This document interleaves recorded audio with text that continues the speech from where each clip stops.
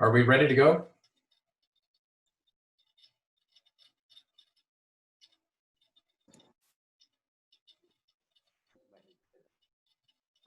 We are ready in the room. Okay. Well, this is Tom Imison, and I would like to call this public meeting of the Oregon Board of Forestry to order. This is our July 22nd, 2020 Board of Forestry meeting. I want to welcome everybody who's participating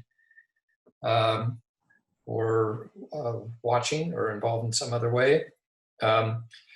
We are live streaming this meeting on YouTube, and oral testimony opportunity is available in real time for the decision items we have on the agenda, items 2 and 10. We want to ensure our viewers online can follow along with today's meeting. So before we start, I'll go over some familiar housekeeping tips to keep us on track. First, everyone participating or presenting, please silence your cell phones and limit background noises. Remember to use the mute feature when you are not speaking. If your video is enabled, feel free to disable if you need to step away, and don't hesitate to use the chat function on Zoom to connect with our ODF support team in Salem during the meeting.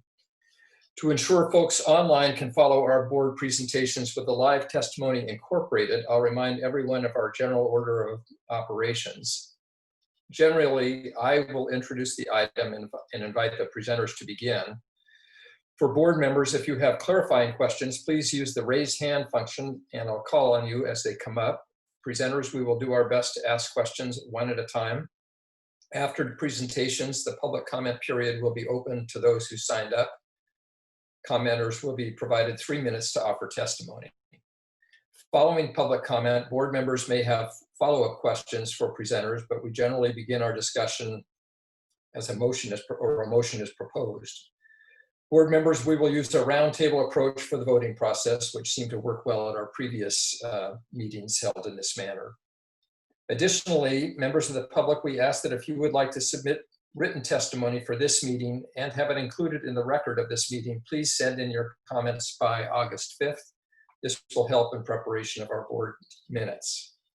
I'd also like to note that pursuant to ORS 192-6602F, the board will meet in closed executive session starting at 11:30 a.m. The purpose of this session will be to review and consider information or records that are exempt from disclosure by law. Representatives of the news media and designated staff shall be allowed to attend the executive session. This session is otherwise closed to the public. We will take a lunch break after the virtual executive session has concluded and then reconvene the public meeting at 1 p.m. Any questions about any of this? Okay, then I will perform a roll call to confirm that we have a quorum for today's items. Nils Christofferson is absent today. Cindy Deacon-Williams? Here. Joe Justice? Here. Jim Kelly? Here. Brenda McComb? Here. Mike Rose? Here. And I'm Tom Imison. I'm here. So we do have an agenda for today's action items. Moving on to the consent agenda items, is there a motion for approval of consent items A through G? So moved. Second. Cindy, you seconded? Yes. All right, moved and seconded. Any discussion? Then we'll vote on those items, and I'll go back through the roll call. Cindy Deacon-Williams? Aye. Joe Justice? Aye. Jim Kelly? Aye. Brenda McComb? Aye. Mike Rose? Aye. And I'm voting aye as well, so the motions are approved. Next on our agenda is State Forester Peter Doherty for his opening comments. Peter? Good morning. I hope you're all doing well in these challenging times. At the June meeting, I opened with a discussion on racial justice and social equity, and today I'll provide an overview of the state's response to systemic racism and inequality. Governor Brown has long championed diversity, equity, inclusion, She has increased that effort by centering the budget and policy conversation on racial justice. In June, she released the State of Oregon Equity Framework in COVID-19 Response and Recovery. She states that Oregon is at a juncture that demands our state government take proactive and anti-racist measures to build a more equitable Oregon. She also recognizes that the pandemic has further exacerbated racial disparities, citing disproportionate infection rates and other negative effects. Racial equity means closing the gap so that race can no longer predict one's success, which simultaneously improves outcomes for all. The governor defines our historically and currently underserved communities to include Oregonians who are Native American, members of Oregon's 9 federally recognized tribes, American Indians and Alaskan Natives, Black Africans and African Americans, Latinx, Hispanics, Asian Pacific Islanders, immigrant refugees, asylum seekers, undocumented, dreamers, linguistically diverse, people with disabilities, LGBTQ+, aging and older adults, economically disadvantaged, farm workers, migrant workers, and living in rural parts of the state. She states that we have a moral obligation to address many of the structural barriers that disproportionately impact people of colors and families navigating poverty. At our Oregon Executive Leadership Team, we have been discussing racial justice and social equity and have expanded that lens past COVID response and recovery to all budget and policy topics. Our CEO, Katie Koba, just created for the first time a cultural change officer within Department of Administrative Services to support the governor's priority of addressing structural and institutional racism in Oregon, and for DAS specifically within the enterprise of state government. Racial justice and social equity should be central to all our policies and actions. This effort will require reframing and new perspectives on board policy topics. The ODF executive team is discussing how to reframe our policy analysis in this light. One of the first topics that comes to mind is climate change. Like the pandemic, climate change is an existential problem that differentially impacts underserved communities, including people of color and low-income Oregonians. We have seen these impacts in the governor's Wildfire Council reports discussion of the differential impacts of increased wildfire smoke on lower income Oregonians. They identified that some 40% of Oregonians rent their homes, and that status can hinder their ability to install air filtration systems. In submitting our Executive Order 2004 on climate change, when we submitted our report under a tight deadline, I missed a leadership opportunity to make a strong vision statement and emphasize the department's commitment to being a leader in climate adaptation and mitigation. This oversight is illustrated by yesterday's letter from the governor's office, which you all received a copy for. I have spoken to the governor's office, and I have asked our small but dedicated climate team to help me reframe our climate change vision and action plans using the lens of racial justice and social equity. We will bring this plan back to the board, and we'll use it to start the discussion of Goal G in the forestry program for Oregon. And with that, I'll pause to see if there's any questions on that topic. Any questions from board members on this issue? Comments?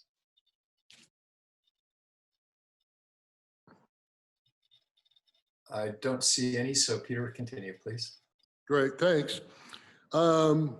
We had the 42nd special session in Oregon's history on June 24th and 26th.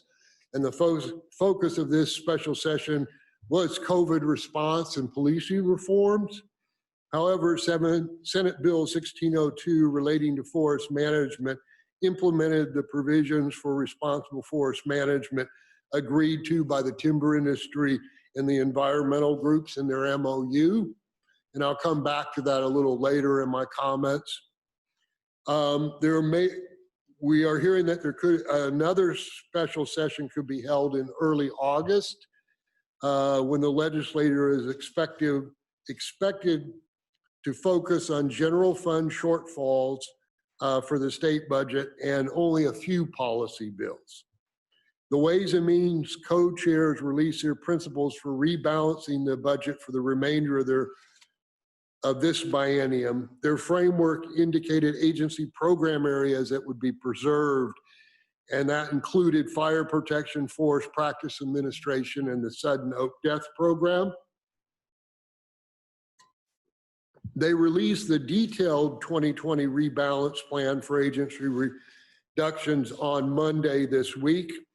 Our general fund reduction is $7.1 million for a total of $8.8 million in reduction for all funds, general funds, other funds, and a little bit of federal funds.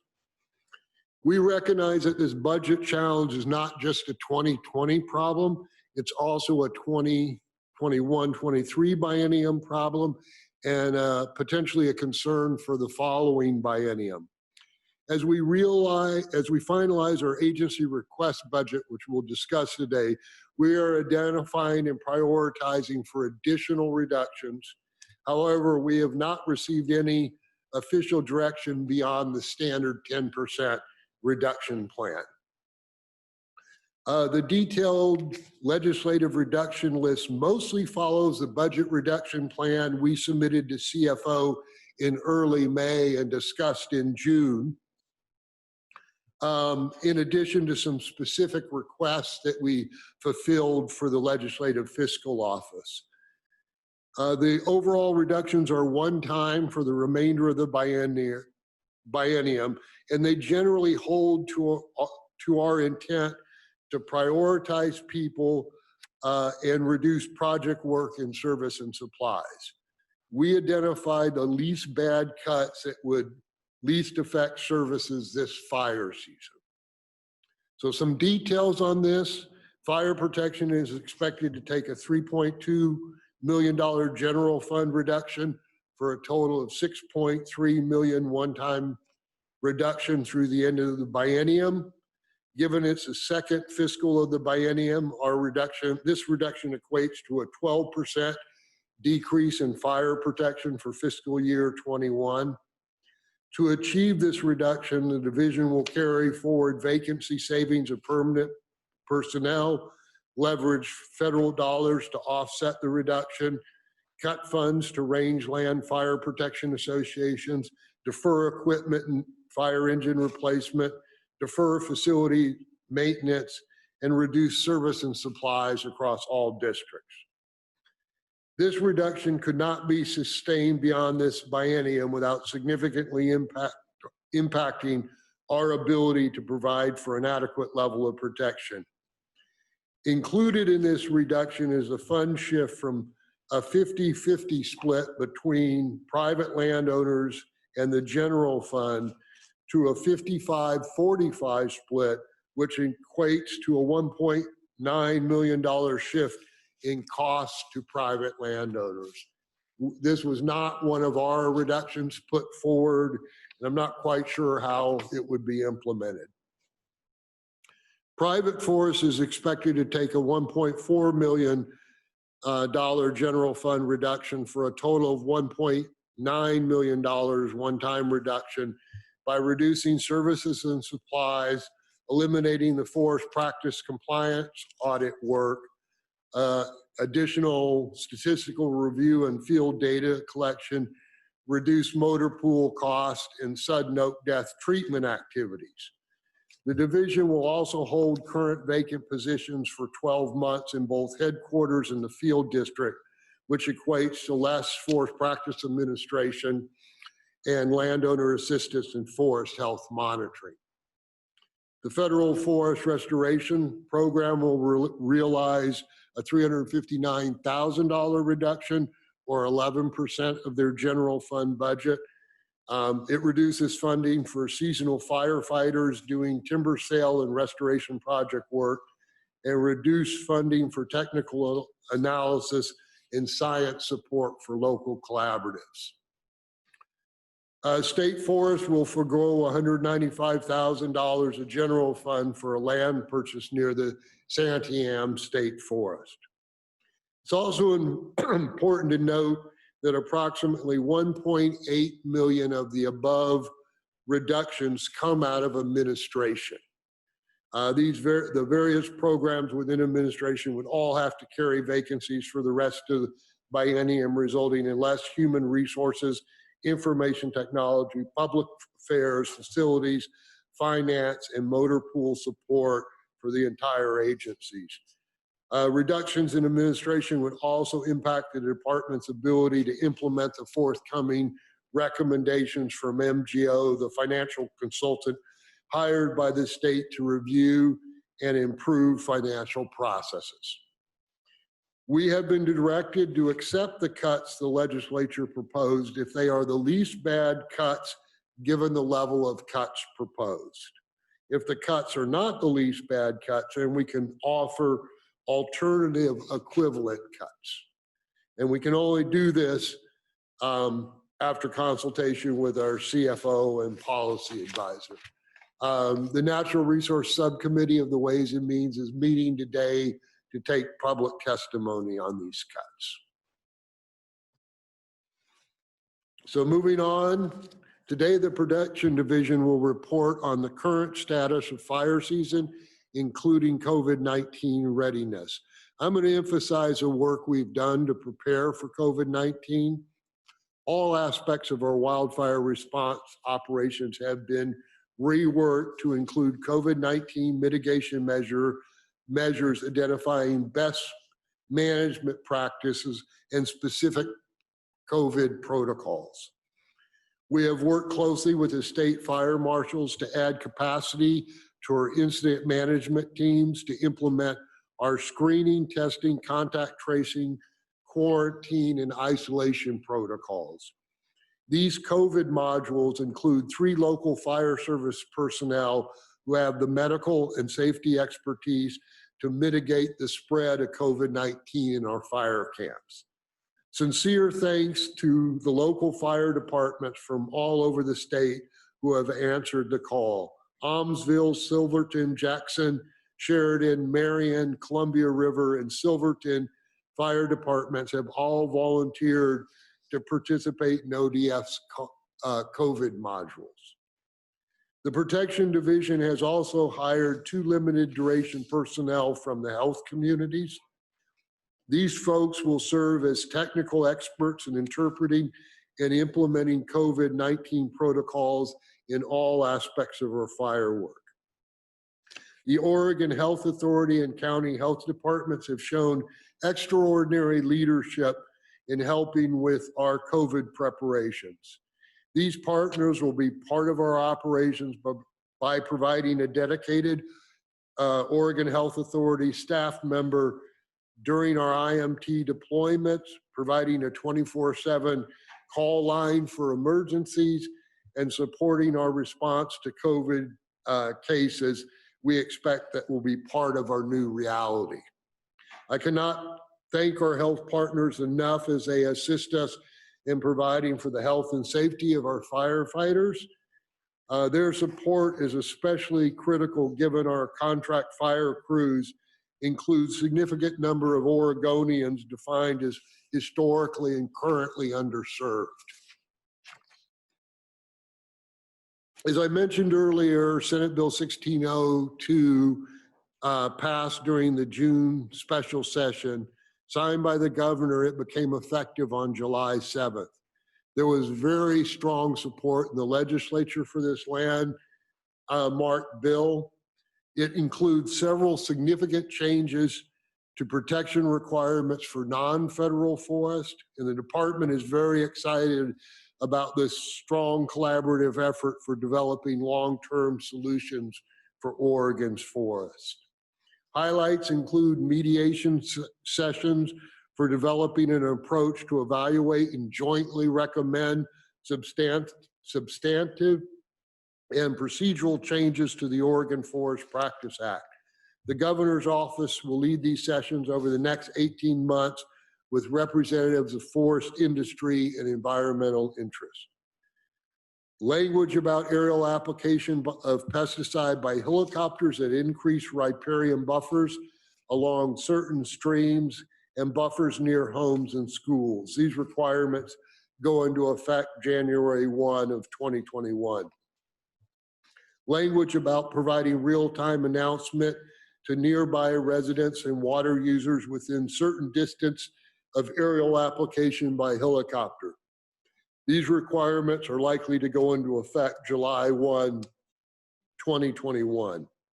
And it also directs the board to adopt permanent rules in the Siskiyou georegion similar to those in place in Western Oregon for salmon, steelhead, and bull trout streams. These rules will go into effect January 2021. And you folks just approved the starting of that permanent rulemaking, so we appreciate that. The bill provides funding and position authority, about $840,000 for the current biennium, with $740,000 dedicated to building the real-time announcement functionality. The department will receive 0.84 FTE this biennium and 1.25 FTE in the 2021 biennium to support the additional protection requirements. The division put together a 6-person project implementation team with Josh Bernard, Deputy Chief of Private Forest, as a project lead.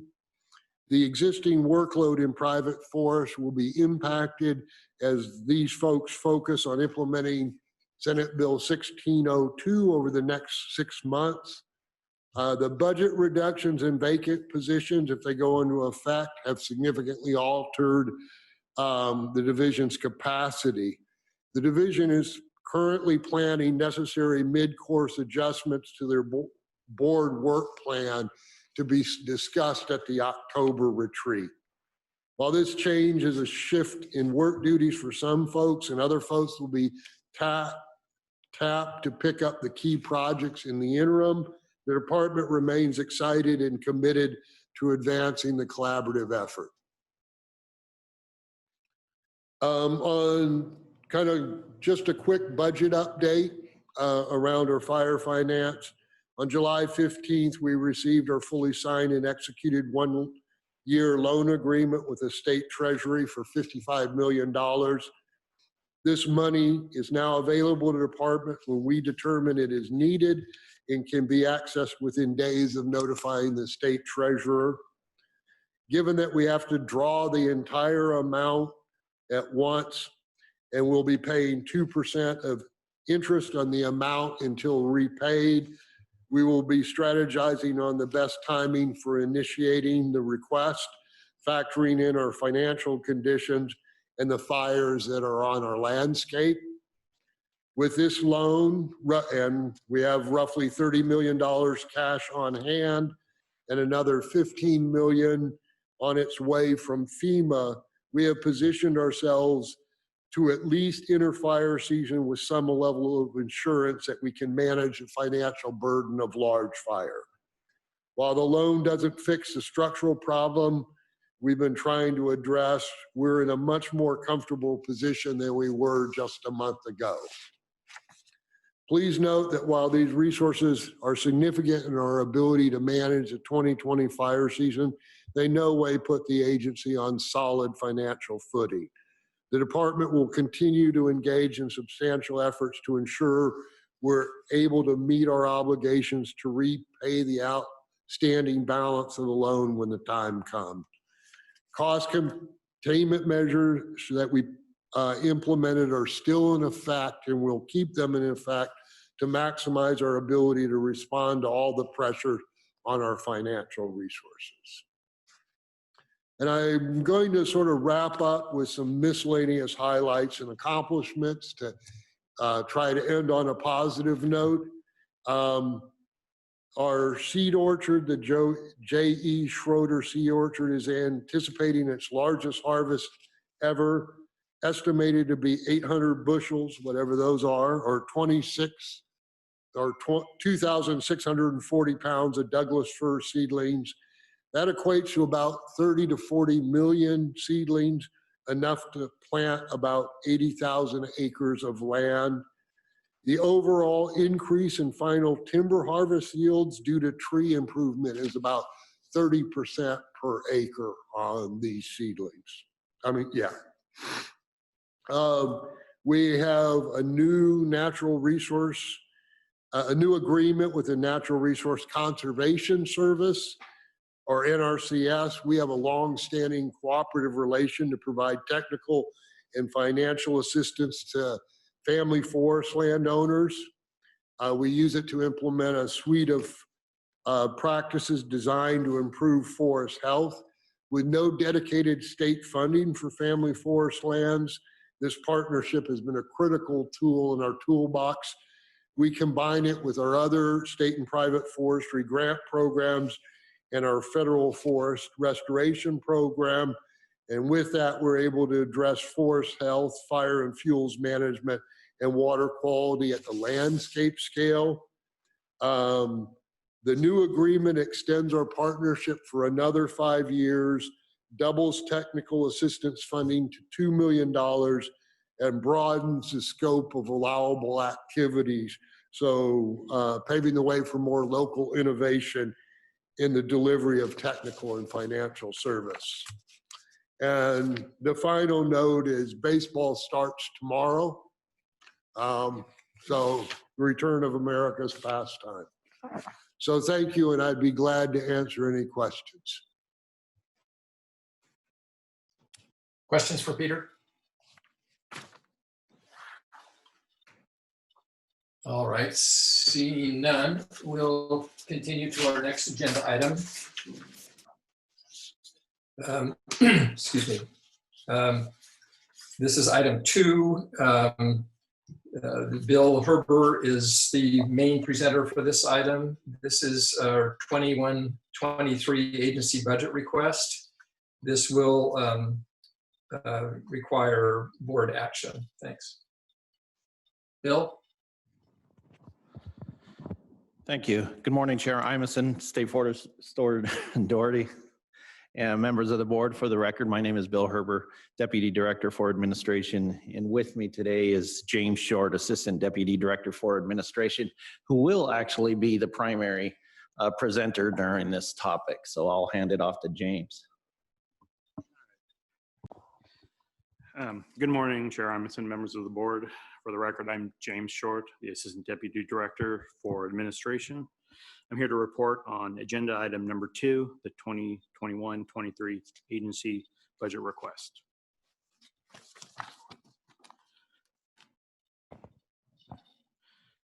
The 2021-23 budget process has 4 major phases.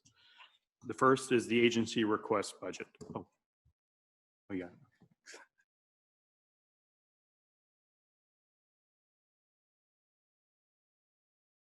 Sorry, some technical difficulty. The agencies start the budget process early in the even number years. The agency's request budget is the first part of the process. It lays out the policies and finances the agency asks the governor to recommend to the legislature. It is prepared under guidelines set by the Department of Administrative Services. It consists of descriptive narratives, budget forms, and audited Oregon Budget Information Tracking System reports. The second phase of the budget process is the governor's budget. The governor and the Chief Financial Office of DAS review agency request budgets to compile the governor's budget. That reflects the governor's priorities and the policies that are set in statute. It includes data on statewide revenues, expenditures, and on all agencies' budgets. Each agency prepares a governor's budget document to show the changes the governor has made to the agency request budget. The presentation materials for the legislative process are developed based on the governor's budget. The next phase is the legislatively adopted budget. The governor's budget is presented to the legislature as it convenes at the start of the next year. Legislative committees review the proposed revenues and expenditures. They hold public hearings to hear from each agency and the public. The committee recommendations are presented in the budget reports to each budget bill. Votes on each bill produces the legislatively adopted budget. It sets out general fund appropriations, lottery funds allocation and expenditure limitation, other funds and federal funds expenditure limitation, and position authority for the agencies. Each agency prepares a legislatively adopted budget document to show the changes the legislature made to the governor's budget. And finally, the fourth phase is the legislatively approved budget. As the biennium progresses, the Legislative Emergency Board can make certain changes to the budget between legislative sessions. Special sessions may also be called to deal with budget issues. Any such changes to the legislatively adopted budget result in a legislatively approved budget. This is the budget agencies implement or execute over the course of the biennium. This chart shows the agency's 2019-21 legislatively approved budget as of April 2020 by program areas and percentages of the total budget. Currently, the agency's budget is $418.2 million. This is broken between the 41% for fire protection, 25% for state forests, 11% for private forests, 9.9% for agency administration, and debt service is 4.7%, equipment pool is 4.2%, and finally facilities and capital improvement are approximately 1.1% of the budget. The next chart illustrates the current biennium's general fund by program. 5 of the department's program areas currently have state general fund dollars: fire protection, state forests, private forests, debt service, and agency administration. General fund in these programs leverage both other and federal dollars.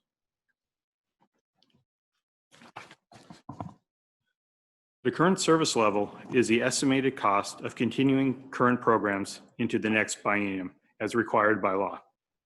The department's current service level is calculated based on specific budget instructions provided by the Department of Administrative Services. The current service level totals approximately $415.9 million, which is a decrease of $2.4 million or 0.5% from the 2019-21 legislatively adopted budget. This chart graphically shows the current service level by all program areas and percentages of the total budget.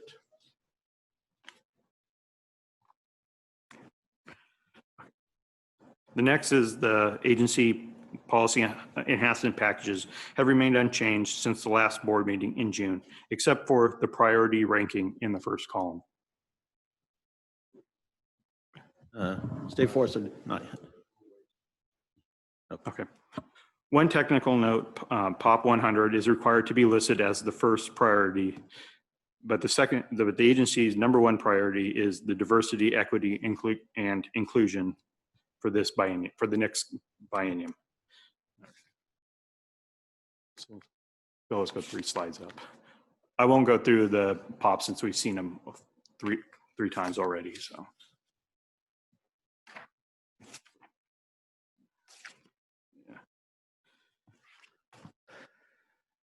This graph graphically shows the department's proposed policy packages by fund type. Of the $66.3 million proposed, 92% is general fund, 9% is other funds, and 1% is federal funds.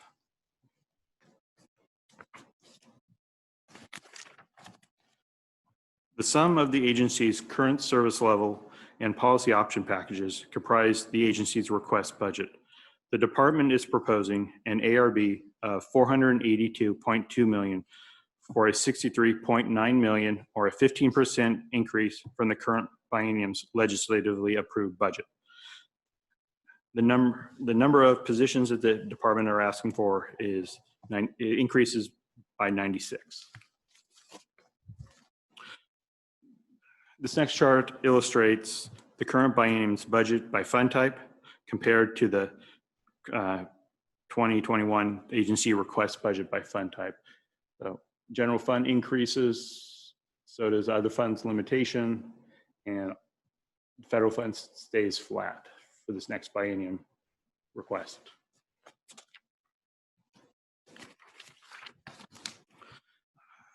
This next chart illustrates the current biennium's total budget, position count, and FTE compared to the 2021-23 agency request budget position count and FTE.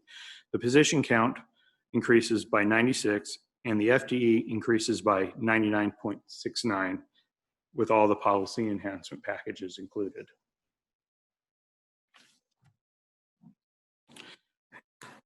The next steps, the board and the department can anticipate the following decisions to be made by the governor. In order to achieve a balanced budget, the governor may require the board and the department to undertake a certain level of general fund budget reductions. The governor may also choose not to fully fund all the proposed enhancement packages put forth by the board and the department in the agency request budget.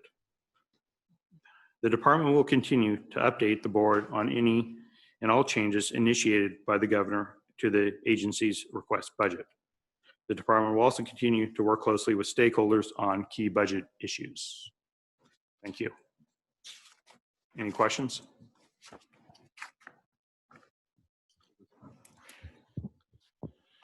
Thank you, Questions James. from board members?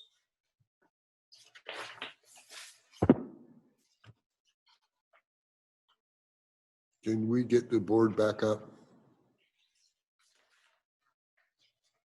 I would like to pose a question to the board. The sort of the big decision the board could weigh in on, you know, our request for our current service level is pretty standard, and that's a technical calculation.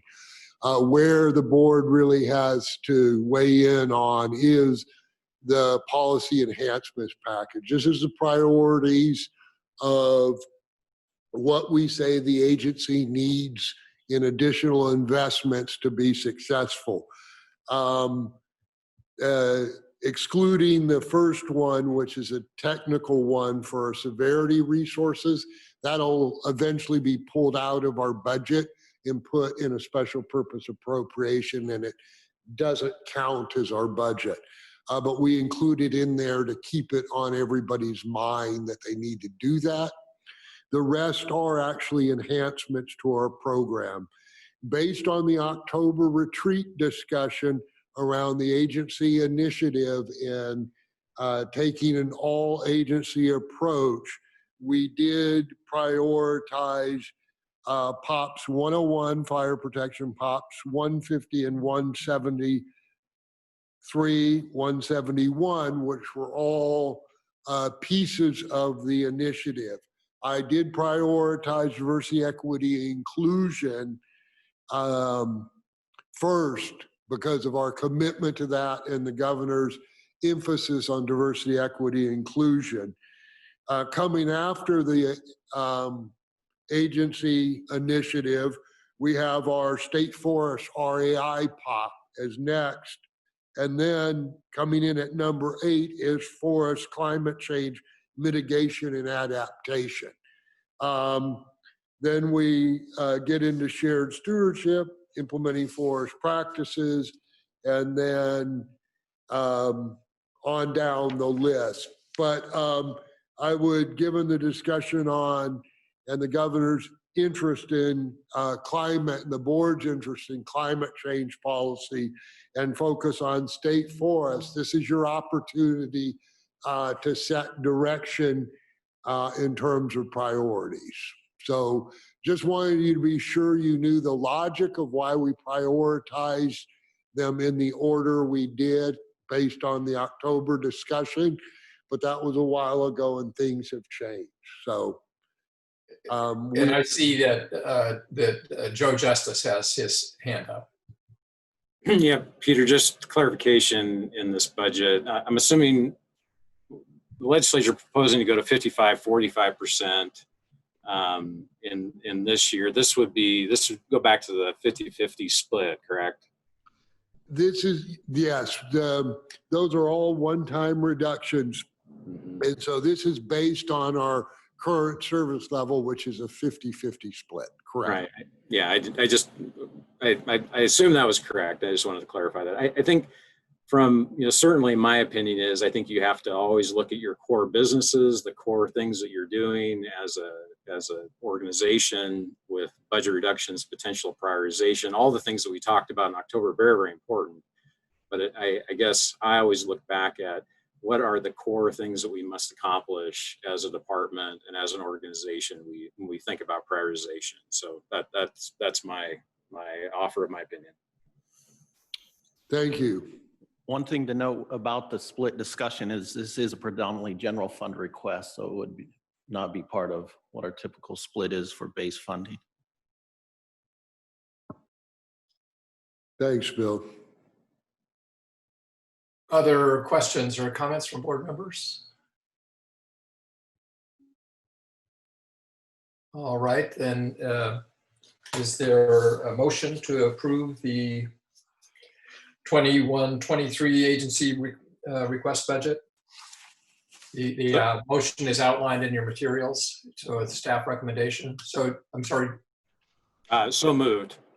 I'll make a motion to approve. Okay, Joe moves, Mike Rose seconds. Any further discussion? All right, then please unmute yourselves so we can have a vote on this. Cindy Deacon-Williams. Aye. Joe Justice. Aye. Jim Kelly. Aye. Brenda McComb. Aye. Mike Rose. Aye. And Tom Imison, I vote aye. So that motion passes. Thank you. We're going to stay with Bill Herber for the next item. Item 3, the financial update with dashboard design review and contractor recommendations. So this is an informational item, but looking for some board discussion around this. So, Bill? Yes, thank you, Chair Imison. Once again, Chair Imison, State Forester Doherty, members of the board. My name is Bill Herber, Deputy Director for Administration, and still with me is James Short, Assistant Deputy Director for Admin. I'll carry the bulk of this topic, but certainly James weigh in if situation warrants. So today we want to talk to you a bit about our past, present, and projected future financial condition, as well as some of the effort we are working through to make improvements on that front, and talk a bit about MGO and their recommendations toward the end of this presentation.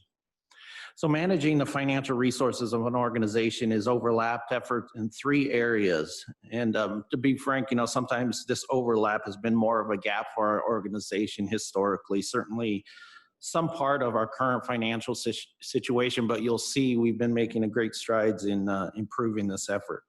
So for those 3 areas are budget, both development and execution of the forward-thinking roadmap of the fiscal and biennial level, and you've heard a bit about that with the previous topic. On finances, we have a real-time management of our fiscal services and resources. And finally, we have accounting, the historic quantitative information about our finances. You have to take all of those into consideration when you look at the financial condition of any organization. So it's important, and we'll draw kind of connections through those 3 areas as we work through this presentation. So we've been doing great at some of these at a siloed level, but we are only now truly understanding our business as we start producing this overlap of those areas and enlightening the work we do. So a great place to start is with our budget, since we just talked about our upcoming 21-23 budget development process. But here we're looking back at our 19-21 budget. James mentioned it is $418 million, and you heard about the legislatively adopted budget and how that becomes the approved budget once changes are introduced through additional legislative process. And this is highlighted every time we go through the biennium, as our funding model has to evolve as we manage or try to manage paying for wildfire suppression in the state.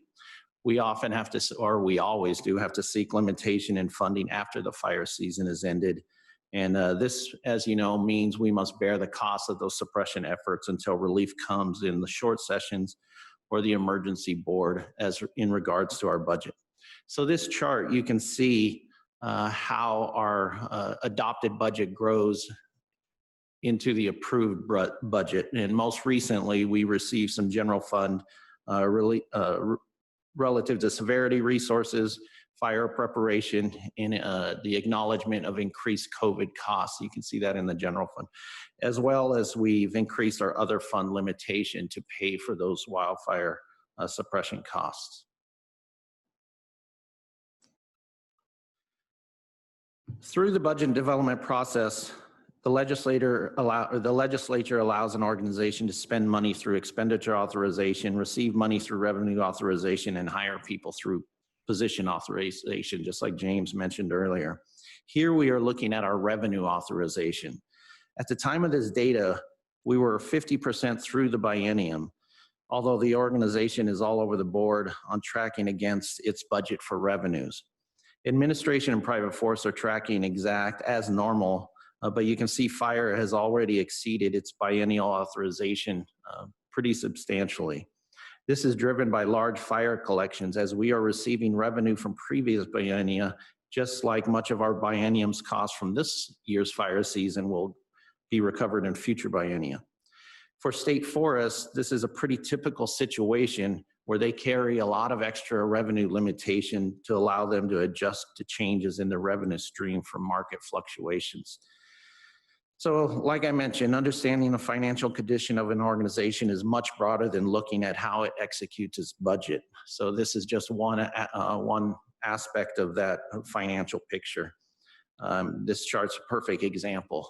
It doesn't really tell you much out of the context that it's in. But now if we apply the accounting layer to this, we get a little better sense of how we're doing. This is looking at actual revenue across the biennia. As you'll see, state forest falls into a pretty typical pattern with historical trends. I do want to point out that this chart is our gross revenue, which is a little different than the previous chart, which was net and accruals. So you'll be hearing a lot about the differences of the numbers. So if you go through this presentation, try to add up all the numbers. Some of them don't make sense because some are looking at cash balances, others are looking at accrual accounting, and it's important. Once again, all aspects of those three areas to monitor fiscal health. So a little different data, but another piece of that financial picture.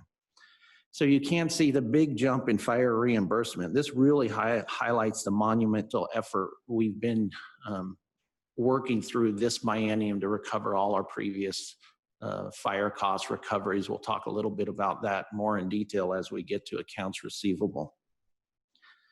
Private forest also has quite the increase. You just can't see it because they're a little bar down at the bottom, but this is due to some incremental increases in harvest tax, decrease in their portion of administration prorate, and some additional federal funds. You'll see admin tracking pretty much as normal across the biennium, and that's certainly due to the nature of our business. So that was the revenue side. Let's move over to the expenditure side here. And this is once again our budget and our authorization on expenditures. Here you can see we're currently sit compared to that limitation, and it's pretty much as we always do. If you look at a picture in any biennia, this is what it'll usually look like. This tool doesn't fit well with fire due to the large increases in expenditures during the fire season, well in excess of our authorized budget. And you can see the effects of the end of fire season 2018 and 2019 on this chart. This is why we have to go back and ask for additional expenditure limitation as we move through the biennium. Across the board, we do carry excess limitation in most of these categories, and throughout the biennium, this buffer allows us to manage the increased cost of fire, but we do reconcile it toward the end of the biennium. But once again, you do need a little more information for this picture to be very meaningful. And so back to the accounting side, we have a comparison of expenditures across a biennia, and as you can see, it's pretty consistent across the last 3 biennia and typical for the agency. It would be nice to see one of these days a reduction on the fire expenditures, but not really panning out for us, but pretty much like clockwork. So let's jump into finances, so the other aspect of managing our health. And we'll start with accounts receivable. This is money people owe us that we have billed. And that's an important distinction because there is that narrative of the money that we are owed, but not all of it is billed. So this is accounts receivable that we have sent an invoice out the door and are waiting for that person or that organization to pay that invoice. Currently, our total accounts receivable is about $56 million, and that number will come into play shortly. It actually came up earlier with State Foresters Doherty's comments on our loan through straight treasury, but I'll reference it again in a slide upcoming. So this is our AR aging information. This is the amount of time it takes to collect money from various entities. You'll see we have them grouped by sector: federal, local, state, and private. And we do this so when we do get into the thick of fire season, we can triage our limited cash availability and ensure that our smaller private vendors take priority versus the federal agencies. So this mechanism of bucketing our vendors allows us to do that. And then we look at it through aging bucket: 45, 90, less than 180, and greater than 180 days. It should come as no surprise that some of the federal partners take a while to collect from, and you've been hearing a lot of that.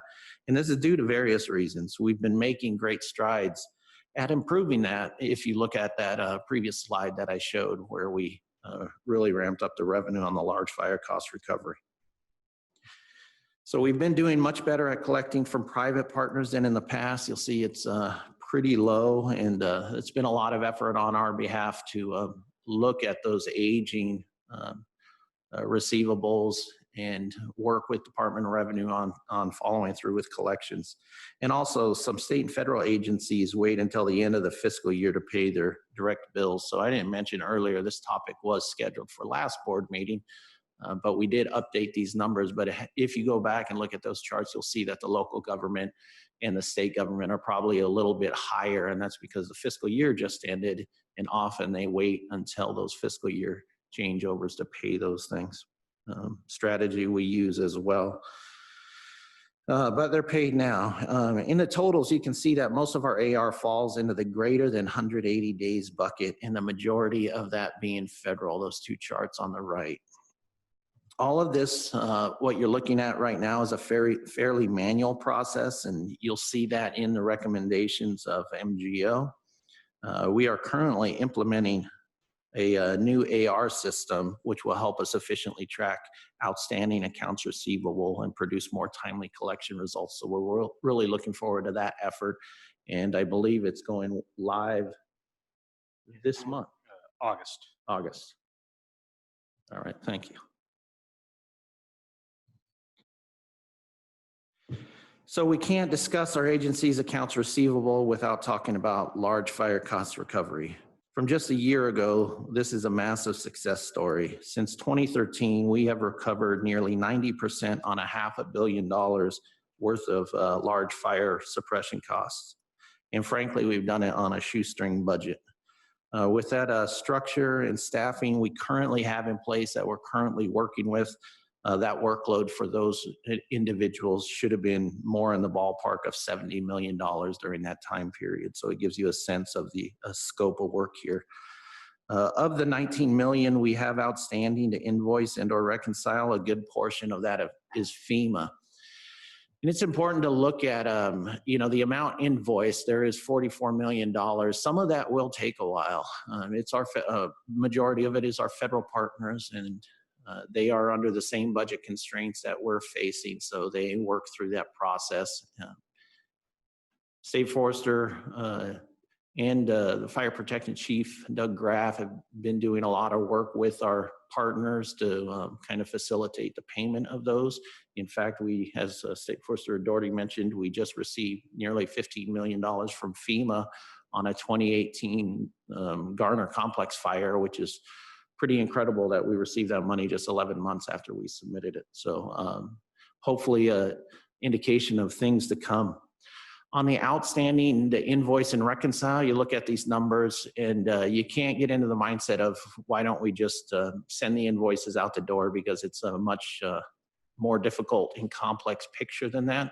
Some of these, for example, in 2015, the $1.48 million, we are awaiting a federal invoice before we can submit our $3 million FEMA claim on that amount. So much like the amount invoiced waiting on payments, sometimes we're waiting on an invoice from one of our partners before we can move the next steps in our processes. So a lot of complexity here, just like anything else regarding large fire.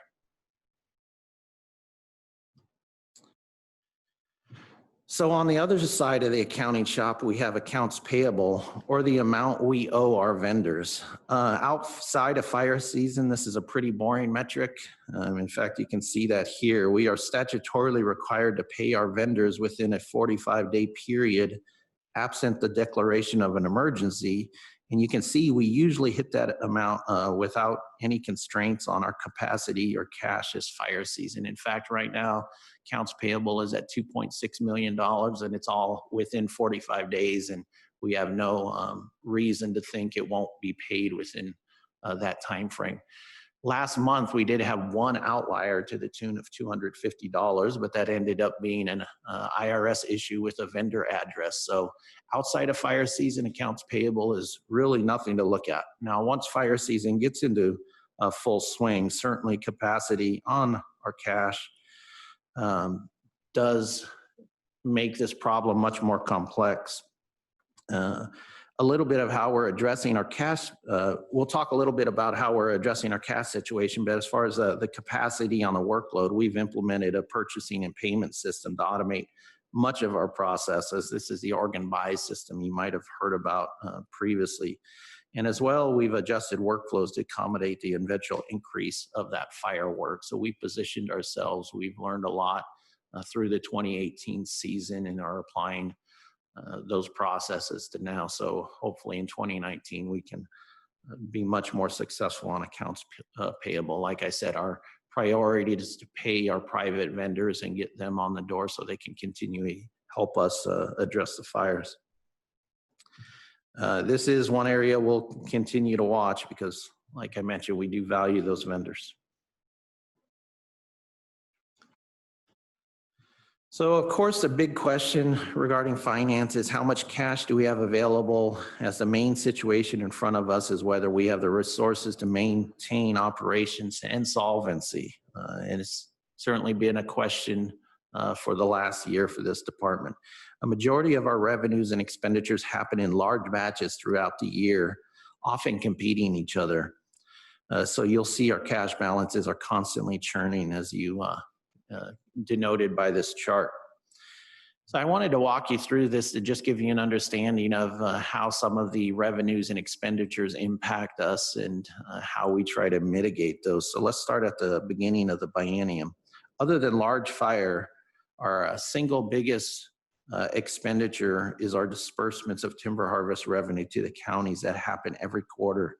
And often these are happen when we have very limited resources. You can see here by the large dips in our cash reserves, because that's usually a $15, $20, $25 million payment going out to the counties. And we really have to prepare for those quarterly payments to make sure everything else is in order. Next, as you might expect, the biggest draws are our cash balances, our fire costs, and the red circles indicate large amounts of payments to support these expenditures.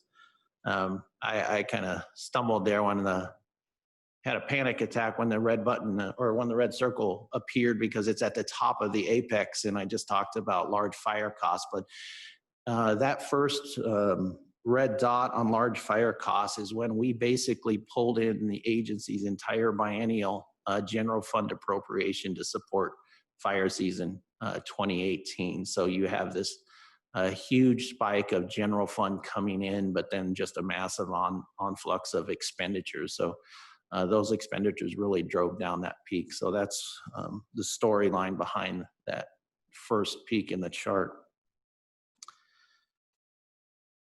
And much like fire costs, our largest, much like the fire costs on the revenue side, our largest driver for expenditures, they are also a big driver for our revenue stream. So the blue dots you can see are our successes in pulling in fire cost recoveries at the peaks of the chart. On this, you won't see it's coming in right off the chart, that $15 million from FEMA. It will show up next month. It's actually in our books now, but it'll show up when July closes fiscally.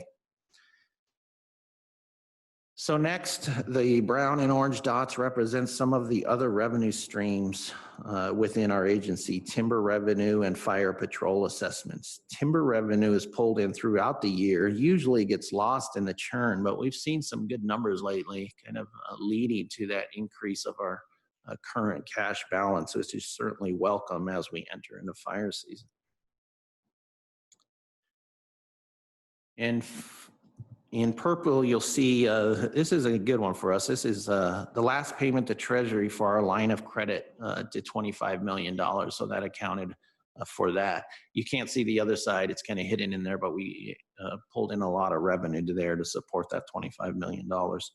And that, of course, does mark the end of our line of credit as a cash management strategy as we move forward. And then finally, an artifact of our current financial situation, and it's driving our tools in reporting crazy, was our utilization of DAS to buffer our payroll costs. So these green circles are actually highlight some of the larger repayments as we catch up on our payroll.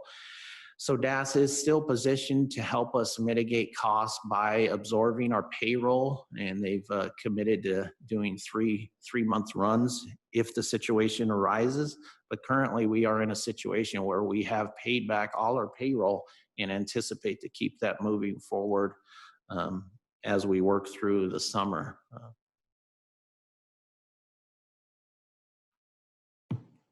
Do we have a question out there? Sorry, Jim Kelly has his hand up. Yeah, I had one question, but also just wanted to say congratulations on what you guys have done in terms of the large fire costs collection. That's great news. I just wanted to comment about the aging accounts receivable. The way that chart is put together, that would seem to work for like a private business with 45 and 90. But with almost everything in the bucket of 180, I think that would be a lot more useful chart for us. I don't think we're all that interested in 30, 45, and 90, but I think we're very interested in what's greater than 180, whether, how much is 1 year, how much is 2 year, how much is 3 year, 4 year. And that chart's not giving us any of that information. So just a suggestion for a little modification. Thank you. That is a great suggestion, and actually highlights when I mentioned earlier about some of the silos of our data. We're getting a lot more information on how our federal partners pay back their revenue. Unfortunately, we're kind of in a weird spot because we can't really look historically because we weren't doing as great a job of getting invoices out the door. So the long-term picture is kind of skewed. And then if you look at now, we've been doing a lot of aggressive follow-up on those large fire cost recoveries. So probably not indicative of how we move into kind of a standard operating procedure, but that is actually a question we have been looking at so we can get in the norm of what it takes to recover these large fires. And we've talked previously, it's looking like 2 to 4 years. I mentioned the 11 months from FEMA. That's probably not sustainable across every FEMA fire, but that 2 to 4 year picture is probably more than likely. But that's certainly that understanding of our data and the information will help us drive through that picture so we can answer that question for you, certainly, as we move into the future. Appreciate the comment.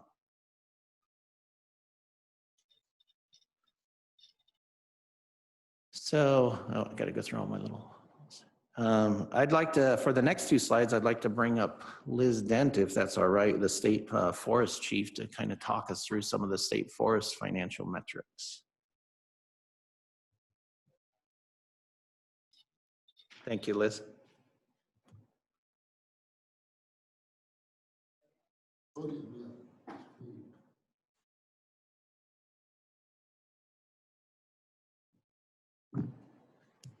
All right, good morning. Chair Imison, State Forester Doherty, members of the board. For the record, my name is Liz Dent and I serve as the State Forest Division Chief. I think at a previous board meeting, you had asked for some additional financial metrics addressing the state forest business. And so we've provided 2 slides here. This one in front of you characterizes 4 different elements. The top black line, well, first of all, the way the graph is set up, you've got the dotted line there. Everything left of that vertical dotted line is trends to date, and everything to the right of that vertical dotted line are projections. And the graph represents revenue over time. So the top black line is total revenue brought in through the State Forest Division operations. The next line down is the green line, and that's the total revenue distributed to the counties. The blue line is the revenue that we retain with the agency to cover the operations for state forests.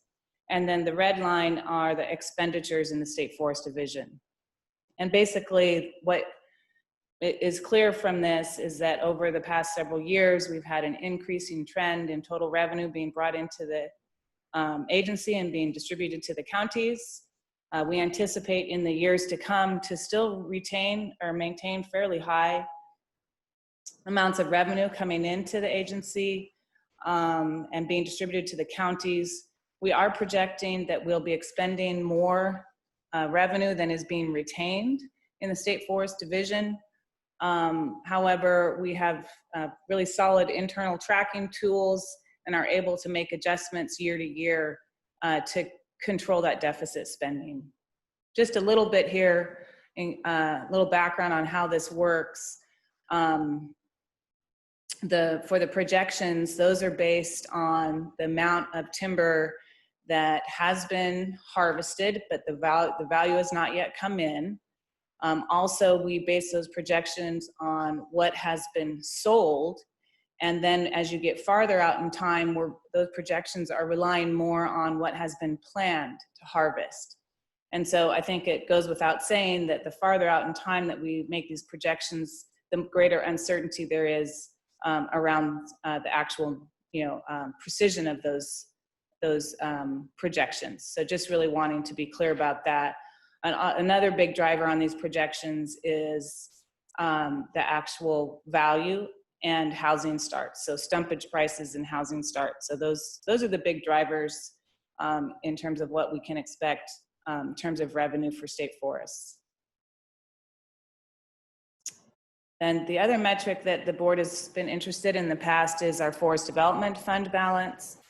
And so this shows the fund balance. Help me out, Bill, is that July of 2019?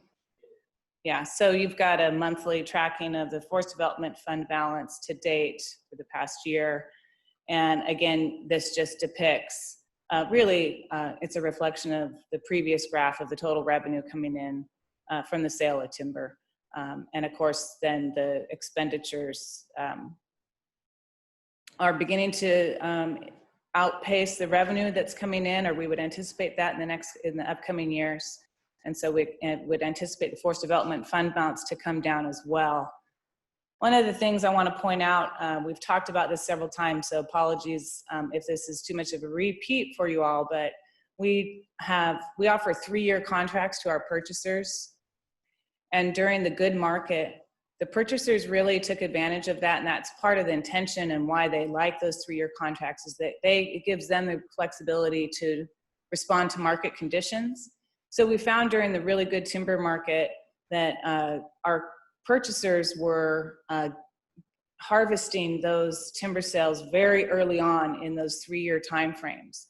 And so again, that's reflected in the trends where we're seeing a big increase in the forest development fund and incoming revenue because those timber sales were being harvested sooner in that 3-year contract time frame. And then ultimately that, what goes up must come down. And so we'll be seeing a commensurate decrease in volume since those contracts are being completed sooner.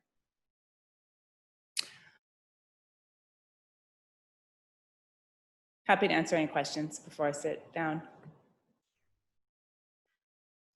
I don't see any hands up. Any questions for Liz? Great, thank you. Thank you, Liz, for covering those slides. On to the previously scheduled broadcast.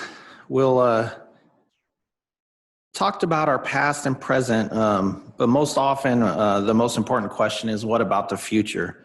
And that's what we're talking about here. We've been spending a lot of time working on the tools, systems, and processes to accurately project our cash situation based on various revenue and expenditure projections. This chart is based on our projection tools that overlay actual and projected revenues, expenditures, general fund availability, cash balances, and attempts to forecast our operation or our financial position given various fire seasons we might see. This is taking a look at what we are administratively seeing and then applying that operational insight to really provide us information what our future might look like. So this tool attempts to project the ending balance of our agency in the course of a fire season. And we model against 4 levels: none, which is, I think, highly optimistic, low, medium, and high.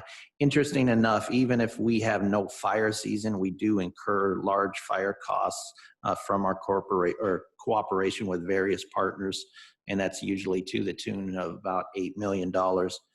As of now, Fire Protection Division is anticipating an above average fire season, so it would fall between one of those $70 million or $112 million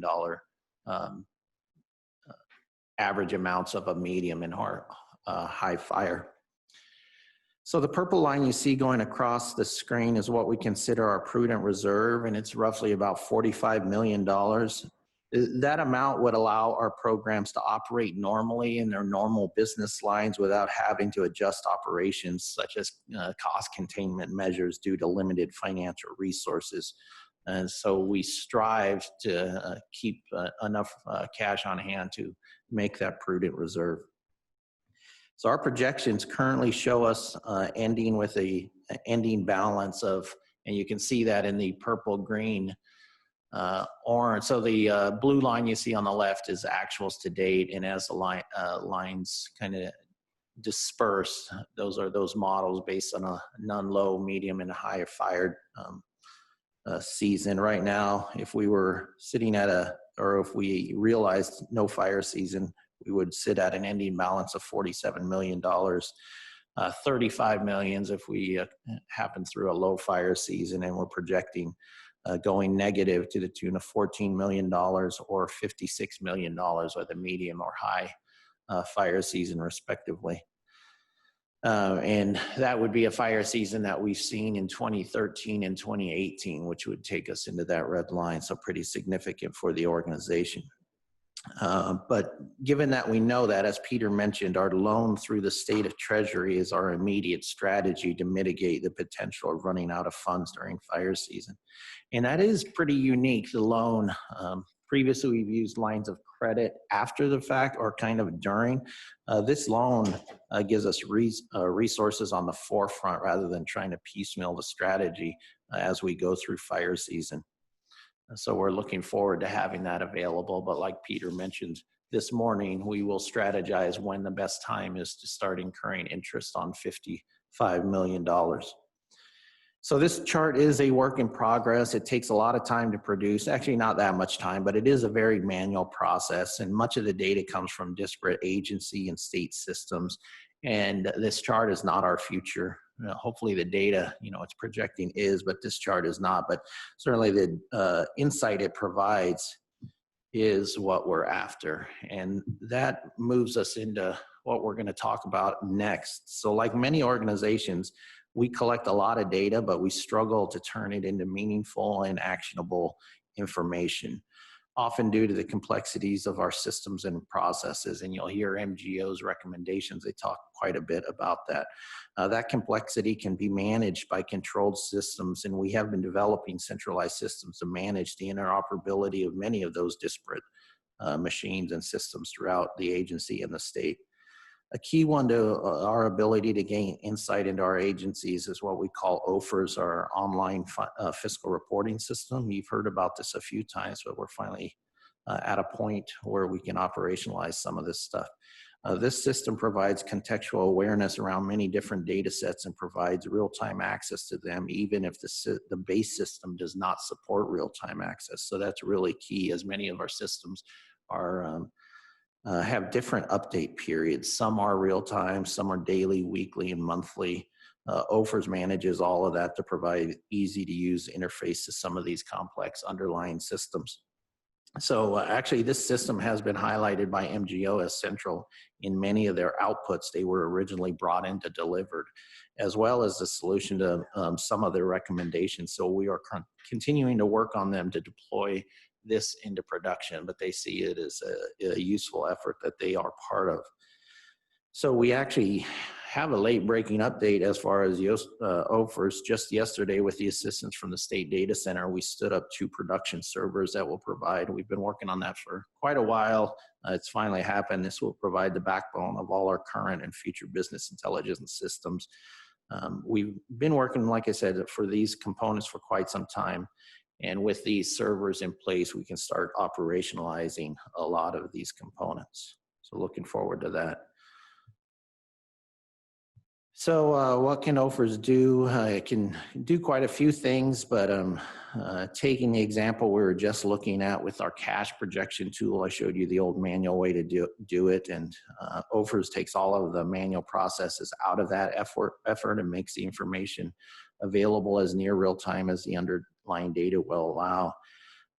This was actually going to be a live demo of the system, of the cash runway system, but in order to begin the transition of the production servers, we had to take some components down.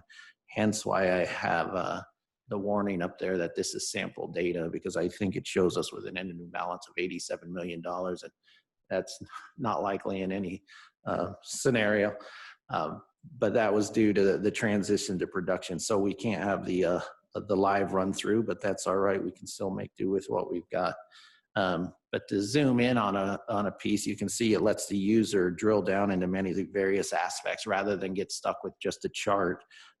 This allows you to look at detailed information and provides the ability for users to change up there in the right corner. You could actually change real time the modeling fire season that you're anticipating, and all of this information will adjust accordingly. So it gives a lot of insight into managers making decisions based on those future projections.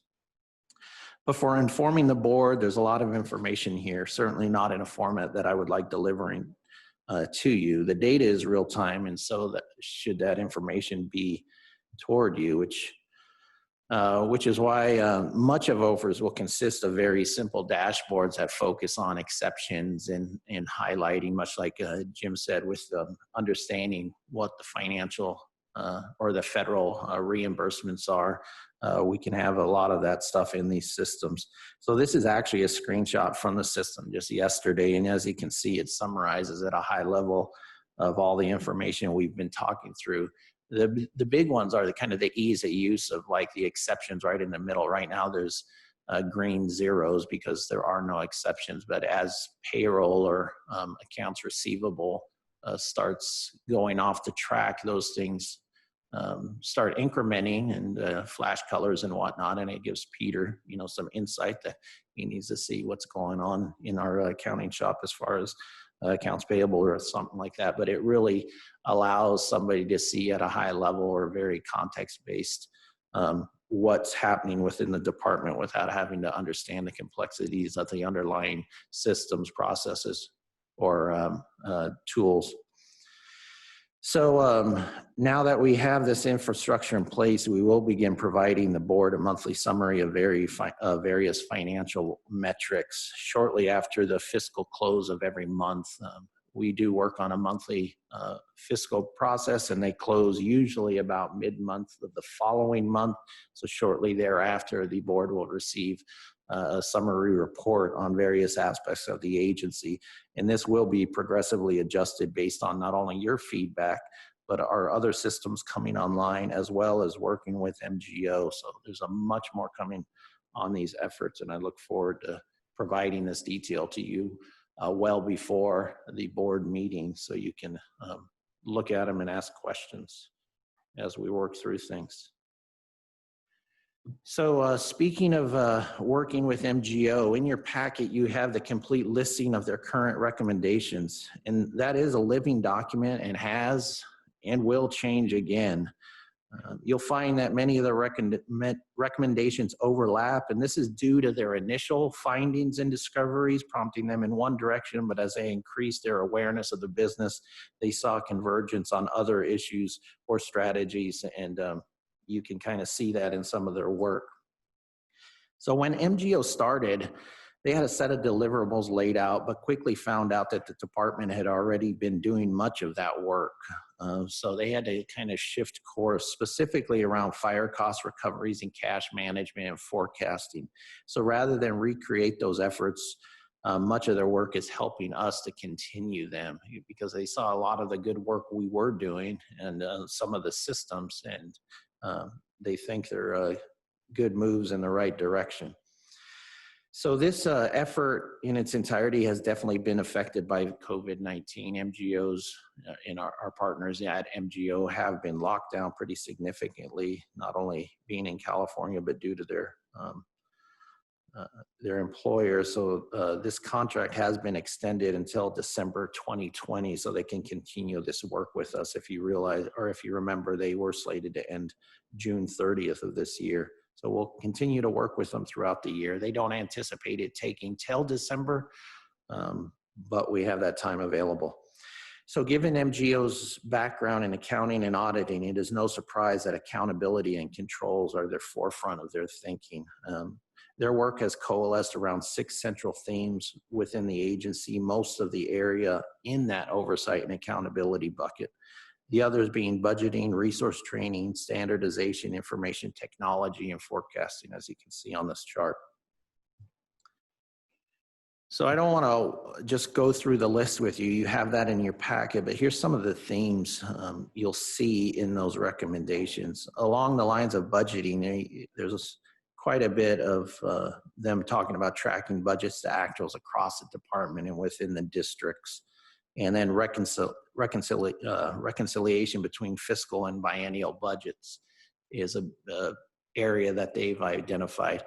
And I do want to mention they put a risk in there, and often in risk, you look at not only the severity of the risk, but also the frequency of it, and maybe even calculate ease of implementation. They just took a one-shot approach at prioritizing risk, but they are going to decompose that to give us a little better sense of what they actually meant, because some of the things that are low probably have high frequency or high impact, but they don't factor in on some of the other areas. So they're going to break that out to give us a little more insight to what they were thinking. In forecasting, they identified a lack of ability for the department to look at our cash flow and project, and they've seen what we've been doing, but that's certainly an area they want to enhance. A big one for them has been information technology. They noted our disparate and outdated systems, also our manual and complex processes across the organization, varying in districts, varying in headquarters. Also noted, I think, some of the complexities of the state system. But once again, like I mentioned, they saw what we're moving in administration on the accounts receivable side with the Sage 300 system, and with the work we're doing around OFERs, a big part of digging out of those recommendations.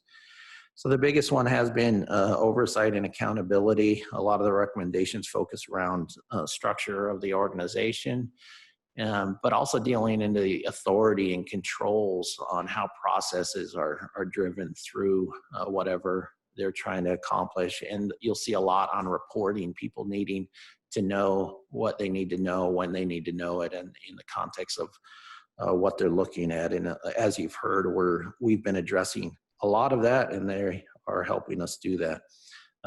They note resources and training being an issue for our finance staff and other staff dealing with fire costs, not only training the people we have, but also onboarding new individuals as they come in. We're not doing such a great job, and they've made some recommendations on that.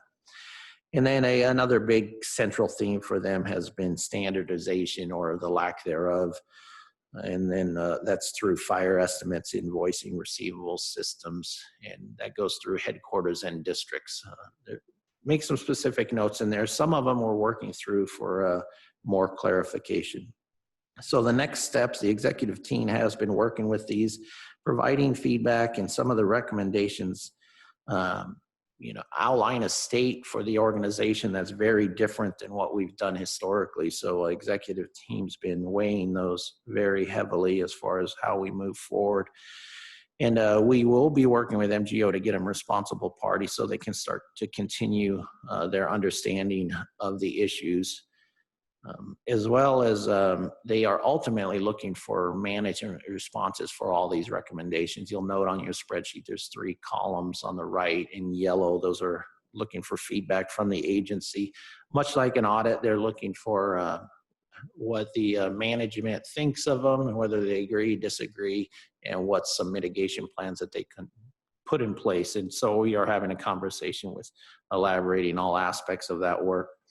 So currently, MGO is working through some of our financial data regarding our cash tracking processes. So even though they are off-site, they are doing a lot of work on our behalf, and we appreciate having them as a partner. With that, that's all I have. And that concludes our presentation, and James and I would be welcome to take any questions. Board members, any comments or questions?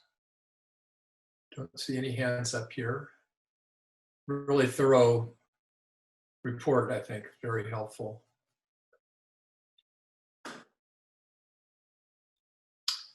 Okay, then we are scheduled to take a break at this point.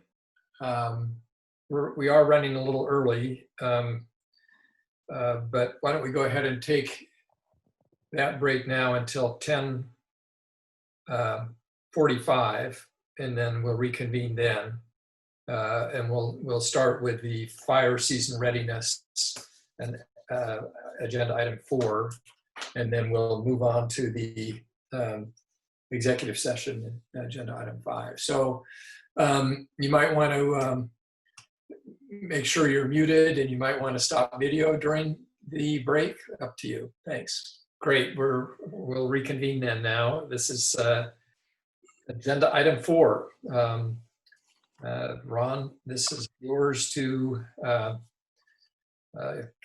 convene. Thanks for being here, and we'll look forward to hearing about fire system readiness and get an update on where things stand. Thanks. All right, very good. Can you all hear me okay? Yep. Yep. All right, and you should be seeing a title slide for the presentation as well. Yep. All right, very good. Well, thank you, Chair Imison, members of the board, and State Forester Doherty. For the record, my name is Ron Graham, and I serve as the Deputy Chief of Fire Protection for ODF.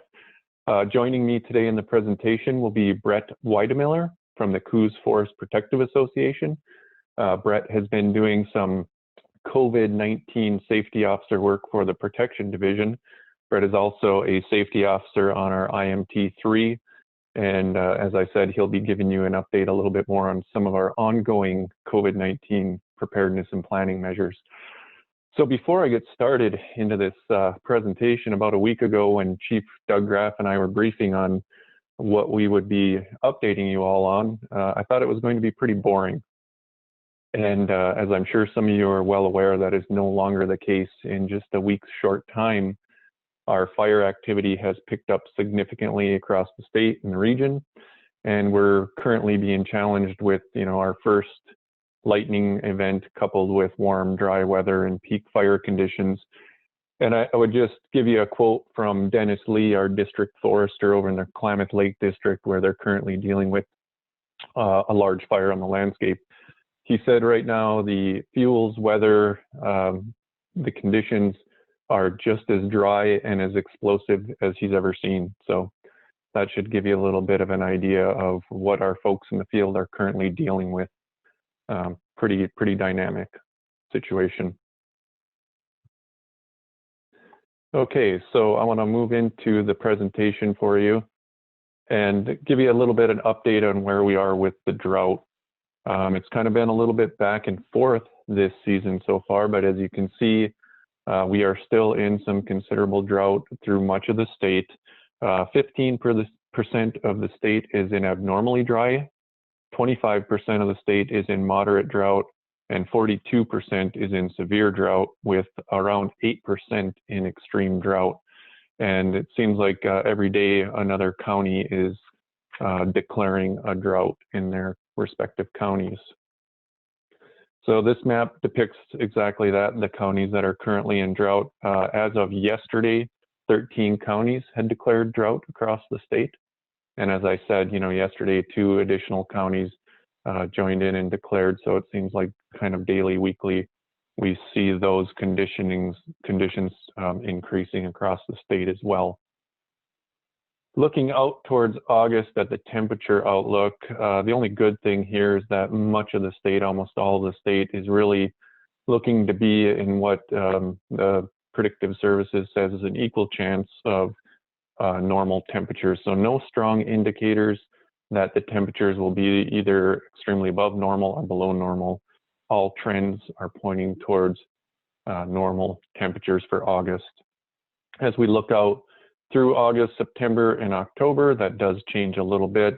There's stronger signals and indications that we will have a better than normal chance of seeing above normal temperatures throughout much of the state, and stronger across that southern tier of the state is where it even intensifies a little bit to a little bit higher chance of those above normal temperatures.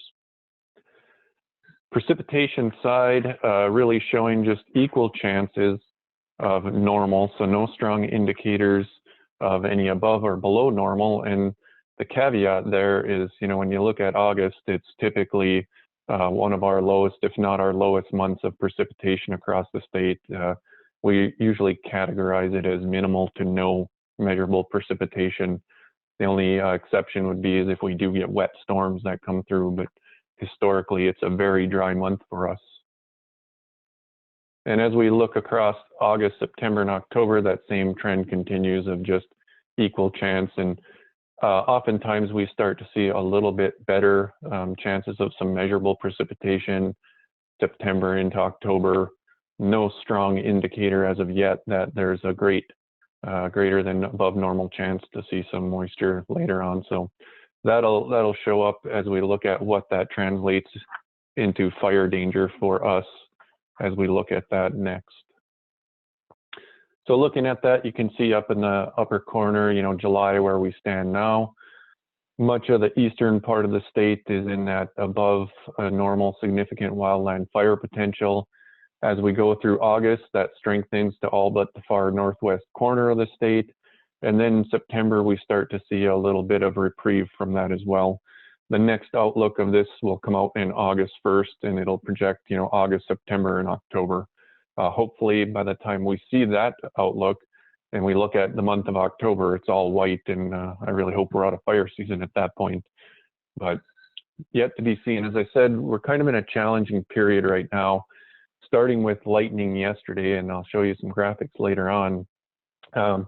We expect mostly east of the crest, a lot of lightning again today, and still lingering tomorrow and looking at maybe Friday starting to trend out of the lightning. And we're in this little bit of a pattern of we kind of get back into normal seasonal temps in the 80s, upper 80s, and then we see a few days spike into the 90s, mid 90s, and of course triple digits in the southern part of the state and other areas, and some windy conditions with this weather pattern through the gorge as well. So this is what I spoke to, you know, things have changed over the course of the week. Is, you know, we're seeing that a little bit of an extended drying period now, despite June having been pretty good to us for rainfall. We've been in a very dry pattern. We've started to see the increasing temperatures and winds. So when you think about dry, hot, windy, and throw in some lightning like we saw yesterday with very little precipitation, that's when we start getting challenged by fires. And add on to that still human-caused fire activity on top of that. And we saw that in parts of the state yesterday as well. So kind of moving on to where we sit this year, year to date, and this was dated as of yesterday, and we've had, as I mentioned, some significant increase in fire activity. As of yesterday, we were tracking very close to our 10-year average on the number of fires, with 345 fires reported on ODF protection for 666 acres, compared to the 10-year average of 373 fires and over 9,800 acres burned. Most of our activity this year, prior to yesterday, really has been human-caused activity with, you know, very few lightning fires and not a significant amount of acreage attributed to lightning fires at all. When you look at totals for the state across all jurisdiction, adding our federal partners, right now, as of yesterday, we are sitting at about 667 fires across the state for about 5,400 acres collectively burned prior to the most recent fire activity. Talking about fire costs, you know, we were off to a little bit of a slow start this year, and you know, as you can see, you know, what the average has become. I highlighted that in the last board presentation as well. And right now, you know, with large fire costs, as of yesterday, you know, we were pushing $1 million in large fire costs on the gross fire costs. When you take in account those recoveries, and they've been recoveries only from fires on other federal agencies' lands, other jurisdictions. We have not had any FEMA fires yet, as you've heard mentioned in the previous finance discussion in State Forester Doherty's opening comments. So when you get those recoveries in, we're at about $650,000 and growing in net fire cost right now. You heard Bill Herber mention, you know, the significant gains in fire cost recoveries, including the Garner fire, FEMA cost recovery. And I just want to really recognize Bill Herber, James Short, and the Administrative Services Division staff, and Stacy Miller, our Protection Finance Manager, for all the tremendous work they've done. I think when you look back at where we were a year ago with outstanding receivables to collect on, and where we are today, and the continued progress we're making in the just, you know, the process improvements that we've made on our own collectively as a team, really shows that coordinated effort and that commitment to, you know, continuous improvement to do things better. So I couldn't, you know, pass this moment up to recognize those staff members and those leadership folks that have been involved in that effort. In previous discussions and presentations, we talked a lot about COVID readiness, and we've, you know, highlighted our plans and preparedness efforts around COVID readiness. A couple of things I'd like to add before I turn it over to Brett for an update on what he's been engaged in and leading.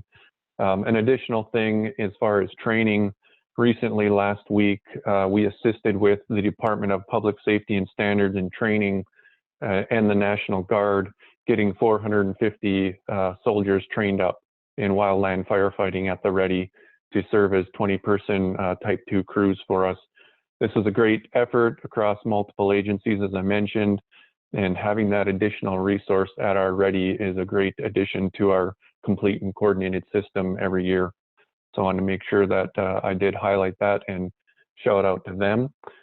And this is where I'm going to turn it over to Brett briefly, and Brett will go a little bit more in depth in the COVID-19 preparedness efforts we've made. Hey, good morning, everybody. So again, my name is Brett Weidmiller. I'm an Assistant Unit Forester for Coos Forest Protective Association. And then also I am the safety officer for ODF Team 3. So for Chair Emerson, the board, and State Forester Doherty, what I was hoping to do is take a couple moments to discuss what we're doing for COVID preparedness in terms of the subcommittee. And what that subcommittee, as you can see from your screen, was dealing with really was grabbing the multitude of operational plans and guidelines that were out there written from folks like ODF, Pacific Northwest Coordination Group, Oregon Health Authority, and others. Kind of looking at those plans and trying to figure out how to operationalize them for something more towards boots on the ground in fire camp. So we grabbed a committee, a subcommittee, and that subcommittee had quite a few folks that had varying expertise, ranging from medical, ranging from logistics. We had Oregon State Fire Marshal on there. We had representation from the Oregon Health Authority, folks from communications, folks from supply. We got together and really looked at these plans and tried to figure out how can we make something that can really work on the ground. After numerous conversations and meetings, we came together with a good plan, which is the prevention and response guidelines for large fires. So what this response guideline is doing is looking towards the protocols for prevention, coordination, and response efforts specific to camp and how that would look. As we were completing this plan, it was obvious to us that we wanted to or needed to add a little bit more depth to what the teams were coming with. So with that, we came up with the concept of the COVID-19 response module.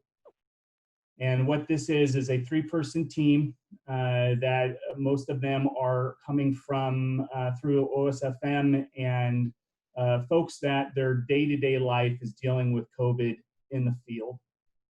With that expertise bringing to the camp, their responsibilities are a few things. One is with the health liaison, which would be the team leader of that 3-person team, is to coordinate with the team, coordinate with local public health, and make sure that we have a good amount of coordination and communication amongst everybody involved. In addition to that, the team's responsibility is to kind of look over the camp itself and assist us in making sure that we've closed all the loops and made sure that it's as safe as an environment related to COVID as we can. They'll be assisting with things such as the health screening, the daily health screening, tracing and tracking if we happen to have somebody that is presumptive, COVID presumptive, and then how we're going to isolate and try to remove that concern from the environment. In addition to the 3-person team, you also have the COVID-19 responder. So those are paramedics that, again, are dealing with COVID on the streets through their day-to-day job every day. And their responsibility is to deal with the patient's illnesses that are specific to COVID, not the other illnesses and injuries that would be present in a fire environment. So as we were continuing through and looking where we can add some capacity to these groups, and again, keeping in mind that the rest of us are still trying to fight fire and still dealing with the normal illnesses, injuries that have been present in fires forever, we felt that there was a need to add some capacity prior to an incident and then throughout an incident in terms of communications with ODF and public health. So with that, we have added the COVID-19 coordinators. And the COVID-19 coordinator, they come to us, there's 2 of us, 2 of them, and then myself as an assistant to that group.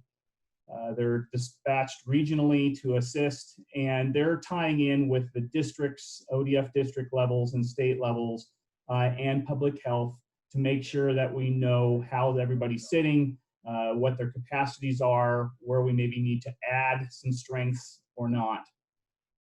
and trying to, again, make it so we are ready for situations instead of being reactive in case something happens. So looking back on the committee's work, I think that we've accomplished our objectives. We came together and we established a boots on the ground operational plan that can be used in fire camps. We looked at where we had maybe some holes and added that capacity through the COVID-19 modules and the personnel that are associated with it. And then looking towards trying to be proactive and making sure that our counties and our areas and districts are as planned as they can be prior to an incident happening. I think we're accomplishing that with those COVID-19 coordinators and what their job duties are going to be. So the subcommittee has canceled their meetings after accomplishing their objectives, and I think that we have a solid product that is going to work for us in the future and make our environments as safe as they can be with COVID-19 concerns. That's the end of my report. Yeah, thank you very much, Brett. Clearly, Chair Imison, members of the board, and State Forester Doherty, you can see Brett's level of expertise and passion for this safety of our teams and our personnel and the public is why we have him on board. And clearly, oftentimes, this is our approach. We don't have the capacity within the protection division always, or the expertise to deal with some of these issues. So we bring folks in, and again, we thank Brett for his commitment, and we also thank Coos Forest Protective Association manager Mike Robeson for allowing us to borrow his staff person. We know that's a big commitment, and Brett's juggling a lot. So once again, thank you, Brett. I just All right, moving on. Really helpful report, and I guess the only question I have is Brett, do you feel that given the circumstances that we're appropriately resourced for to implement what you've outlined? I believe so. Yeah. One of the other things that we've utilized throughout this process is other after action reviews or lessons learned. We also did some ground truthing from a fire that was currently working in Utah. And the things that were brought back, a lot of them were looking at go ahead and creating this module, this COVID module, have these folks that are have a level of expertise to tie in the gaps of communication between the county and the firefighters. I think where we're sitting ahead of the game is a lot of those other fires did it while they were on the incident. And a lot of times they utilize folks within the C&G to accomplish that. But at the same time, those folks are still trying to fight fire. So I think we're ahead of the game by having this pre-planned and these folks in the hopper, these modules, they're already in the hopper, they're already staffed, and when the team gets tapped, they're going that direction. So I think that we are ahead of the game there. I think that with the COVID-19 coordinators, they're going to give us the capacity to continue to learn, right? Because every day we're learning more and more about this, and that's what those folks are going to be able to bring to the table. And being that one voice that's going to allow us to disseminate that information quickly and efficiently through the areas. Right. Well, thank you again for your leadership in this area and for participating with us today. Appreciate it. Thank you for the time. Okay, I'll continue on and get to talk about some more exciting things. I've briefed the board previously on some of the ongoing strategic investments, the projects that were made available through landowner dollars in the Oregon Forest Land Protection Fund, and an update on our Part Navia aircraft, observer aircraft, and the night vision and forward-looking infrared mapping system. Despite some of the COVID-19 delays that I spoke to last board meeting, our system is up and running. Our pilots have all been certified with the night vision technology. Yesterday, the crew was over in the John Day area working with some final evaluation of nighttime single engine air tanker firefighting operations. And while doing those proficiency checks and evaluations, utilizing the night vision and the forward-looking infrared, we detected a previously unreported fire on the Burns BLM district. I've heard as significant as up to 50-acre fire. So the system's up and running and it's working. It's already showing that it'll pay off and it'll give us that extra edge in detecting and spotting fires. Sometimes, you know, again, that camera systems don't pick up, the public doesn't pick up or anything like that. So with our severity program and some of the increased activity we've seen, we've been very proactive moving some of these resources around. As I mentioned, we knew the lightning was coming. We moved our John Day-based Helitack crew down to the Klamath Lake area. We've sent a strike team of engines down there as well. And we've pre-positioned our Grants Pass hand crew that's part of the severity program as well, should they get more lightning fires starting over the next couple of days. So exactly what this program has been built for is to be nimble, flexible, to increase our base capabilities when the district resources that we have, you know, can't keep up with the current fire activity. This is our first fire briefing map produced of the year, and just a couple fires to highlight. I'll start with the Roslyn Road. That was a Forest Service fire near Chiloquin area, 393 acres. And it was a fairly significant fire on the landscape, one of the earlier ones here in the state. Again, it was Forest Service ground. One of the success stories coming out of that is, you know, there's some fuel treatments in that area. And, you know, we really got to see firsthand the fire activity decreased when it hit those acres where those fuels were treated. So a good example of that. And of course, recently the Spence fire down in the Klamath district as well was about 80 acres. That was on July 15th. And then the Memorial fire down near Ashland was on July 19th, and that was 61 acres. These are all good stops. These are all fires that were kept at the type 3 or below level, did not require an incident management team. There were a few structures threatened here and there on these fires, but none of them qualified for FEMA. And then also, you know, we had some activity up in DFPA as early as April, and I'll show you some other activity in April as well. That kind of kicked off the busy part of April and May before we got some of that precipitation relief that we got in June. You can see other small fires that are noted on the map as well. And as we go, you know, typically, as you've seen in the past in our busy years, this map quickly becomes cluttered with fires and a lot of information. And that's not a good thing. So looking ahead, you know, I just wanted to show you what some of this fire activity looks like. This is the Shangri-La Lane fire, and this was the fire that was shown on the cover presentation slide as well. This was down in the Grants Pass area. Really only 20 acres or so, but this was April, and you can see the brush conditions, just the fuel loading that folks are working with. And you can imagine, you know, what it's like working in those conditions with fuel loads like that. Next one to highlight, this is the Days Creek fire down in DFPA, and you can see the challenging ground there. There's fell buck timber involved. There's, you know, standing timber. There's a lot of steep topography. You can see the fire behavior was pretty extreme. That fire got to 35 acres. Again, just another fantastic stop on a fire using a lot of air resources to really buy the ground resources some time to get in there and work a little bit more safely.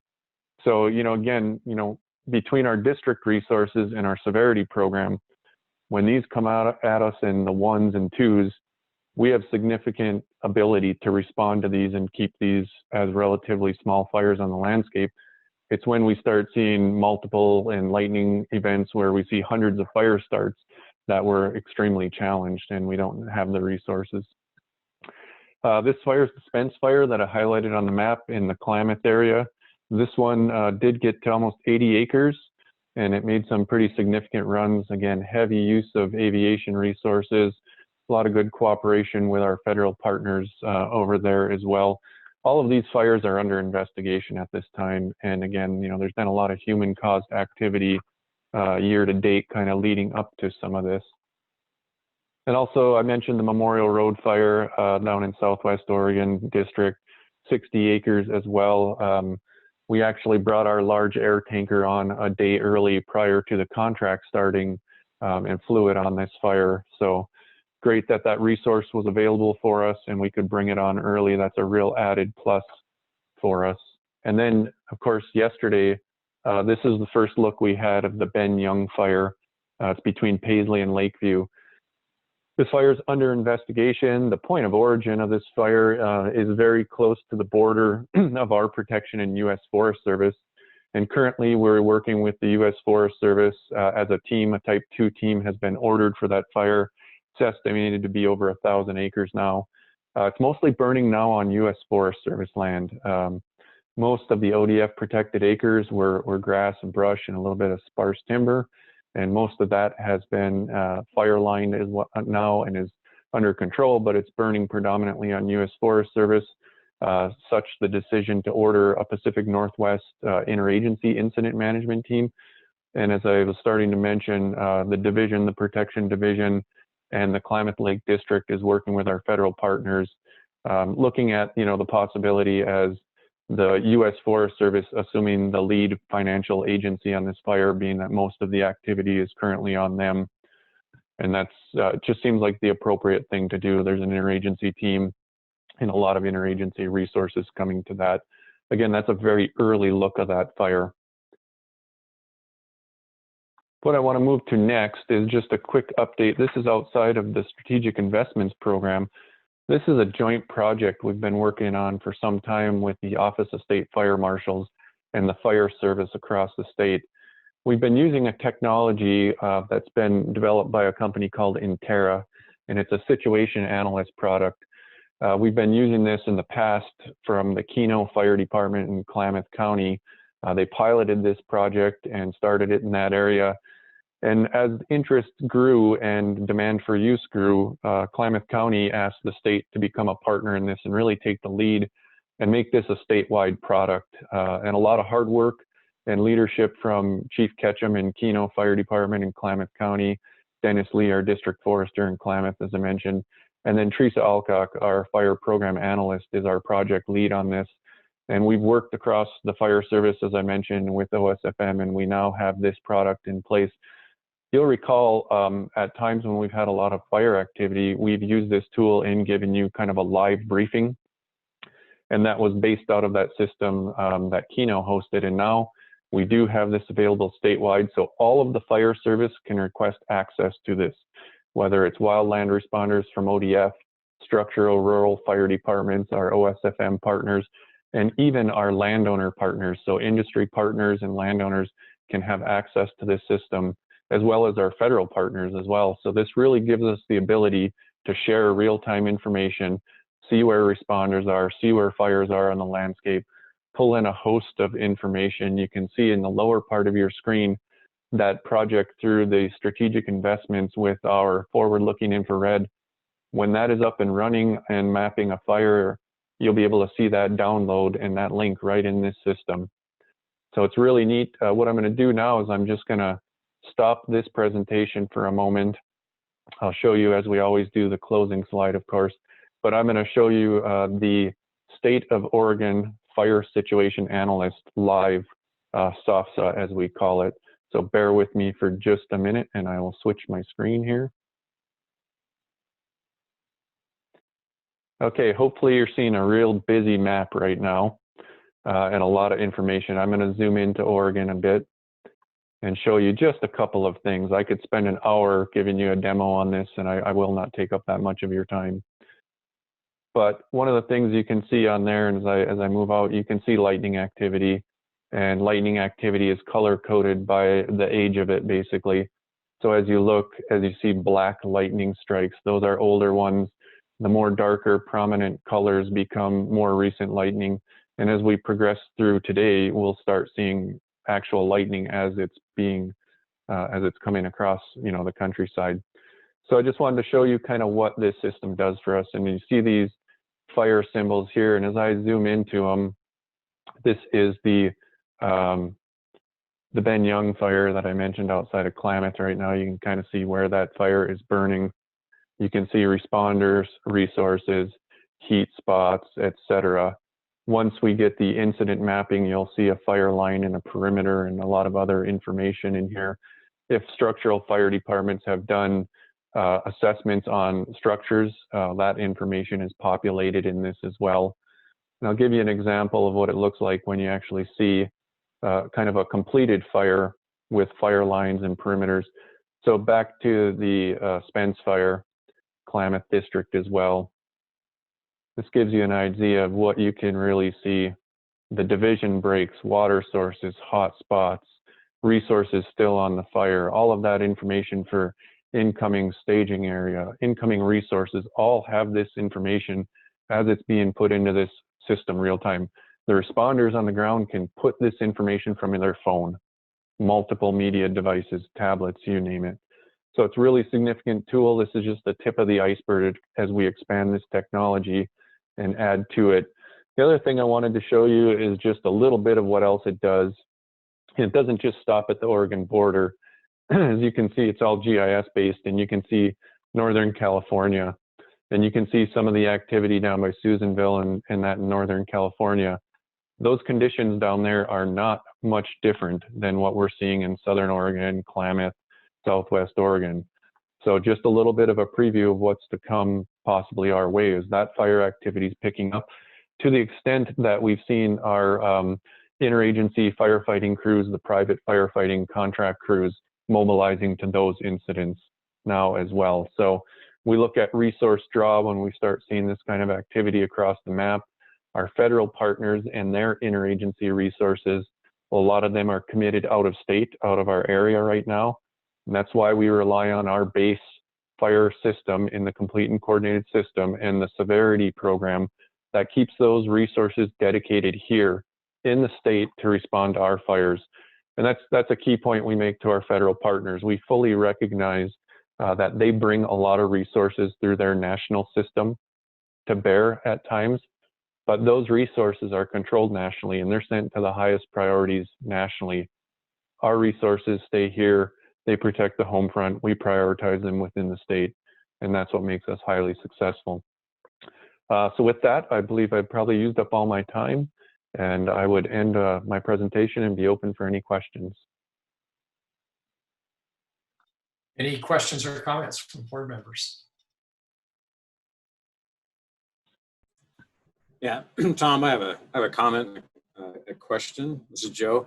Ron, thanks for that. I really appreciate that update. That's great. And I really do appreciate the review of the severity resources and how we're using it. I think it's important to remember this is really the Wildfire Protection Act at work right now. I mean, this is what we put that, the state put that in place several years ago, and we're seeing that work. And I really also appreciate that review of that forward-looking infrared. I think, you know, those landowner dollars really, you know, going back to the associations and what's important to them and our partnerships and trying to, you know, figure out what is really important, what's really going to be effective tools. And I think that's really, I think it's worth repeating how it makes Oregon so unique in these relationships we have with landowners and the state. All right, this is Tom Imison again. We're resuming our meeting here in our virtual meeting room. So welcome back, everybody. I do want to remind members of the public that if you would like to submit written testimony for decision or informational items presented at this meeting, if you want to have those provided for the record, please send in your comments by August 5th. Our next item is the Committee for Family Forest Land Annual Report. Josh Bernard will kick this off. And I understand, have Evan Barnes with us for this today as well, and Barrett Brown. So Josh, we'll turn it to you. All right, thanks, Tom. Good afternoon, Chair Imison, members of the board, and State Forester Doherty. For the record, I'm Josh Bernard, Deputy Chief for the Private Forest Division.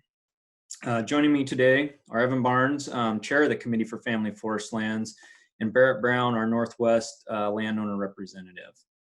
In a moment, they're going to tell you a bit more about their properties and key topics that the Committee for Family Forest Lands has been working on over the past year. As you know, the Committee for Family Forest Lands is one of your standing advisory committees. The CFF was established by the Oregon Board of Forestry to assist the state forester and the board on issues relevant to some 70,000 family forest landowners in the state on the formulation of policy and the evaluation of the effects that changes in forest policy will have on those lands. The committee typically meets with the department September through June with a break in December, and engages staff from other agencies as needed relating to their work. Over the past year, the committee put in a tremendous effort on the various topics that are identified in the annual report that was submitted to you as part of the materials. I'll also say that the committee is very interested in raising the awareness of who family forest landowners are and what these lands contribute to the landscape of Oregon. And at this point, I'll turn it over to Evan Barnes, the chair of the committee.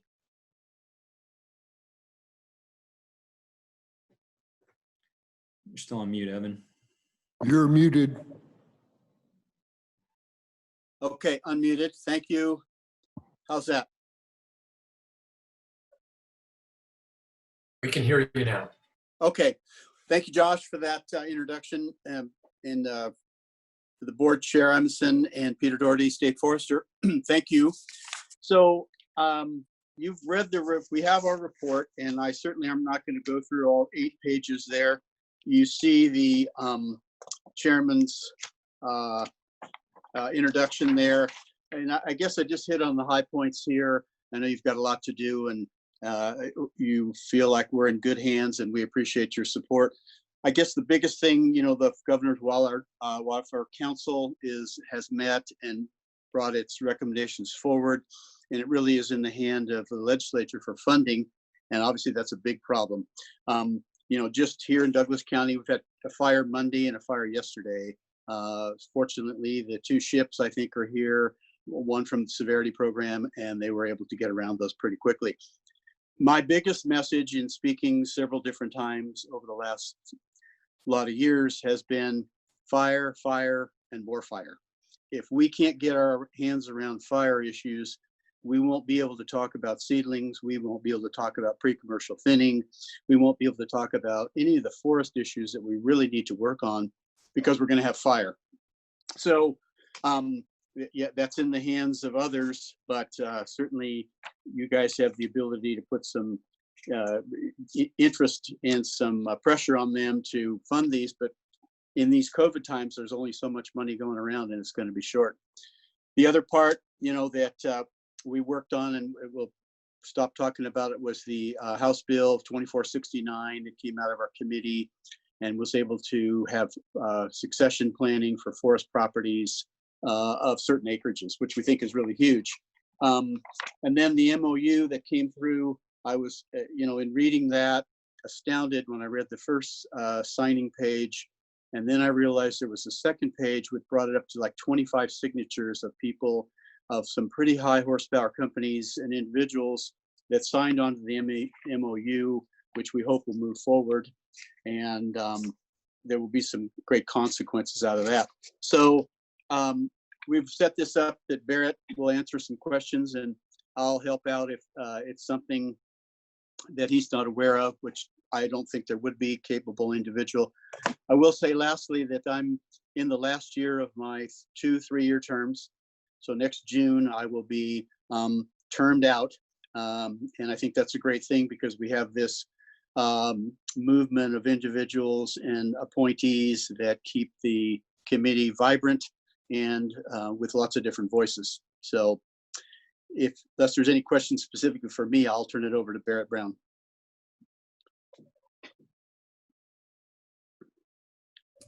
Great, thank you. Terrific. Thanks, Evan. Appreciate that. In a bit here, I'll have Josh pop a slide or 2 up so you have something to look at other than just our faces. Chair Imeson, State Forester Doherty, for the record, and members of the committee. For the record, I'm Barrett Brown. I'm here before you this afternoon as the Northwest Oregon area representative for the Committee for Family Day. I'll say a little bit about a couple of our committee initiatives this past year. Talk about forest land ownership generally, and a little bit about our tree farm. First, we set ourselves up to more rigorously align our work plan with yours. We we want to optimize both the timing and utility of the advice we provide. So we'll work hard to schedule our own information gathering, collection of testimony from experts, and our deliberations, so that the advice we do provide meets you where you are to best help in your work. That's going to be important to us. Next, my friend and fellow committee member, Keola Swanson, Forest Program Director with Sustainable Northwest, joined me on what we think was an important committee charter revision project. She and I worked last year to more thoughtfully define our committee's internal processes for providing the board with formal advice. These changes kind of clarify that our advice to the board will focus around improving services to and understanding of family forest landowners. Also, that after we do some really carefully facilitated deliberations and consider input from within and without, from outside our diverse committee, that will seek but not require consensus in voting to approve any final statements you receive from us. And also, importantly, that the presentation to you of those statements or positions will include a kind of a really respectful, transparent depiction of any remaining dissenting views. So we think that'll actually give you more confidence in our conclusions and our processes. A little about our farm. I think, as I've described to maybe you all before, our family owns a small tree farm in North Washington County that we've been trying to shape up for about 30 years. It's about 110 acres in a classic urban interface zone with about 16 neighbors on one side and larger private timber and public ownership on the other. We've got 3 small type N tributaries that feed about a half mile of SSBT stream that's proven really important for coastal coho in the Tualatin River Basin into the Willamette. In recognition of really every other member of my family and some key friends and trusted allies in the family forest community, I want to share that we're this year's Washington County Woodlands Association Tree Farmer of the Year. I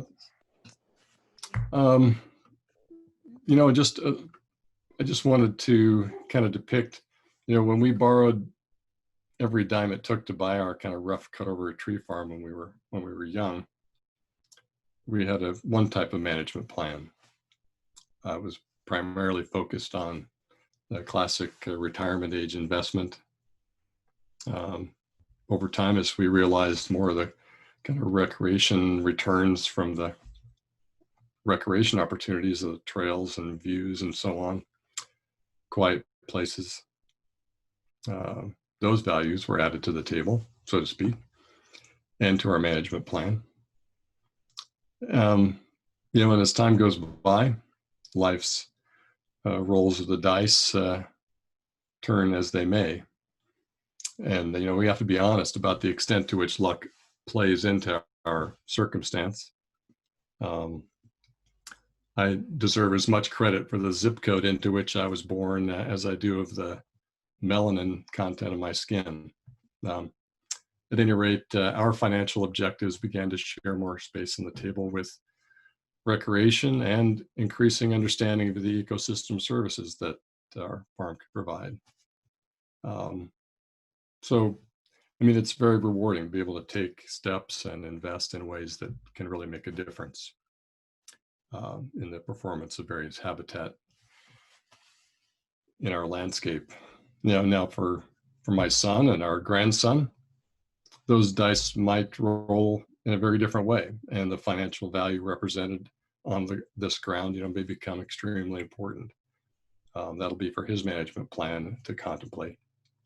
But we do get a lot out of building a healthy suite of options and values on our ground. And I think we'd like at a future meeting to be able to say more about what some national survey information is starting to tell us about family forest values and the landowners who hold them. These data are shaping up to tell us some very interesting and diverse things about what these landowners hold. And I think Oregonians, the more they learn about these, will really appreciate them. One more thing, I was talking to a reporter the other day who indicated he thought to really get a handle on what family forest landowners wanted, he merely needed to check with the timber industry lobbyist. And, I hope I was able to correct that misapprehension with him.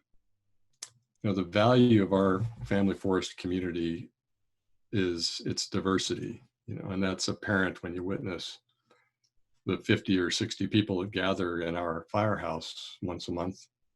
The couple on my left may never dream of actively managing their forest at all. Whereas the woman on my right might have a management plan that more closely resembles a small industrial perspective. But in that firehouse, we're sharing coffee and cookies and ideas. We're gathered to listen to a presentation on pollinators and native plants or timber equipment. And to simply share with each other what we've learned on our forests. And, it's in that light, whether it's from typecasting or tribalism or regulations that undermine family forest viability, I hope to kind of resist things that can divide or diminish how well that community performs for us and for all Oregonians. Because I'm too busy trying to keep track of entertaining you all, I forgot to have Josh put up our slides there. Josh, give me a smile. These were just a couple slides on family forest ownership in Oregon. I think let's do this. Let's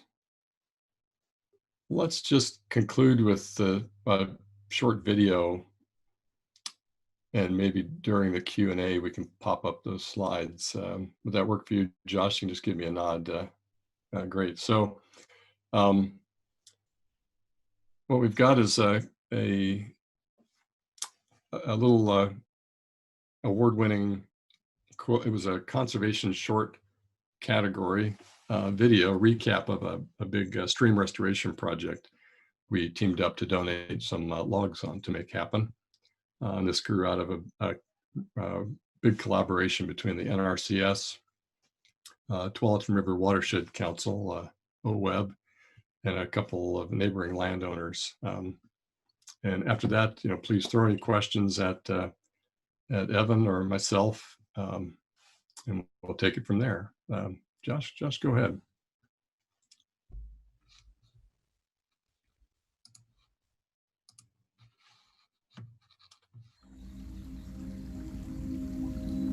So if I were to look at East Fork Dairy Creek and try and put it in context with restoration that could occur in the entire Tualatin Basin, I'm looking at this 1 mile reach as one of probably the top 4 opportunities to really have an impact on salmonid recovery for the Tualatin.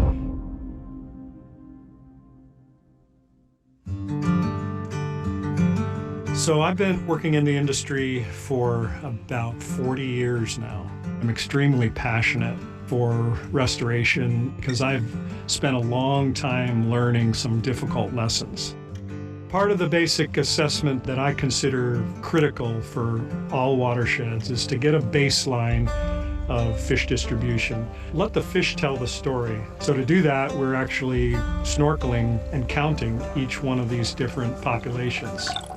We got a really good sense of where fish were currently using the basin when the conditions are most limiting, the months of late July and August. Those anchor habitats become really important because those are the places that will continue to perform and to produce salmonids in both good years and bad years.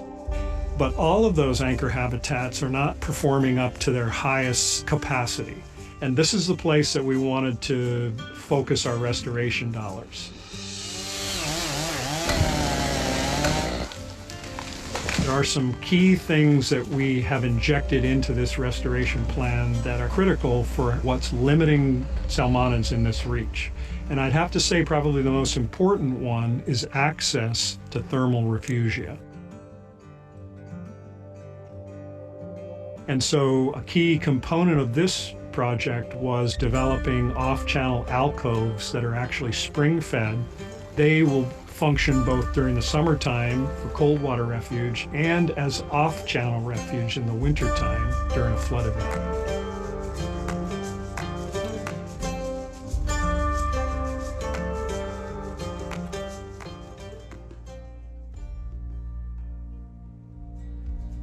If you have a compelling story for small landowners, they're all on board. We're working on a full suite of property owners that are adjacent in the highest priority section of East Fork Dairy Creek. We're being able to treat the system in a way that has the potential to really make a difference. The first time I encountered the coho salmon in Plenty Water Creek was about 15 years ago. And there was a huge coho salmon right there in front of me, just like having Discovery Channel right there in my front yard. At first I was a bit apprehensive with salmon enhancement like this because I thought, oh, they're going to come in and tear everything up. And then I started thinking more and more about it, and I thought, well, what's more important? I mean, the visual of my property for a temporary period, or to take care of these salmon and give them a fighting chance? I think it's worthwhile. It's going to be a great addition to the property. It's just amazing to me that they go from here to Dairy Creek, through the Tualatin River, through the Willamette River, back through the Columbia, and then they make it back 4 or 5 years later. The fact that they've persisted through all of those things for decades now gives me great hope that a recovery is possible. I think that we're in one of the most important places to be, and I think that we're going to see a response from what we've done.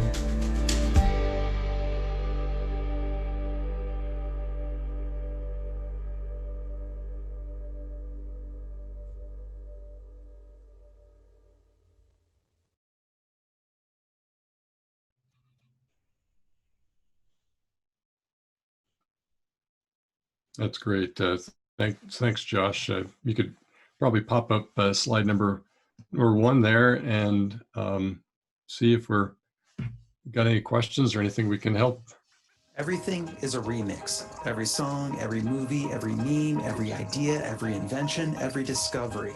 Everything we create is copied, transformed, and combined.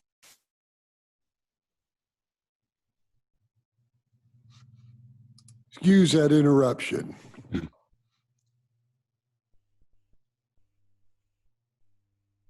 I see that Cindy Deacon, are you ready for questions now? Sure. Let's, there we go. And go ahead, Cindy. Terrific. Evan, you take it from here as well. Yeah, I really appreciated your presentation, the verbal, the charts, and the video. One of the things I just wanted in particular to commend the committee on was the obvious effort that you have put into articulating and defining the processes by which you will bring us advice. We really, really appreciate that. The role of an advisory committee is a big and important one. And it seems to me like you all have really worked hard to make sure that we can hear from you in a way that is useful, on point to what we're discussing, and that brings us a sort of the full range and flavor of the conversations. I think that will be extraordinarily helpful as we deal with issues that impact family forests. Thanks for that, Cindy. Sure. Yeah, and this is Tom. I want to second that. I read through the charter, which frankly is really useful to have all of it, including your decision-making process. But I think the clarity there, you know, it's really helpful for us and for others to understand what you're all about with respect to your mission. And I also want to say, you know, the priority issues that you've talked about in the report that you provided are really important key issues, and we appreciate your input on those. It's nice to see the support of the MOU that was developed this past year as well. And as you know, we've taken action with respect to the salmon, steelhead, and bull trout rules. So, in fact, had that on our consent agenda this morning. So thank you very much for your presentation. And also, Barrett, it was really kind of great to get your own personal story about your land and how you've evolved, I guess, in terms of your relationship to that and how it might evolve further down the road. It's just, it's really nice to get a personal, to link ownership with the kind of that personal story. I think is really, really good to hear. Thank you. Terrific. I see Joe Justice has his hand up. Yeah, Barry, I echo everything Cindy and Tom said. I really appreciated your feedback. Especially, I know that regulations can impact small private landowners differently, and having that, you spoke to that a little bit, Barrett, about the impact regulations have upon small woodland owners, maybe a little bit different. And that perspective, I think, is really important for this board to hear and understand. I appreciate that you're thinking about that, and thank you very much for your presentation. And I see Cindy, I don't know if you've re-raised your hand or listed. Yes, I have. Okay. I've got sort of two other items, one on my behalf and one on Nils's behalf that I'd like to get into the record. The other sort of on my behalf was very definitely interested in your suggestion that you might be able to come back at some point and share with us the data from some national survey on family forest values. I think probably be of great interest, certainly to me and hopefully to other members of the board.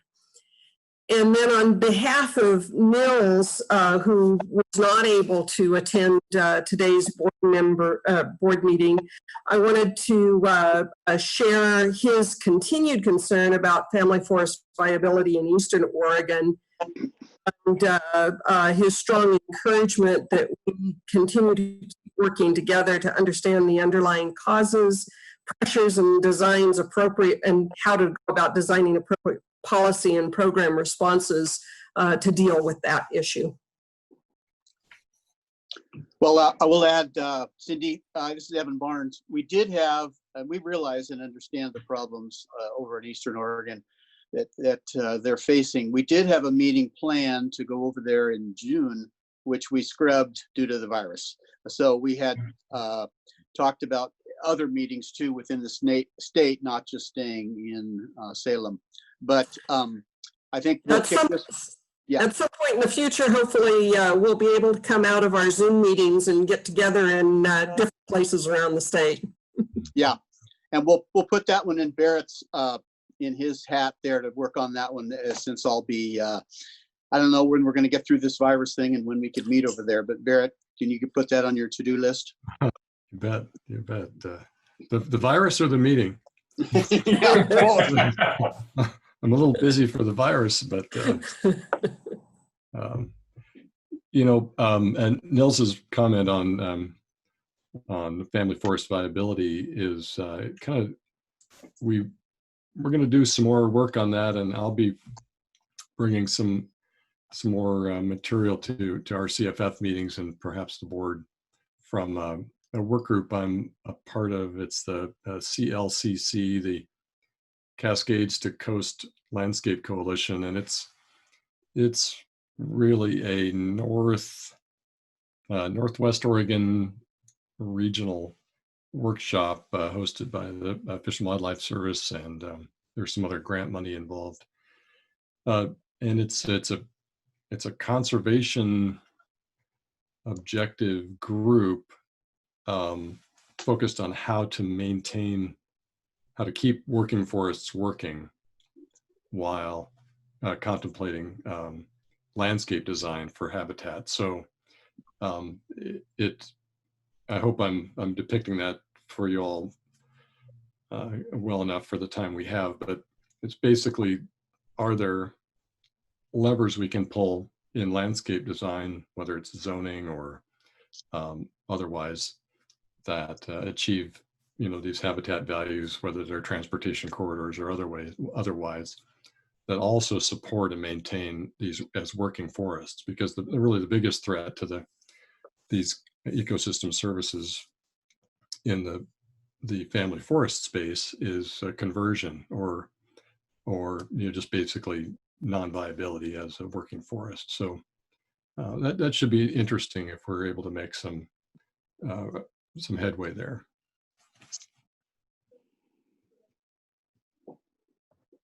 Great. Well, thank you again, Evan. Thank you for your service as chair. And actually, some of us will probably be gone before you are, but we never really know because ours relies on a Senate confirmation process. But I appreciate everything you've done, and thank you, Garrett, for stepping up as well.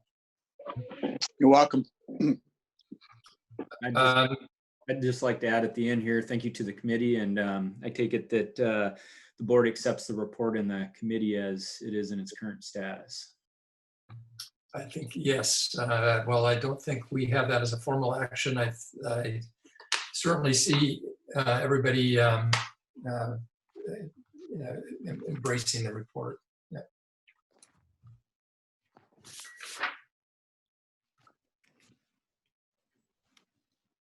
Next item then is what we have set aside for the Forest Trust Land Advisory Committee testimony. It's my understanding that there won't be formal FTLAC testimony today, but that there are other commissioners who would like to appear before the board. Hillary, can you let us know who we have here? Yes, thank you. We have two commissioners. I believe Commissioner Dick Scouten from Washington County and Commissioner Kathleen Sullivan from Clatsop County. Kathleen and Dick, can you please engage your video and unmute yourself? Okay.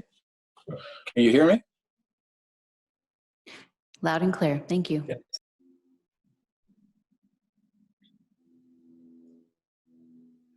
I've got I think I have the microphone. Now we're working on the video. Okay. Seems to be working. Great. We can see both of you and hear both of you. Tom, you can, I guess, who wants to go first? Oh. Shall I go first? I'll just, this is Dick Scouten on the Washington County Board of Commissioners. And just briefly, I know that you know that we're a county of 600,000 plus residents now. And of course, water supply is an issue for us. In addition to being a very populous county now, we are also, as you probably well know, the third largest timber producing county as far as drawing trees from the state forests, and we have about 45,000 acres in the Tillamook State Forest. Yesterday, our board heard a presentation from Mike Caparata and Liz Dent and Stephanie Beal. And we, the board appreciated their presentation, and we just wanted to say to you, as we stated yesterday to them, that our board supports the greatest permanent value rule, and that the past board and our current board recognizes that timber harvest and revenue is, of course, very important, but that value to our residents, that our residents also value recreation, habitat preservation for fish and wildlife. and clean water. Our current board recognizes actions taken and supports actions taken by our prior board under resolution order number 13-27 back in April of 2013. And we continue to support that position and endorse efforts by the Oregon Department of Forestry and the Board of Forestry to implement conservation areas on state forest lands, including the Tillamook State Forest, and encourages the state policymakers to pursue a sound forest policy that acknowledges the values and benefits of all forest resources, including, again, to repeat myself, clean water, adequate fish and wildlife habitats, sustainable timber harvest and recreation. Again, to repeat myself, our board, just to make it clear, we support the Habitat Conservation Plan, and we appreciate the benefits of certainty that those plans can provide to the public for timber harvest. And also, we look forward to seeing the Council of Forest Coastline Counties meet again. You know, there is Zoom. I've been the Washington County representative on that group, and I'm yet to actually, you know, to attend the meeting. So we would urge Commissioner Yamamoto to figure out some way to start meeting. That's my statement. And I don't know if you have any questions for me, but I'll try to answer them. Thank you very much. And, I don't see any hands up, but we appreciate your testimony. Kathleen, why don't you go ahead and then we'll see if we have questions for either or both. Thank you. Thank you, and thank you, Commissioner Scouten. Hello, my name is, thank you for the opportunity to speak today. My name is Kathleen Sullivan. I am a Clatsop County Commissioner. I serve on as our county FDIC representative. I'm also currently serving as the chairperson of our Board of Commissioners. But today, I am here speaking as an individual commissioner, not as a spokesperson for the entire board. I have and continue to support the work being done around establishing a habitat conservation plan on Oregon state forest lands, and HCP would offer certainty in both revenue and conservation. During my term, the Clatsop Board of Commissioners voted 3-2 to opt out of the Linn County lawsuit. I voted to opt out because I believe the greatest permanent value mandates that our state forest lands be managed for revenue, recreation, and habitat. The Linn County lawsuit, as you know, is still being litigated. In fact, lawsuits and the threat of lawsuits remain a factor in managing state forests. Now, Clatsop County depends on the generous revenue received from state forest lands within the Clatsop County. We have no federal forest lands to speak of, nor school trust lands. We use the timber revenue received for essential services as well as capital projects. It's important to have consistent and reliable funding, and the Habitat Conservation Plan could be thought of as an insurance policy for this timber revenue stream. It makes practical business sense compared to the take avoidance strategy. The process to determine the feasibility of an HCP, however, is a multi-year public process. And I want to thank Liz Dent, Brian Pugh, Cindy Kolmachuk, and staff, along with a team of stakeholders, working to explore the possibility of creating a habitat conservation plan on state forest lands. I appreciate the ongoing information that has been shared through this process, online and in person. I also want to thank Oregon State Forester Peter Doherty and Board Chair Tom Imeson for their July 14th letter sent to all commissioners of the 15 trust land counties. I agree, and I'm also frustrated with the cancellation of FDIC meetings since December 2019. The FDIC has a role in advising the Board of Forestry as well as consulting each other on forestry-related issues. Clatsop County has not been consulted on the cancellations of the meetings nor the statements brought to the Board of Forestry. I am worried about this continuing breakdown in process. What purpose does this silence serve? The challenges facing decision makers during this time of pandemic, economic disruption, social unrest, and climate disturbances can be overwhelming. I respect that more is being demanded not only of our citizens, but also our elected leaders. Still, decisions must be made. State forest lands still need to be managed. The Endangered Species Act is law. Ensuring consistent streams of timber revenue is vital for our trust land counties to provide essential services to our communities. I believe establishing an HCP will go a long way towards stability of both revenue and conservation. I am once again asking for open and transparent communication between the Forest Trust land counties in order that we may do the people's business in public. We are indeed in difficult times, but these times call for more communication, more listening, more compassion, not less. And finally, I would like to thank the Board of Forestry members for their continued extraordinary service during these unprecedented times. Nils Christopherson, Cindy Deacon Williams, Michael Rose, Joe Justice, Jim Kelly, and Brenda McComb. Thank you for your service, and thank you for listening. Thank you very much. Cindy Deacon Williams has her hand up. Yeah, I'd like to thank both of you for joining our meeting today and offering your comments. Like to encourage you to the extent that you can, working with the full advisory committee, to come up with a regularization of your meetings and your comment process. I don't know if you were listening in when we heard from the Committee for Family Forests, but they just went through that sort of an effort to develop a charter and a decision and reporting and recommendation making procedures that are clear and transparent and ensure that we are getting not only the consent recommendation from that committee, but also hearing the minority reports, should any exist. And to the extent that from within the Forest Trust Land Advisory Committee, you can encourage that group to regularize their procedures, it certainly would go a long ways toward elevating the utility of the recommendations from that advisory committee.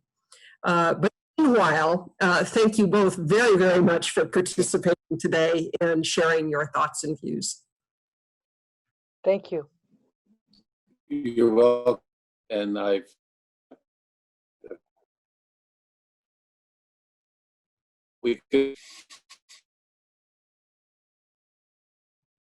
We're cutting out here.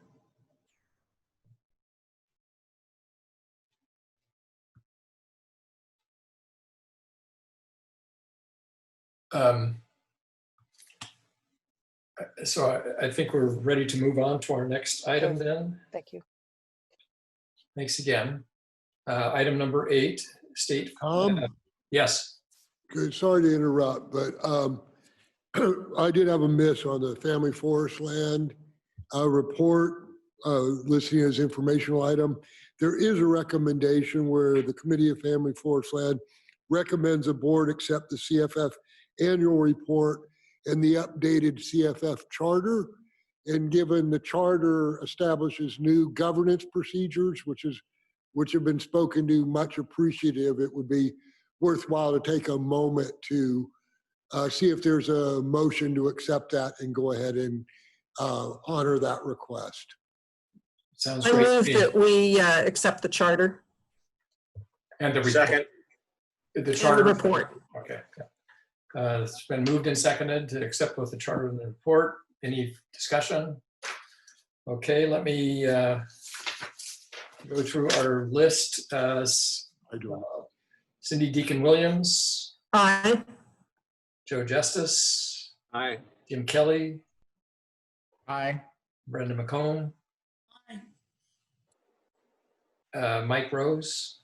Aye. And Tom Ineson is also for it. So the motion passes unanimously. Thank you. Technically, who seconded it? We couldn't tell. Mike Rose. Mike Rose. Thank you, Mike. Okay. Liz, you're up.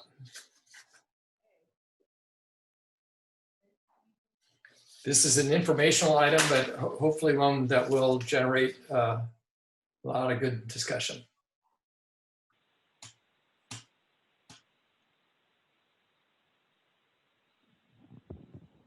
Hi, Mr. Henson. Can you just turn on your microphone real quick and see if we can hear you, your video as well? Yeah, this is Paul. Hello. Test. Loud and clear. Thank you. Are we ready? Is that good? Okay, great. Thank you, Hillary. Good afternoon, Chair Imison, State Forester Doherty, members of the board. For the record, my name is Liz Dent, and I serve as the State Forest Division Chief. We're here today to provide an update on our Western Oregon State Forest Habitat Conservation Plan, and we've not been in front of you to discuss the planning process in general, including the forest management plan work, the draft FMP work, for quite a while, since last fall. So there's been a lot of work done, a lot of accomplishments, and yet still a lot of work to go. But we do have a fair amount to cover today. So we're going to try to jump right in and get this going. I think, as you all know, we set this project up as a three-phased approach, with phase one being to evaluate if it was in the best interest of the state to pursue an HCP. And if yes, that we would then begin drafting an HCP in collaboration with our state and federal agencies. So you may recall that we presented that what we called the business case to you in November of 2018 to inform that decision. And you in fact directed the division to move into what we call phase two, which has entailed the development of a draft habitat conservation plan. We'll be returning to you in October of this year for you to make your next decision as to if you want us to continue working on the HCP and move into the NEPA process. So we're here today to, to present updates on phase two. There has been just a monumental amount of work that's been accomplished by multiple agencies with support of several contractors. We have summaries of our approach to terrestrial and aquatic conservation measures and some information on some anticipated outcomes. So a lot to share again. Joining me here at the table this morning are Brian Pugh. He's actually virtually joining us, I guess I'd say, out of the Wallowa office, our State Forest Deputy Division Chief. Mike Wilson is here in Salem, State Forest Resource and Information Unit Leader. Cindy Kolomachek, our State Forest Project Manager for the Habitat Conservation Plan. Troy Ramig with ICF, and he's joining us virtually. And Brett Brownscrum with Oregon Consensus, also joining us virtually. On several occasions, we've established and shared with you that we have established a steering committee and a scoping team to facilitate the technical work and policy discussions and direction around developing this HCP. And so I just want to take a few minutes to recognize the folks that are serving on those teams from our state and federal sister agencies. They truly have invested significant time and resources, and I just want to take a few minutes to thank them. So joining us here today, and they'll have a few minutes to talk, are Paul Henson. He's the Fish and Wildlife Service Oregon State Supervisor. Kim Kratz with NOAA Fisheries, Oregon and Washington Coastal Office, and he's the Assistant Regional Administrator. Doug Cottom serves as the ODFW Wildlife Division Administrator, so here for the state's Department of Fish and Wildlife. Leah Felden is the DEQ Deputy Director. Bill Ryan is a DSL Deputy Director for Operations. Dan Edge, he's OSU Associate Dean of the College of Ag Sciences and Professor of Wildlife at Oregon State University. All these folks serve on our steering committee, and again, they actively engage during and between those meetings to help maintain alignment and momentum on the HCP, and we definitely would not be where we are today without their leadership, so sincere thank you to those folks. And then our scoping team, these are the technical folks from these agencies, from our own agency and from our sister agencies. So I've already introduced Brian Pugh, Cindy Kolomachek, and Mike Wilson. Randy Smith, he's our own ODF wildlife biologist. Nick Palizzado, again, our ODF wildlife biologist. Julie Furman is with ODFW, she's a fisheries biologist. Rod Kramer, ODFW Forest Practices Coordinator. Ryan Singleton is with DSL, he's their forester. Josh Seeds is with DEQ, he's their TMDL manager. Jim Muck is with NOAA Fisheries. He's their fish biologist. Terry O'Rourke, NOAA Fisheries Oregon Coast Branch Chief. Rich Slemp, U.S. Fish and Wildlife Service biologist. And then Dr. Klaus Putman is serving as a technical reviewer, giving us some assistance from Oregon State University. So I know it took some time to tick through all that, and I'm confident many of these people are actually dialed in and watching this presentation today. They really deserve a deep sense of gratitude and appreciation for all their hard work and helping us get to where we are today, and certainly want to make it worth their while because there's a lot more work to go. So thanks to all of you for your hard work on this. I think what also is important to recognize is that all of us are coming from different agencies with different mandates and missions, different governing bodies, stakeholders that have different opinions and values, and they have consistently come to the table. All of these folks have consistently come to the table during these scoping team meetings and our steering committee meetings to help shape the long-term approach to managing these state forests. So it's a really important investment. So before jumping into the presentation, I would like to allow some time here. We've asked Paul Henson from U.S. Fish and Wildlife Service and Kim Kratz if they'd be willing to take a few minutes and share some of their perspectives on the process. So with that, I'd like to turn it over to you, Paul. Okay, thank you, Liz. So for the record, my name is Paul Henson. As Liz said, I'm the state supervisor for U.S. Fish and Wildlife Service here in Oregon. Got a long history in Oregon, although I did leave the state for a couple of stints, one in Hawaii and one in California, but came back to Oregon 12 years ago. And I've been working on these issues since then as a state supervisor. I'll just make a couple of big picture comments on the HCP process and the Western Oregon Forest HCP. And then if the board has questions, maybe after Kim has said NOAA's perspective as well, be happy to stick around as long as you want and answer any questions. So as most of you know, the basic purpose of the HCP process is to grant a permit, an incidental take permit for take of federally listed species under the ESA. And that provides legal sufficiency and some legal certainty for the applicant, in this case, the state of Oregon. During these last 25 years, I've worked on HCPs in 5 states, and these have run the gamut from very small single landowner HCPs to statewide HCPs, range-wide, statewide for different species. And this includes several HCPs in Oregon and in the Pacific Northwest over those years. Timber harvest is just one type of HCP activity, although I think, of course, here in the Northwest and Western Oregon, it's sort of the dominant HCP issue, but we're working on water diversion, farm irrigation, recreational HCPs, power generation, residential and business development HCP. So it's a wide variety of activities, economic activities. And I guess the one common theme in that variety is it's never easy doing an HCP. It's a public process. It involves a wide diversity of stakeholders and priorities. And sometimes those priorities are competing, as we've already touched on a little bit. And they're always challenging, controversial. And I think just showing the list of folks that Liz mentioned, they're labor intensive. But as exhausting as the process can be, in my experience, and certainly working with a lot of landowners, it's generally well worth completing that process, as tough as it can be sometimes. And one landowner commented to me several years ago that the only thing worse than doing an HCP is not doing an HCP.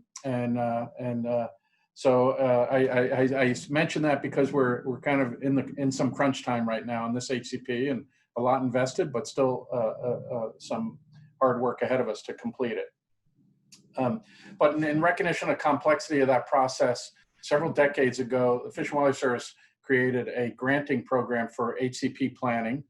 And as you've heard, ODF has received 2 grants totaling $1.5 million from the U.S. Fish and Wildlife Service to help underwrite the cost and process for this plan. And that's for these large complex plans, sometimes you really do need that kind of support and a shot in the arm. And so in my opinion, ODF and the consultants have done a really good job of engaging the public, and putting together a robust and transparent process. And I'm pretty confident that even though we'll have some intense negotiations and we've got to come to a few more agreements and compromise probably on, as Liz queued up, you know, the people have a wide variety of opinions on what's necessary to be done. I'm very confident that we'll get to this across the finish line and a permit will be issued in the time frame that's outlined in the materials that you have in your package. So with that, I just want to say thanks and turn it over to Kim Kratz at NOAA Fisheries. And again, if you folks have questions, happy to answer them on this HCP or any big or small aspects of this process. Thank you. We'll turn it over to you then, Kim, and then we'll come back to the board for questions. Can you hear me? Yes. All right. Thanks, Paul. Thanks, Liz. Good afternoon, Chair Imeson, members of the board, and State Forester Dougherty. For the record, I'm Kim Kratz. I'm the Assistant Regional Administrator for the Oregon-Washington Coastal Office, NOAA Fisheries. And I'm here today to convey to you NOAA Fisheries' continuing support of the development of a habitat conservation plan for the Western Oregon forests. NOAA has appreciated the opportunity to have been part of this pretty intensive but collaborative and productive effort over the past 2 years. NOAA Fisheries remains committed to this effort as we believe that this effort could lead to a habitat conservation plan for the Western Oregon State Forest that would address the habitat needs of federally listed salmonids and the economic sustainability needed through the management of Oregon forests.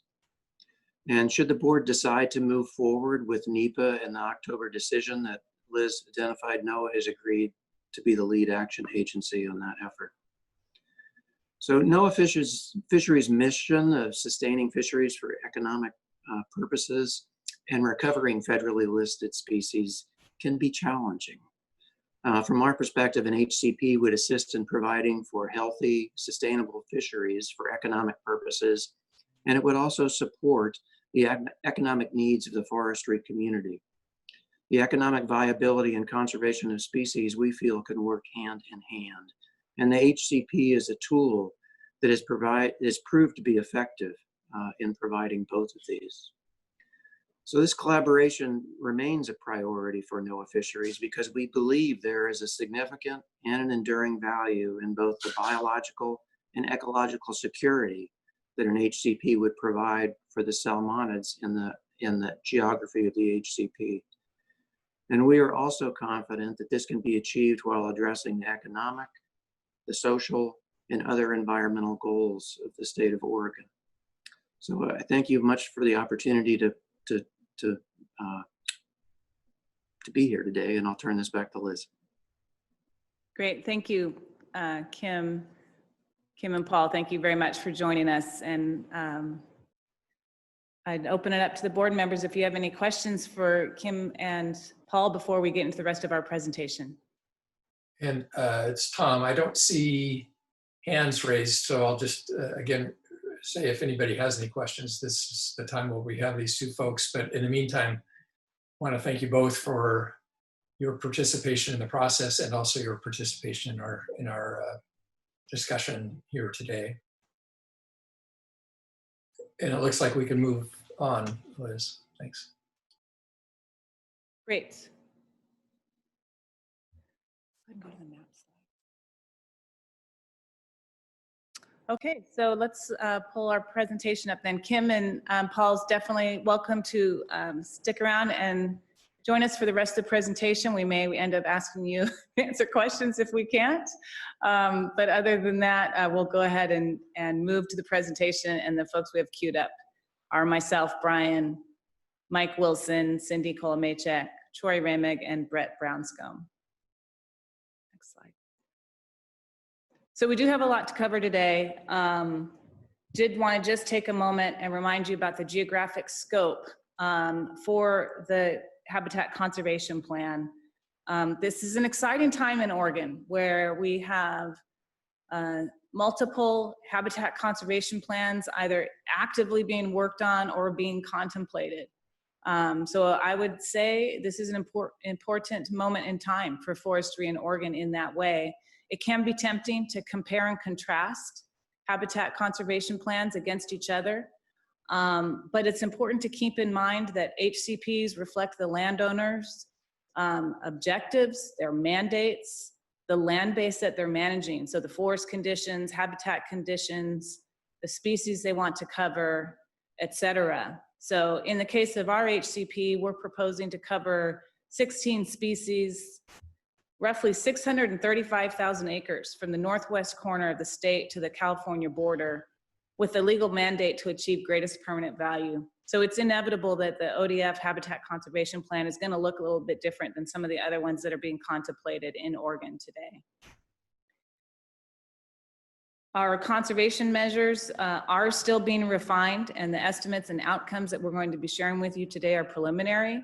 We did share this work with the public last week, and we will continue to work with our sister state and federal agencies and our contractors to further refine and develop the draft habitat conservation plan. Next slide. So as we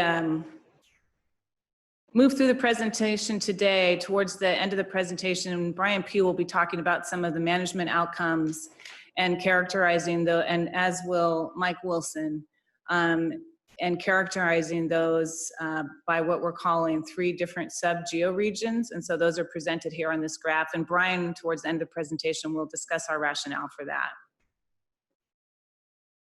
So today we're going to give you a little bit of an update on the HCP process itself, including the county and stakeholder engagement, and then touch on the conservation strategies, including the aquatic and terrestrial strategies, the forest management modeling, and an outline of our forest goals and objectives. And then we'll close off by going over next steps. Before I hand it over to Cindy, I just will say a couple things. Our stakeholders have been very patient, waiting for us to share details until just last week, and we're getting feedback from them as you are. And I just want to emphasize that we remain committed to the strong public engagement and responding to what we're hearing from our stakeholders. So for the stakeholders that are logged on today and listening to this meeting, want to thank you as well for your patience and waiting for us to get that material out, and recognize that there's a lot more work to do. One thing that I would say has become abundantly clear to me is that managing this forest land base is going to become increasingly challenging without an HCP. It's expensive and it's inefficient.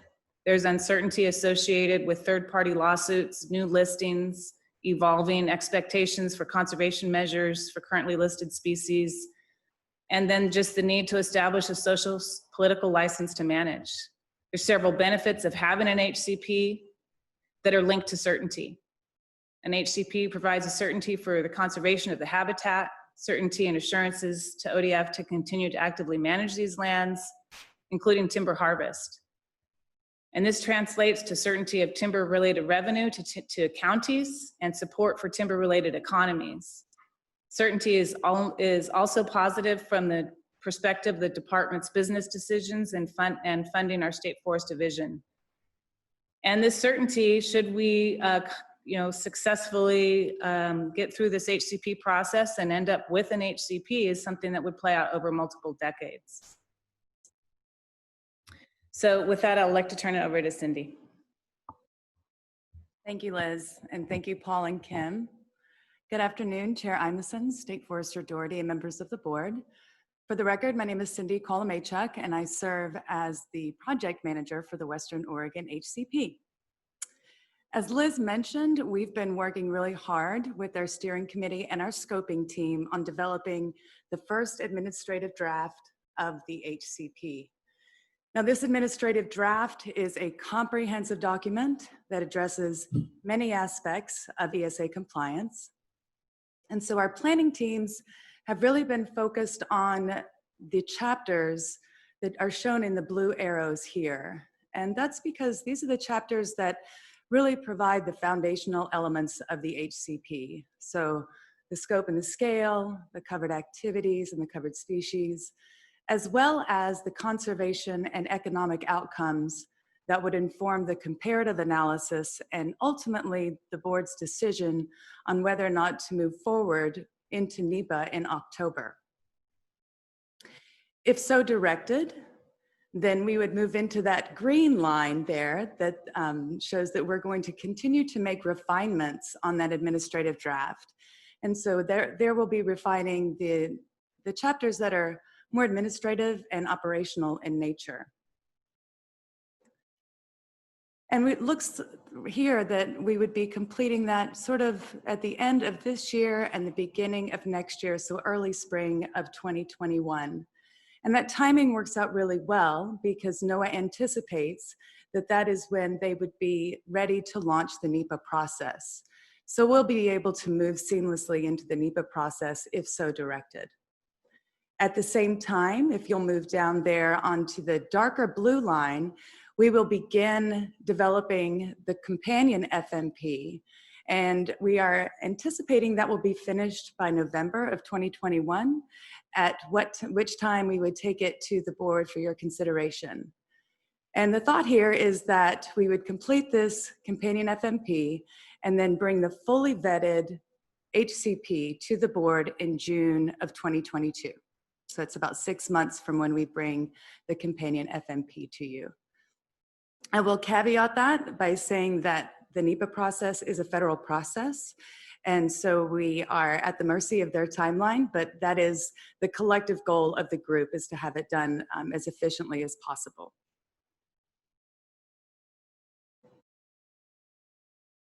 Now, Brett Brownscombe is going to cover county and stakeholder engagement. But before he does so, I'd like to provide an update on our engagement with our tribal partners to date. And I'd like to acknowledge that ODF recognizes and respects that the Indigenous people are the traditional stewards of the lands that we currently manage. And we seek to honor this relationship by engaging the tribes in the development of the HCP so that they may continue to be connected to and benefit from their traditional territories. At our most recent meeting open to the public, which was just a couple of weeks ago, there were 6 tribal representatives from the Coquille tribe and the Confederated tribes of Coos, Lower Umpqua, and the Sayusula Indians. In addition, State Forester Doherty, Liz, and myself met with the Grand Ronde Tribal Council last December in 2019. And we'll continue working directly with tribal staff to further our understanding of how we can honor their interest in the lands that we currently manage. And so with that, I am going to turn it over to Brett. Great, thanks, Cindy. And so for the record, Chair Imison, State Forester Doherty, and members of the board, it's good to see you. My name is Brett Brownscombe, and I work for Oregon Consensus out of Portland State University's Hatfield School of Government. And along with Kearns and West, Oregon Consensus and Kearns and West have been working on third-party independent process support in those roles for the state agency and federal agency spaces, as well as the externally facing process around HCP development. So I'm here to present some brief information today to you around the external engagement process. Okay, good. We're on that slide. Thanks, Cindy. So the brief review of what we've done since the last board update to you all is this. There have been broad public meetings, kind of y'all come big invitation lists in March and July. And there's been big interest and turnout in those meetings, despite us needing to use a virtual platform in light of COVID-19, or maybe because of us using a virtual platform. And then we've done, aside from those meetings in March and July, the most recent one being July 13th, we've been doing additional stakeholder engagement. And what this slide, by way of interest group meetings, means is that includes conservation, forest product sector, recreation, State Forest Advisory Committee members, and those groups of people. And the focus has been on, as this slide shows, the key issues and components relevant to a potential HCP. And some of these focus group meetings have involved time with the state forester directly, And he and the State Forest Division Chief Liz have been committed to offering their continued engagement where it's helpful.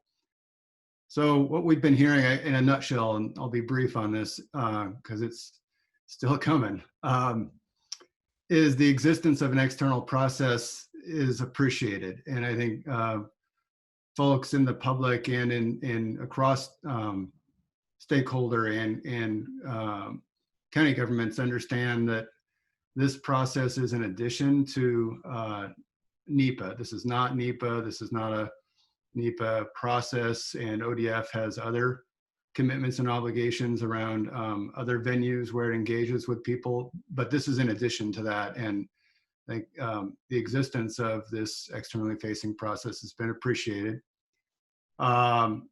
Like Liz mentioned, the overarching message has been, there's just been a thirst for more detail and more information. And I think we're at that point right now where at the July 13th public meeting, the conservation strategy draft chapter was rolled out. And that's the level of detail a lot of people have been wanting, and people want more detail than that. But we're at a point where some of that thirst is being satisfied.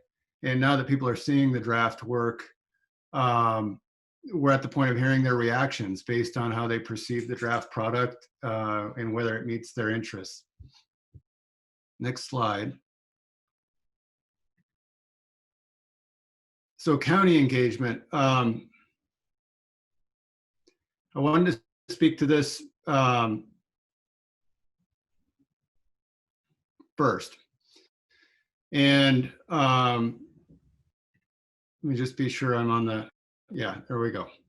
So the FTLAC, and this has been addressed in some of the comments you've heard, but the Forest Trust Land Advisory Committee meeting space has historically been and remains the desired venue for engagement here. And unfortunately, since December 2019, that was the last occurrence of an FTLAC meeting. And since that time, a variety of factors, not the least of which is COVID-19, have caused counties to cancel the FTLAC meetings. So in light of this, ODF and the process team members, we've continued to outreach and have communication with counties. And that includes expressing availability and interest in engaging, sharing information, and seeking feedback. And we intend to continue to do this. We're following different pathways of engagement than just the FTLAC meeting venue at this point. And that includes, for example, because of the July 10th FTLAC meeting cancellation, ODF went to, with a direct invite directly to county commissioners for the July 13th public meeting, where a presentation occurred on items that counties had expressed an interest in. And commissioners showed up. There were, I think, 4 there from Clatsop County, both current and elected in waiting, and then 1 from Benton County. We've also been, in following the advice of counties, engaging directly with Mark Rasmussen from Mason, Bruce, and Gerard. Mark's a contracted consultant to the counties, and we've been providing information that the counties have requested both to and through him. The process also continues to value the FTLAC space, and we will continue to express interest in engaging in formal FTLAC meetings should they occur. And regardless of that, even if they don't, the State Forest Division Chief remains in communication with the FTLAC chair and regarding process updates, information sharing, and receiving feedback. And we plan to engage in direct individual conversations with county commissioners. So I think the fact is it's not meeting through the FTLAC forum isn't desirable. It wasn't a contemplated part of the process. And the relationship with the counties is really important, as you all know. That said, the process is continuing to pursue engagement pathways to honor that relationship with the counties. And information's ready at this point that is relevant to county interests. And it's important for the process, we feel, to provide that information and to try to hear from all perspectives within relevant county governments. So next slide. This slide here is a graphic that depicts the process, the timeline and the process approach to public engagement in the HCP. And it doesn't include everything. It could get messier, but the key piece to notice here about the process for now is that the public meeting engagement checkpoints are driven by, oh good, thanks Cindy. The animation worked. The checkpoints on when we hold meetings are driven by the HCP work product, which are those things within the red oval that are coming out of the planning teams, the scoping team and the steering committee process. And these are the work products, the key components or elements of the HCP.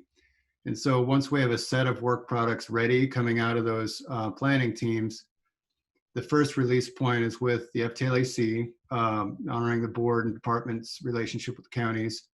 And we also hold those full broad public meetings to get the work product pieces out transparently. And that's the one we just had on July 13th, and the yellow oval circle at the bottom of the slide, that depicts where we are now in the process. And then following those public meetings, we hold additional meetings, focus group meetings, and conversations to get feedback. So what does the process do with the feedback, or how do people's feedback, how does it get addressed? And in short, it's iterative. So the feedback comes in through the meetings on the draft work product, and then it's conveyed back to the planning teams. And then as subsequent iterations of the work product are done, the process is designed to clarify for those who provided feedback where it was integrated, or if it wasn't, why. And this process has worked its way through at this point from initial input through revision, through final product, or final draft work product, I should say, through the covered species chapters, the covered area, the mission, vision, goals, and the biological goals and objective components of the HCP work. And the stakeholder and the county input and feedback to date has also shaped the development of the conservation strategy draft. So given that the important details on that conservation strategy have just recently been released, we're currently in the midst of that iterative process of receiving feedback and figuring out how to address it. The future meetings, which I'll cover on the next slide, are part of this. And, you know, this has been touched on a bit already, but ultimately the HCP effort is a negotiation with the federal services over or for a regulatory permit providing Endangered Species Act compliance coverage and other legal assurances for ODF's timber harvest, recreation, and conservation management activities.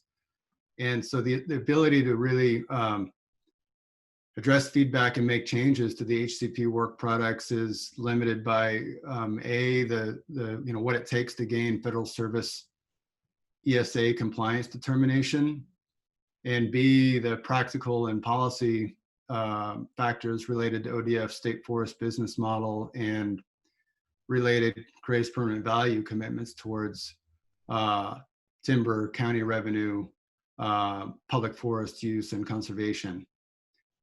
As you might imagine, the counties and stakeholders have varying perspectives around those things. And that said, the process goal here is by the time the first draft amendment or the draft administrative draft HCP is complete and before you as a board for consideration, the goal here is that the counties, stakeholders, and the broader public should have had a chance to see, review, and provide feedback on the key component parts of the draft HCP, not wordsmithing per se, but the concepts and important elements of the HCP.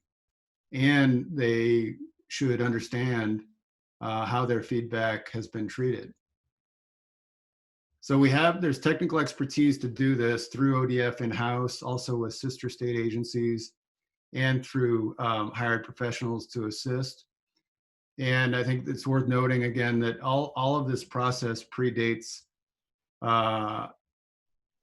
any NEPA process, and it's not obligatory. It's a part of a proactive strategy that ODF and the board wanted to take, and it's not the only place for public engagement. The NEPA process, should the board go there, would continue that public outreach, review, and comment.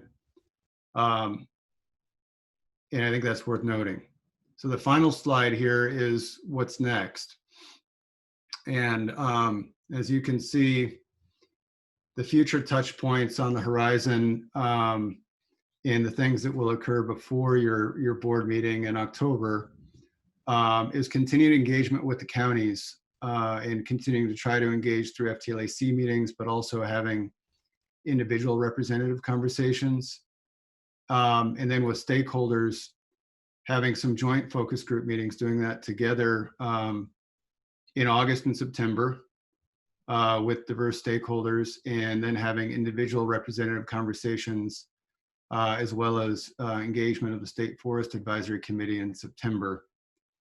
And then on September 16th, this is highlighted, that's the next big open to the public meeting where the next iteration of draft product would be put back out in a transparent way. And that's September 16th from 1 to 4 p.m. We had a lot of engagement at the July 13th meeting, over 110 plus people, including interest from the board and legislature. And so we know there's a lot of interest. And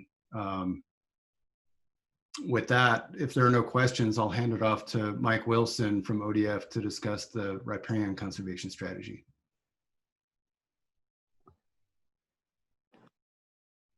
Thank you, Brett. Chair Imison, State Forest Authority, members of the board, for the record, my name is Mike Wilson, and I am the Resource Support Unit Manager for the State Forest Division. I'm pleased to present you with an update on our HCP conservation strategies today. And while they are still draft, we have made significant progress in their development and are confident that we are on track to arrive at a final set of strategies that will benefit the covered species and provide certainty for our management activities. I would like to begin with an update on the HCP riparian conservation strategies. The riparian conservation strategy is designed to meet the biological goals and objectives for the listed fish species, as well as the Cascade and Columbia torrent salamanders. Specifically, they will support the species persistence across the permit area over time. This is accomplished through conservation actions that focus on providing for a properly functioning aquatic system over time. Riparian conservation areas form the primary conservation action, providing for buffered areas with little or no management around streams and stream-related features that allow for the natural recruitment of wood into the aquatic system, limit temperature impacts, and minimize sediment delivery. Management direction and best management practices for roads will minimize the potential impacts of our transportation networks to streams. Finally, restoration activities will be implemented to provide key habitat features in shorter time frames, using activities that range from small-scale wood enhancement projects to larger floodplain reconnection projects. The strategies are focused on certain key processes: promoting in-stream habitat complexity primarily through wood recruitment, minimizing stream temperature impacts to fish-bearing streams, and minimizing sediment delivery and providing proper sediment routing, using buffers and road practices, a holistic approach that addresses the functions, including sediment delivery. Again, the cornerstone of the strategy are riparian conservation areas designed to provide long-term protections to properly functioning processes for the riparian and aquatic environment. The RCAs are essentially stream buffers applied in a tiered fashion. dependent on stream classification with corresponding minimum buffer widths. Buffer distances are horizontal distances, which translate to a greater effective slope distance as stream adjacent slope increases. I'll touch more on that in a moment. Riparian conservation areas receive little to no management. Normal operational exceptions that are expected to occur, such as road, stream crossings, and yarding corridors, will be implemented using management direction and best management practices that minimize their effect. Those effects will be evaluated by the services based on the frequency of occurrence and be reported annually during implementation. Before we go over the RCA buffer widths, I would like to present some additional detail on the aquatic zone and implementation of horizontal versus slope distance. The aquatic zone is inclusive of channel complexities, whether we have a well-defined channel, stream-associated wetlands or beaver ponds, side channels and other stream sinuosity or channel migration zones, and stream banks, seeps, and springs. Where the black arrow is pointing in these diagrams indicates where the buffer starts. So that is the edge of the aquatic zone. Also, the buffer distances are in horizontal distances. As you can see in this simple diagram, as the stream adjacent slope increases, the effective distance of the buffer along the slope increases as well. For instance, a 120-foot buffer on a 70% slope has a distance along the slope of 146 feet. The riparian conservation areas are buffers with little to no management and vary in width according to fish presence, stream size, perennial versus seasonal stream flow, and stream-associated features such as potential debris flow tracks and high-energy seasonal streams. As you will notice on this slide, all of our fish-bearing perennial streams receive a 120-foot buffer.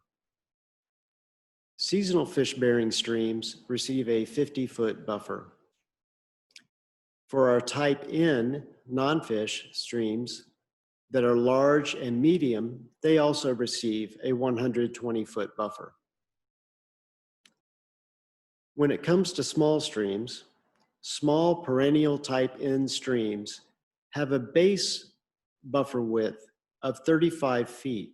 However, within the first 500 feet of stream above the upper extent of fish use, they have a 120-foot buffer. This provides for increased shading for temperature recovery before the water mixes with fish-bearing water, and also for additional wood recruitment. For seasonal streams that are potential debris flow tracks or high energy reaches, they also have a base buffer width of 35 feet, but within that same 500-foot zone above the extent of fish use, they have a 50-foot buffer to allow for additional wood recruitment. This ensures that when high flow events occur or when potential debris flow torrents occur, that there is wood delivery, valuable habitat to the stream. Seasonal streams that are not potential debris flows or high energy do not have a tree buffer, but are protected by a 35-foot equipment restriction zone intended to protect the seasonal channel and minimize disturbance to non-tree vegetation. I'll show you a couple of diagrams of how this plays out. As we move from top to bottom in this slide, you can see where a seasonal type F stream enters a perennial type F stream. The type F stream has a buffer, the perennial type F stream has a 120-foot buffer, and of course the 50-foot buffer on the seasonal stream. Below that is a potential debris flow track or high energy reach, which has a base buffer width of 35 feet, but as it comes to a point of 500 feet above the confluence with the type F stream, the buffer is expanded to 50 feet. And on the bottom, we have a regular seasonal stream with no particular dynamics associated with it, with the equipment restriction zone of 35 feet. This next slide puts it all together a little bit better. On top, we have a small perennial type F stream that feeds into a larger perennial type F stream. So of course, the small perennial type F stream has a 120-foot buffer for it as well. Then above the upper extent of fish use is an additional 500 feet at 120-foot buffer where to cover the small perennial type N. Above that temperature protection zone, it goes down to 35 feet to the initiation of perenniality, where we add an additional 100 feet above the perenniality initiation point of 35-foot buffer. The reason that we add that is we recognize that flow varies from year to year, and we want to make sure that we are capturing the full potential variation in where that perennial initiation point might occur. Above that, the stream transitions to a seasonal type N stream with an equipment restriction zone of 35 feet. In the example on bottom, note the orange dashed line that flows from an initiation point upslope down to the fish-bearing stream. This is a potential debris flow track and sets the stage for the buffering of this particular reach.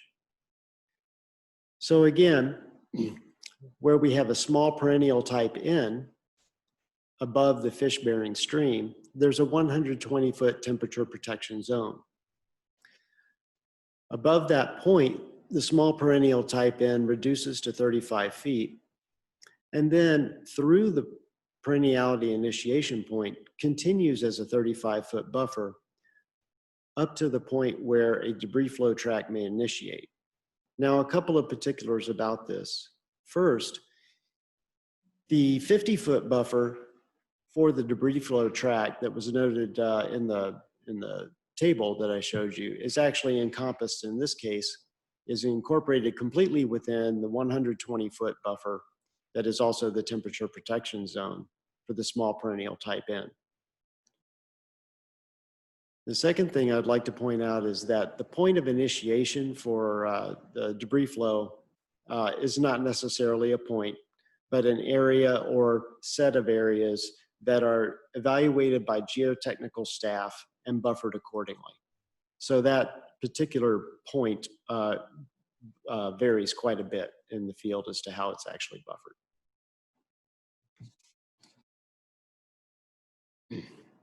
ICF and ODF work together with Terrain Works, that's Lee Benda and Dan Miller, to conduct modeling to validate the adequacy of the RCA strategies. Specifically, we looked at in-stream structure, modeling wood recruitment using the buffer widths that we reviewed a moment ago, in conjunction with ODF stream inventory, ODF forest inventory data grown forward over the permit term. We also modeled stream temperature, targeted modeling of segments with warming based, that are susceptible to warming based on aspect, channel width, and shading. Relying on literature to justify riparian buffer performance for temperature. Sediment delivery specifically was not modeled. We assume the stream buffers are sufficient to minimize sediment delivery from non-road sources. And we assume that road management direction and best management practices minimize sediment delivery from the transportation network.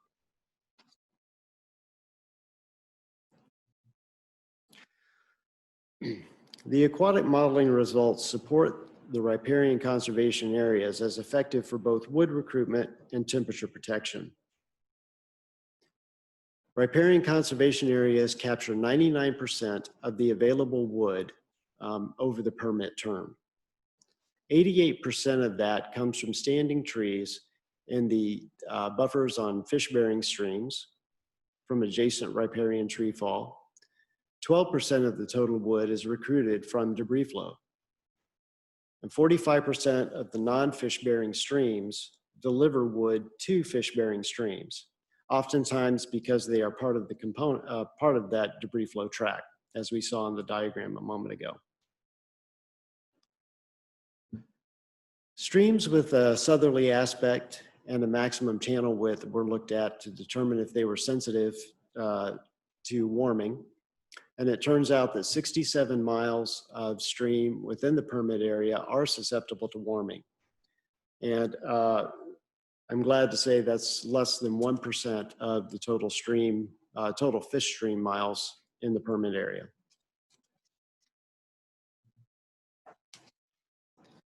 While RCAs are the core component of properly functioning aquatic and riparian habitat over the long term, roads management and targeted restoration activities are also important conservation strategies. Transportation planning during the HCP implementation will employ management direction and best management practices to minimize sediment delivery to streams, allow for proper sediment routing, and minimize the removal of trees from riparian conservation areas. Where feasible, new road construction and RCAs will be avoided and roads will be placed on ridgetop locations. Best design and construction practices will be used when building or improving roads, including installation culverts that meet NOAA fisheries and ODFW fish passage standards during new construction or when replacing old culverts. We will also vacate roads no longer needed for management and are at risk of failure or are contributing sediment to streams. Restoration activities will be used to provide near-term enhancement to aquatic environments, prioritized based on the limiting factors for independent populations of covered species. Examples of this include large wood placement, creation of deep pools and off-channel habitat to buffer against high and low flows and offer additional temperature protection, and the removal of artificial barriers. In addition to in-kind support, such as donation of logs to in-stream wood projects, a conservation fund will be established under the HCP to support both aquatic and upland conservation projects to benefit covered species in the permit area. This will provide stability over time to ensure projects can be implemented during fluctuating market conditions. Now I will present the terrestrial conservation strategy. It focuses on increasing the quantity and quality of habitat over the permit term by building on areas of known species occurrence, current suitable and highly suitable habitat, and landscape connectivity. A combination of passive and active management will be used to protect and enhance habitat over the permit term. Habitat conservation areas have been drafted based on a number of important concepts for the covered species. First, HCAs provide active northern spotted owl activity centers, marbled murrelet occupied habitat, and red tree vole nests. In the case of northern spotted owls and marbled murrelets, we have almost 30 years of surveys and research to guide us on where they occur. Our information is more limited for tree voles, where known occurrences on the permit area result from sporadic research efforts, although we are currently supporting cooperative research to learn more. HCAs also include historic northern spotted owl activity centers with a consistent history of occupancy and reproduction. While some of these sites have not had a response history in some time, they still represent some of the better core habitats on the permit area. As drafted, HCAs incorporate the majority of modeled suitable habitat for covered terrestrial species. I'll give more detail on that in a moment. Large swaths of forest ODF manages have lower suitability, but are incorporated to provide connectivity both across that landscape and from or among adjacent federal lands. While passive management will play an important role in the habitat conservation areas, the HCAs or the HCP will use active management within HCAs to help meet the biological goals and objectives for the species. This is an important distinction from management outside of HCAs. Activities within HCAs will not be economically driven, although positive volume and revenue gains may result from them. The impetus for management activities within HCAs will be to increase the quantity and quality of habitat over the permit term.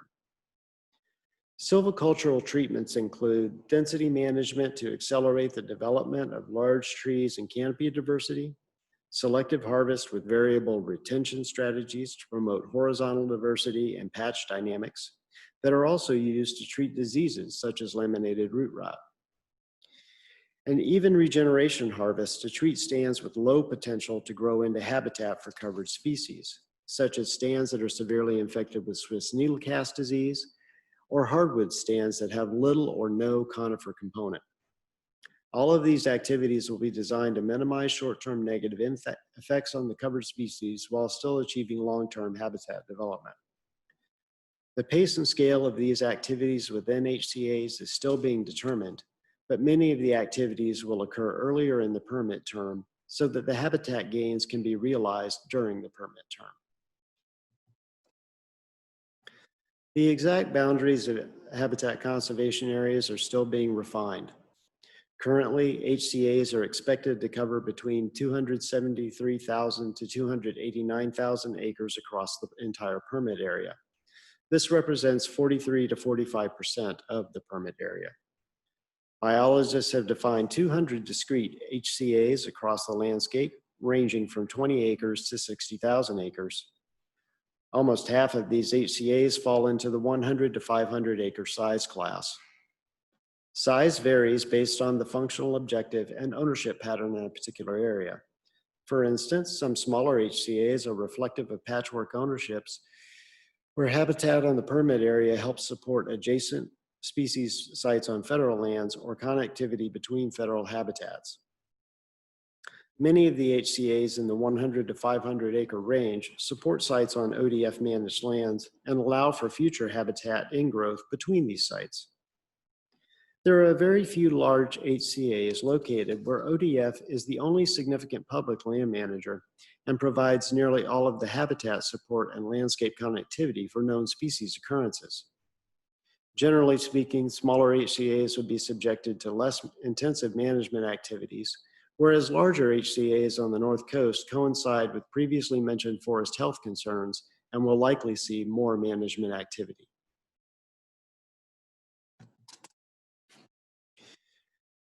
ODF and ICF work together to adapt existing published models to key attributes from ODF's forest inventory data in order to characterize current conditions and future outcomes for 4 of the covered terrestrial species. The models were then reviewed by their original authors, who were accepting of how models were adapted and offered some suggestions for improvement. The results of habitat suitability were divided into general habitat categories of unsuitable, marginally suitable, low suitability, suitable, and highly suitable. This modeling effort shows that habitat conservation areas incorporate almost all of the current highly suitable habitat and the majority of suitable habitat for northern spotted owls and marbled murrelets.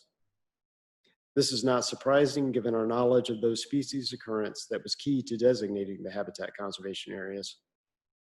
Far less is known about both the occurrence and the range of habitat suitability for red tree voles and Oregon slender salamander. Still, most of the model highly suitable habitat for both species is captured within habitat conservation areas. Here's the combined estimated acres of HCA and RCA, which comprise 49 to 52% of the permit area. It is important to note that the strategies complement one another. RCAs for small perennial non-fish streams are important for Columbia and Cascade torrent salamanders. The stream reaches within HCAs will benefit from less intensive pace and scale of management that will provide additional protections from overall thermal loading and low summer flows. Together, they represent a robust conservation strategy that we believe will meet the biological goals and objectives for the covered species. And now I will turn it over to Brian Pugh, who will cover the forest goals and objectives and forest management modeling.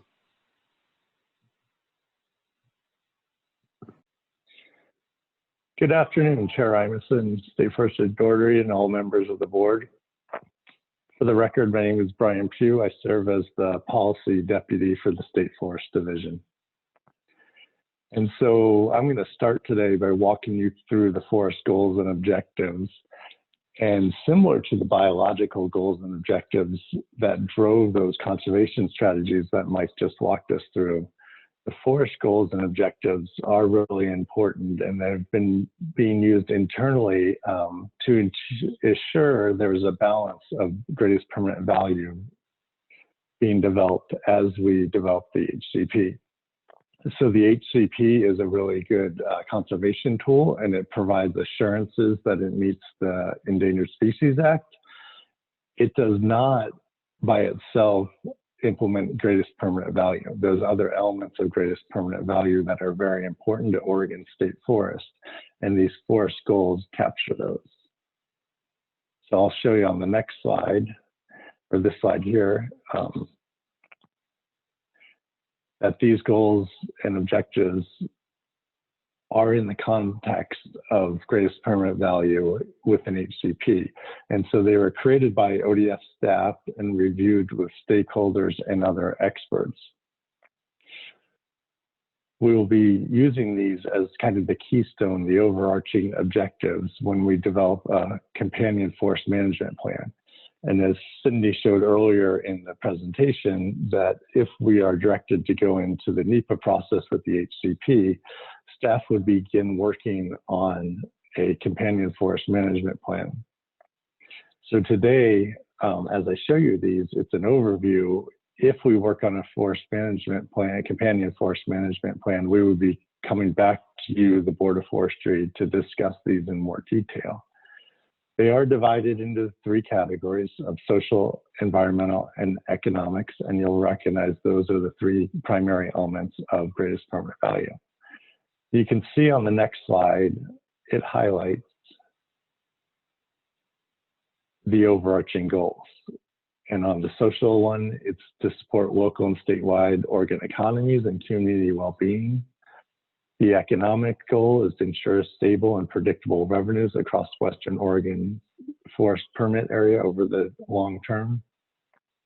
And on the environmental one is to maintain, enhance, or restore the health of Western Oregon state forests, thereby promoting sustainability, productivity, and resilient ecosystems.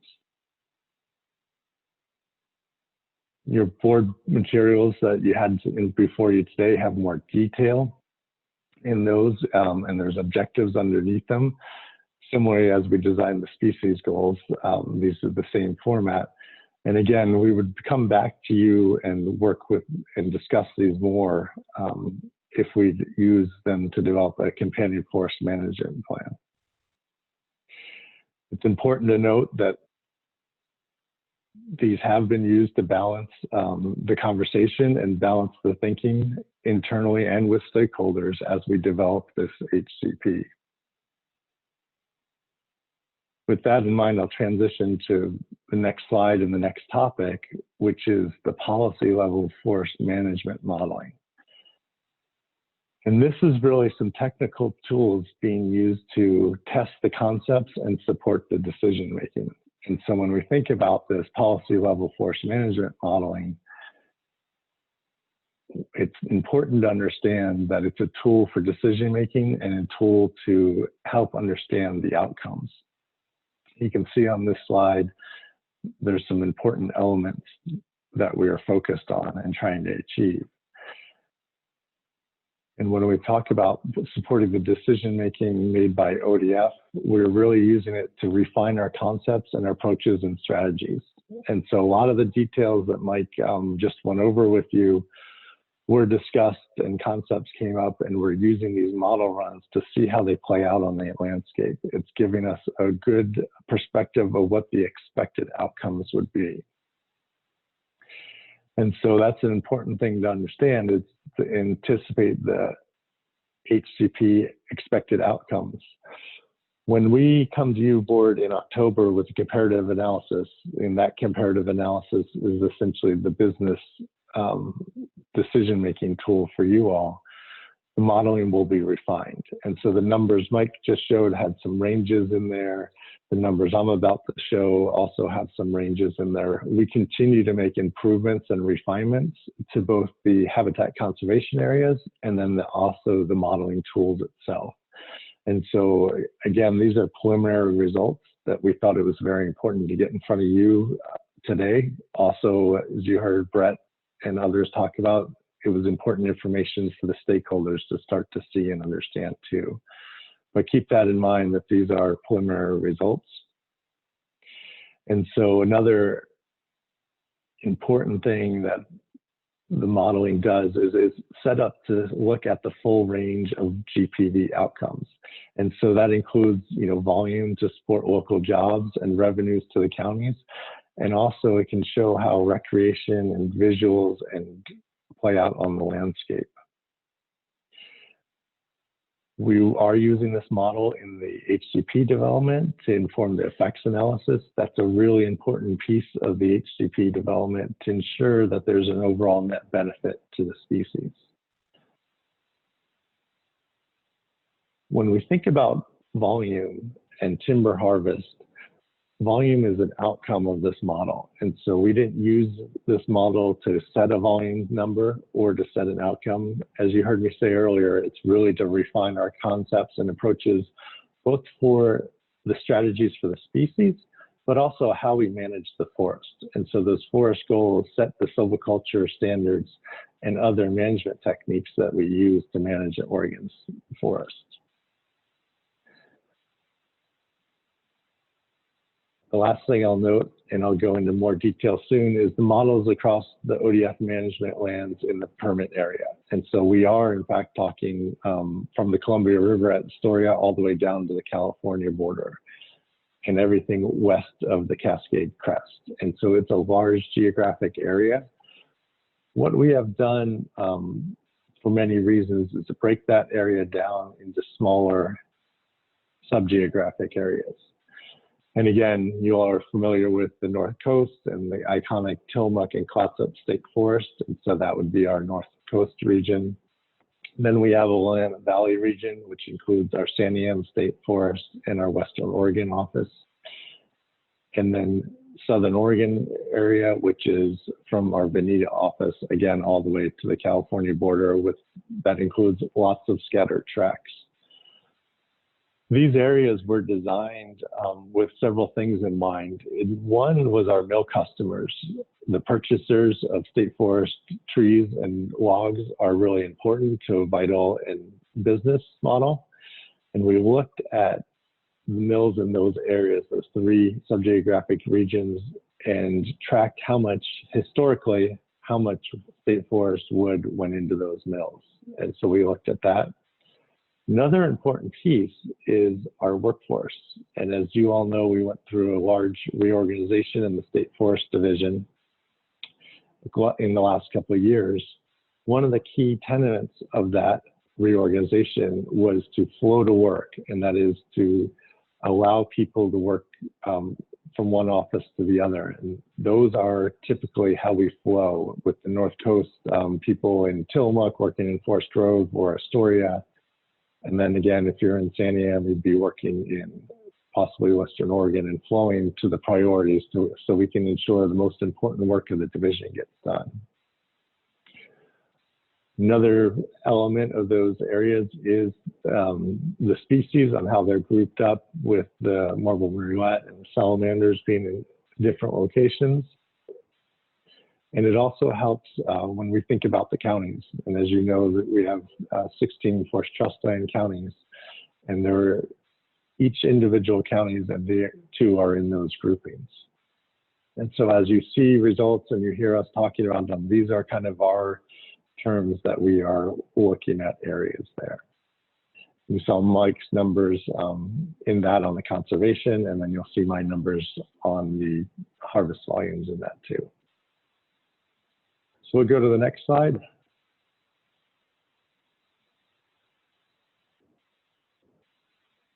I'm thinking we skipped the slide, and if we go back one.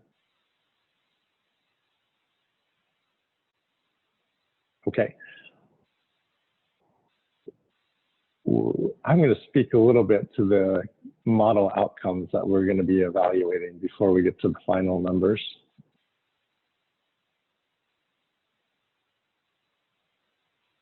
And so the important model outcomes, the model tells us many things. And what we are looking at closely, thank you for that slide, what we are looking at closely would be the timber harvest volume. When we think about the timber harvest volume, we are really looking over 70 years. And so that is a long-term commitment. And over 70 years, we are trying to get the best outcomes to implement greatest permanent value on Oregon State Forest. We do not expect a even flow of harvest over the next 7 years because of the conditions of Oregon, current conditions of Oregon State Forest, and to meet the needs of the species, we expect the timber harvest volume to change over time. Those harvest volumes would actually be set in implementation plans. So again, as you see the numbers today, know that the modeling will go through another iteration, but even after those numbers we bring to you in October, it'll furtherly be refined from an operational sense in our implementation plans, similar as we do today. And those implementation plans are 10-year plans. And so we expect decade by decade, the volumes will fluctuate over the life of the permit term. What we're trying to do here is, not compare ourselves to the last 5 years, but really look out for the next 70 years and see what volumes we can get. Another important part is revenue. And as you know, the majority of the revenue, about 64%, is distributed to the counties. The remaining 36% is retained by ODF to cover all aspects of forest management, greatest permanent value, the recreation program, our education program, and it would include the cost of implementing the habitat conservation plan.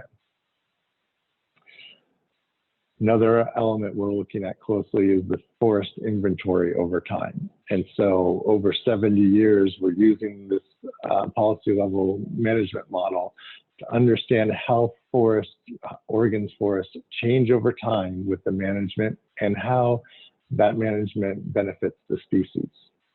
And specific to the species, we're looking at the covered species, the habitat quality and quantity over time, and ensuring that the quality and the quantity of the habitat is improving over time. And that feeds directly into the effects analysis. Fifth element that we're looking at, and again, keep in mind, these are 5 important elements. There's lots of other outcomes of the model that we evaluate internally, but we thought talking to you today, these would be the 5 most important elements for the board to understand that we're looking at. And so when we look at carbon storage, we really want to understand how Oregon's forests contribute to carbon storage. We know carbon storage is important worldwide. We know it's important to Oregon. We know it's a topic right now in Oregon, and we want to understand how state forests contribute to that carbon storage. And specifically what we're looking at is the bole of a tree and how much carbon is stored in the bole of a tree.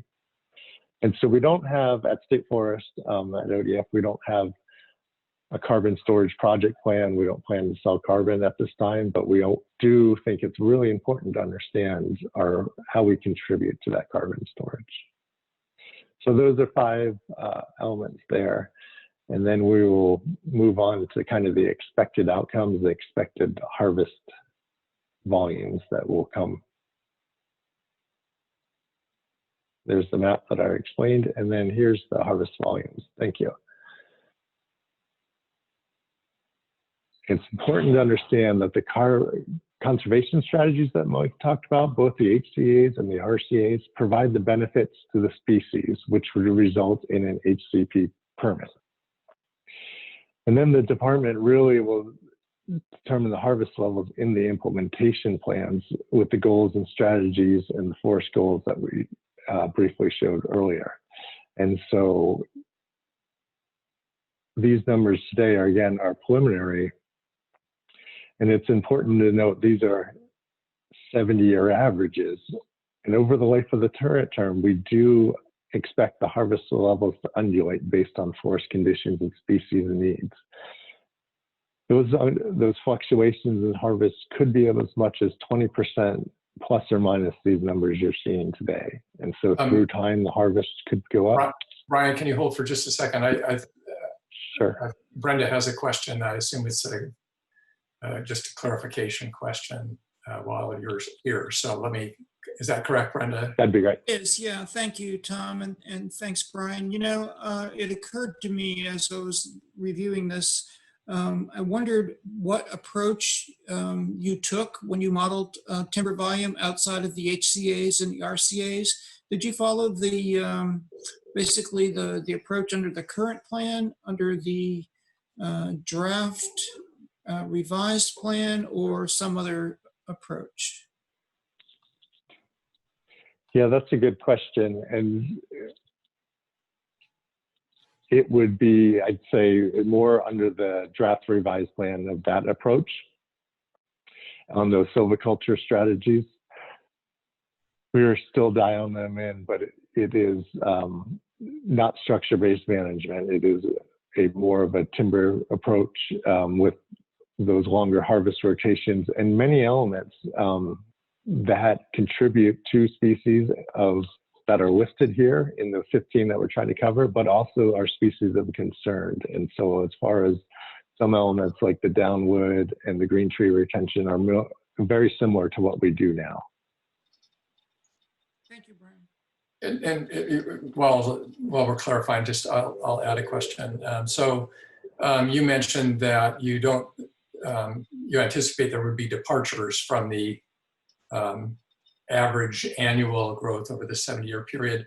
Are you anticipating that those departures would be earlier in the period or sporadically, or could you talk a little bit about that? Yes, that's another good question, the departure over time. And again, we're thinking about a 7 years, so very long time period, right, which is important to note. And so as we think about that, I think the other thing before I answer your question, Tom, if you give me just a minute, is the fact that through the HCP permitting process, the federal services are not permitting a harvest level. So the federal services are not, but they are permitting take of the habitat, and that affects the harvest level for sure. And so these are, these questions around harvest levels and silviculture techniques are in the forest management plan, and we will be working internally with staff to dial them in, but also with the board after October if we go into the NEPA process. So currently what you're seeing is how we set up the model is to have a departure to regulate the age of the forest. And so we know with the inception of the Tillamook State Forest, we have a lot of similar age class. And so in the beginning, the harvest level is higher than the averages. And then over the life of the permit term, maybe about 40 years in, it goes below those averages. And then near the end of the permit term, the last, half to third, if you will, the harvests start coming up as the goals of the species are fully achieved and Oregon's forests continue to grow. And so quite simply, it starts off higher than average, dips below average, and then comes back again at the end of the 70 years is what we are expecting. Okay, that's helpful. And Joe also has a question. Brian, do these volumes include HCA restoration activities? I would imagine with the sheer number of acres committed to HCAs, there must be significant restoration to meet, habitat goals related to increase the quality of habitat. I'm making that assumption. I mean, I know the significant restoration that needs to happen on the Tillamook related to the Swiss needlecast and alder, and with the sheer amount of acres in the HCAs, there must be significant restoration, I'm assuming. And are they a part of these numbers? Yes, so the management activities in the HCAs, as you heard from Mike, will be designed to benefit the species, but they will produce volume, and that volume is in those numbers. We do expect to refine that more in the next round of modeling, to refine the HCA work a little bit more and those volume numbers to come up a little bit. It's also important to note is that is one of the reasons for the higher harvest levels early on is that restoration work. As Mike noted, we want to do that restoration work early on in those HCAs so the benefits of the species can happen during the permit term. And that's part of the assurances on our end that we provide those benefits. And so those higher numbers, that departure from even flow early on, does have something to do with the work we plan to do in the HCA's habitat conservation areas for the species. Well, we have a basic understanding of the total acres needing restoration within the HCA's and just a basic idea. You say up front, that makes a lot of sense, but the sheer scale of that is huge. I'm just trying to get my mind around how are you gonna begin to quantify that for us? Yeah, we can talk about it. There's broad categories that we're looking at, which is one, our Swiss needlecast zones on the coast where they're really not growing. And what we want to do there is really promote those into species that are growing faster. There's other places where we have alder and hardwoods that we want to get growing faster. And then the third place would be thinnings to promote growth, more habitat growth on those. And so those three broader categories, and we can, when we come back in October with more refined model results, we can talk about that restoration work more so everybody understands it. Because I think it's important to note that when we do that work, it does benefit the species in there and make that link for you all and the publics as to the management work, the silviculture actions, and how it benefits the species that we're trying to get permitted. Hey, Brian, I think Mike Wilson has something to add to Joe's question. Great. Yeah, thanks. I don't have all the numbers right here in front of me, so I'm trying to recall. But for instance, the Swiss needlecast severity, that rehab looks like about 45,000 acres within habitat conservation areas. I'm not sure what the alder acres are. They're probably they're less than that, but similar situation. And we are still trying to refine the thresholds for management and the frequency of management. That's part of the ongoing dialogue that we're having in the scoping team meetings. And so that's not quite figured out in the model. So as Brian was saying, these numbers could potentially come up a little bit or whatever. But again, that's not the, just back to what he said, that's not the objective in these areas. So there would be a volume bump. Certainly, we don't know exactly what that would be, though.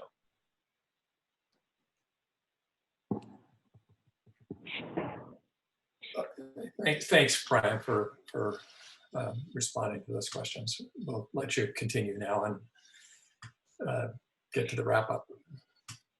Yeah, those were great questions. And I'm on my last bullets on these slides. And really the next steps, as I've said a few times, is to refine the habitat conservation area configuration. So the physical design of them on the landscape, but then also to dial in better, to adjust better those management activities within them. And then adjustments to the forest management model, which is, continually to make model improvements and then to work on our silviculture practices, to Brenda's question, to work on our silviculture practices outside of the HCA's. And so those are our next steps. We're going to do that here within the next 3 or 4 weeks. We're already working on it now. And that information, that will be the model run that we used to inform the comparative analysis. That will be the model run that you have before you for your decision making in October. And so again, another important step that we're working on in the next month there. And so with that,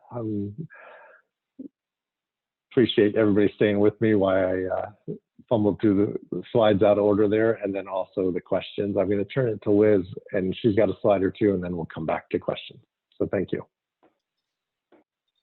Thanks.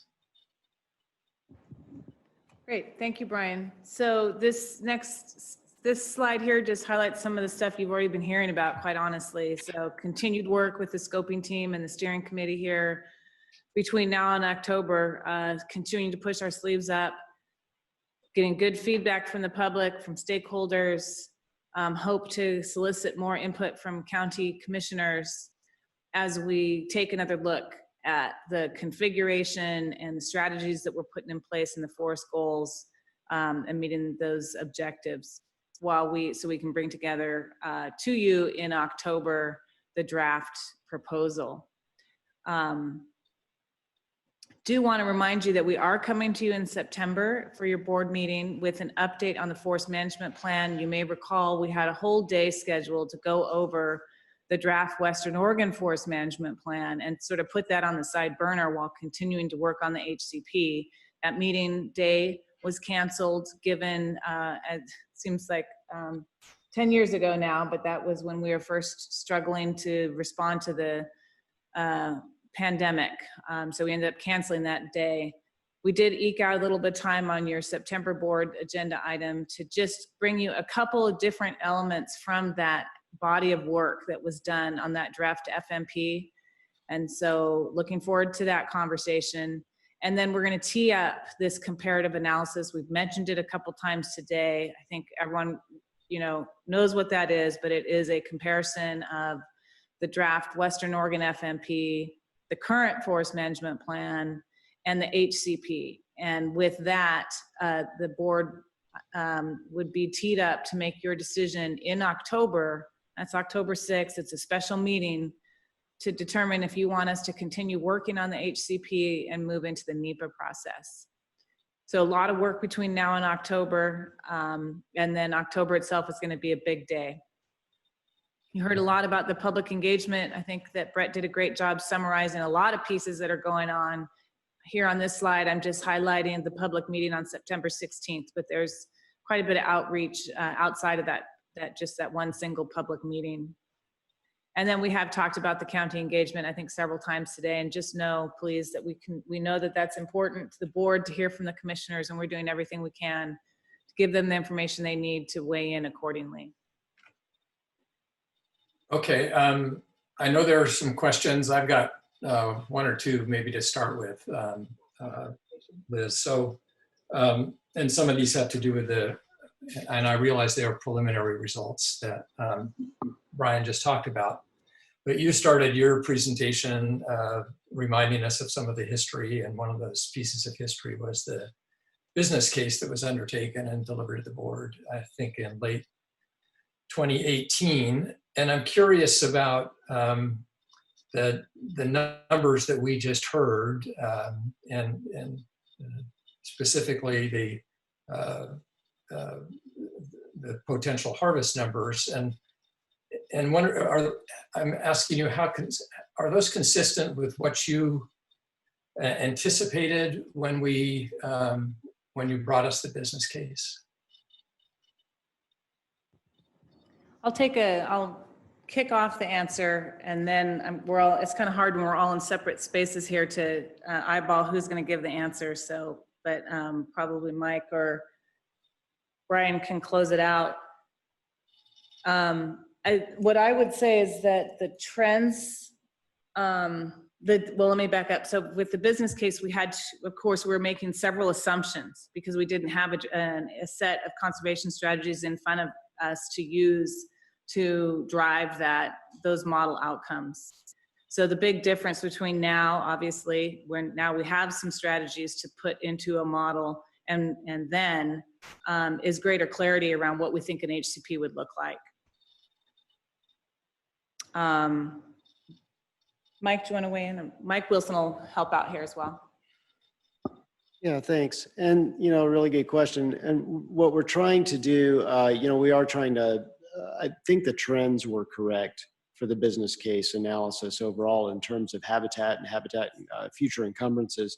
One key thing to remember with the business case analysis is it was predicated on the current forest management plan. That was the context for it at the time, and it was about acres that would flow from our current desired future condition into different levels of encumbrances under take avoidance versus under an HCP. And in this dynamic, it's quite a bit different because we are not, as Brian mentioned earlier, we're not presuming the structure-based management approach of the current FMP on the landscape in general with this modeling effort.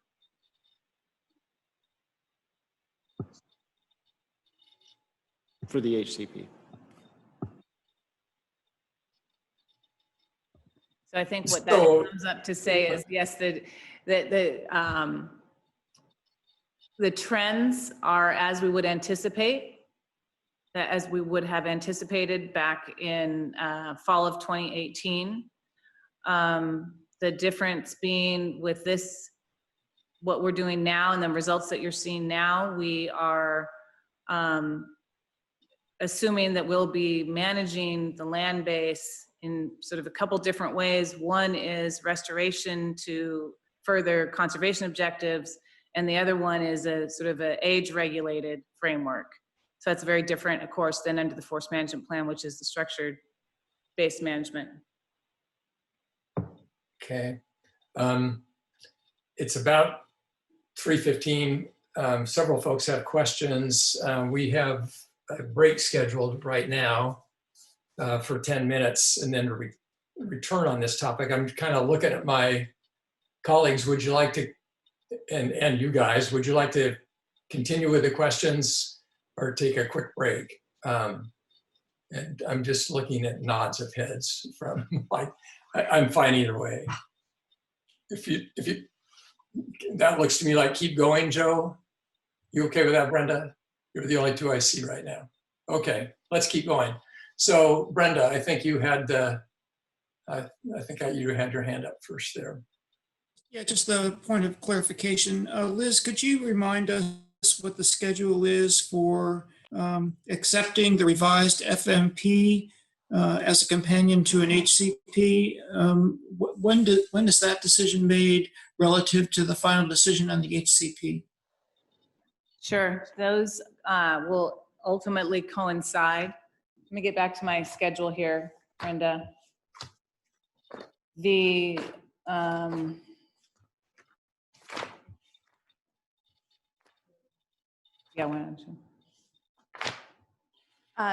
Thank you for that question, Brenda. So what we would be doing is we would be using the revised forest management plan as a base for the companion FMP for the HCP, but it certainly isn't just taken as the companion in its whole. We're using the structure of it in terms of it having the right geographic space because it's the same as the HCP. And it also has a lot of the updated materials that we did with our resource assessment.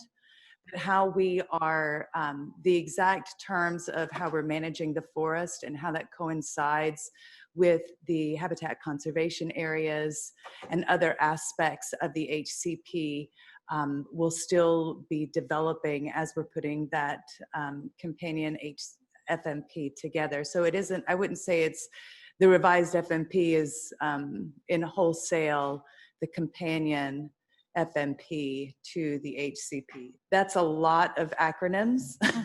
So we would begin doing that in October, after October, and if you direct us to move forward. And then we'd be bringing that back to you the following year in November for your consideration. And so that's when you would be giving, and we would also, during that time, we would have a stakeholder engagement process. So that would sort of run concurrently with NEPA. And then the plan would be the following year, about 6 months after that, in June of 2022, we bring those two products to you together. Good, thank you, Cindy. One point that I guess I would offer up as something to think about is you've done an outstanding job working with the federal agencies to develop a plan to consider the habitat for these listed species, and that's great. You know, if you were to have a companion forest management plan that considers species that are not listed, but could be in the future, you know, how can you actively manage those stands, produce timber, you know, feed the mills, feed the economy, but also ensure that you're not going to put other species at risk along the way, and give that the same level of attention that you've given the HCP. Mm-hmm. Okay, Jim Kelly and then Joe Justice. Sure. So obviously, there's some voices in industry that are not very pleased to see this initial modeling work. I've heard and seen the comparisons made to other HCPs for private landowners. And it's obvious to me that as a public landowner and with GPV, as Liz, as you were saying earlier, that's kind of an apples and oranges comparison. But on the other hand, they're arguing that there's significant more land being set aside, upland in particular. Is there anything at this point, Liz, Brian, whoever, that you can explain to us that would give those people any better understanding of why we are exactly where we are with this initial modeling? Yeah, Jim, this is Brian. I appreciate you passing on that question there, and I've got 3 or 4 things that come to mind, and then I'll pass it to Liz and the team in Salem there. But one of the things that comes to mind is the sheer land base. So we're talking 600,000 acres from Oregon to the California border, from Washington. And so it's a large piece of land that has a well-managed forest on it. And so we have a wide range of age class, a lot of it that's older on that forest, on that landscape. And so, put bluntly, we do have a lot of habitat for species, for endangered species on that landscape. In addition, we have 15 species that we're trying to get permitted on. Most of them are listed, but some of them are not. Some of them we expect and have good reason to expect there'll be future listings. And so we are contributing to species that aren't on the endangered species list. And you put those elements on there, and that starts adding up our conservation commitment, what we need to commit to meet the services requirements. The other thing that's really important and something to be proud of is that ODF has been supporting and surveying for species for a long time. And so we started with some of the first owl and some of the first murrelet surveys. And all that survey data, we have a robust survey program that we spend millions of dollars a year on. And so we have that data set on a really healthy, unique forest, if you will. And so that adds up to a lot of commitment that we need to protect the species.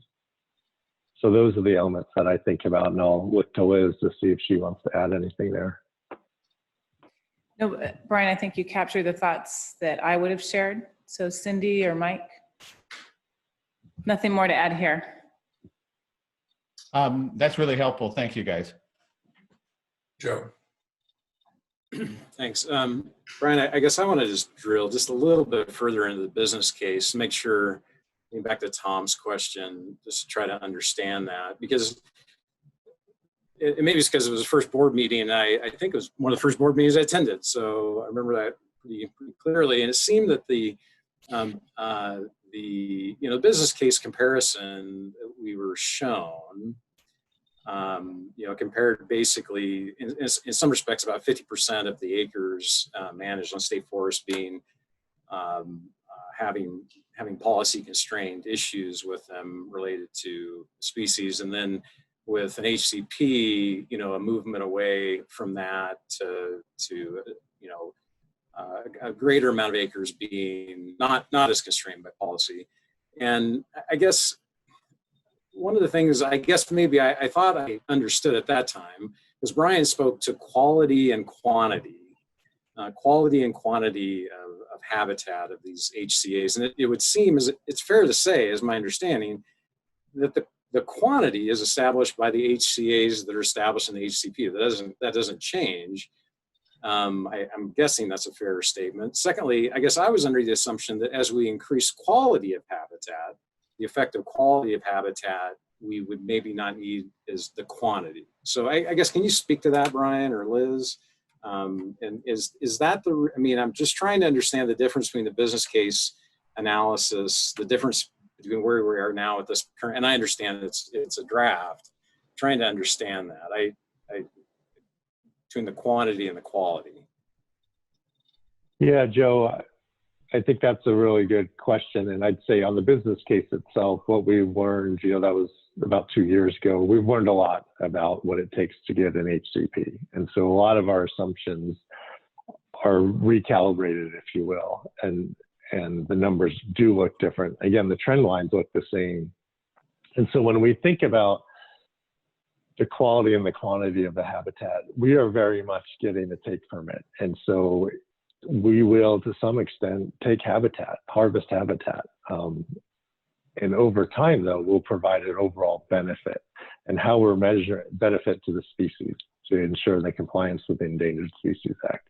And how we measure that benefit will be the quantity and quality of the habitat. And so when we think about the HCAs, in those HCAs as they're currently designed, there's young plantations in there. There's a range from, almost bare dirt that needs to be planted because we just harvested this year to older mature forests. And that whole range of forest can be inside an HCA. And so through time, we expect to move the quantity, if you will. And so that quantity of the habitat in the HCA is while the HCAs are set numbers, the habitat within there are not set numbers. So we're going to try to grow that forward. And yes, we improve the quality, which provides another benefit. It's important to note, though, that not all the habitat is in the HCAs. There are areas of older forests that could potentially be quality habitat that will be harvested because they're outside the HCAs. And that's the trade-off, if you will, that outside the HCAs, we could potentially be harvesting some of that habitat and then inside growing it back. And that's the balance we're trying to work with our management plans, implementing greatest permanent value, and then try to balance it with the services to make sure it's acceptable to them to get the permit. This is Liz. Let me weigh in here for a minute. A lot of conversation around the business case analysis and terminology matters. And so we'll be coming back in October with what we're calling the comparative analysis. And it's basically a repeat, if you will, of the business case analysis. But now, instead of using a bunch of assumptions for the HCP, we have clarity around what an HCP might look like as it's framed up in October. So I just want to be clear with you all that that's the plan. There's the question around the trends is an important one. We keep saying that the trends are the same, and there's some confused faces because in that business case analysis, with the assumptions used at that time, we anticipated the same or increasing harvest levels under an HCP as compared to decreasing harvest levels without an HCP. And so I think, Joe, is that what you're getting at? Yes. And that was certainly what I was getting at as well, Liz. That's why I asked how these numbers align with what we were thinking about the business case. Yeah, exactly. And so I want to be completely transparent that, that is what the business case said at the time. Now we're sharing numbers that would indicate a decrease in harvest levels as compared to what we do right now. And that, at face value, one would say, well, that's a different trend.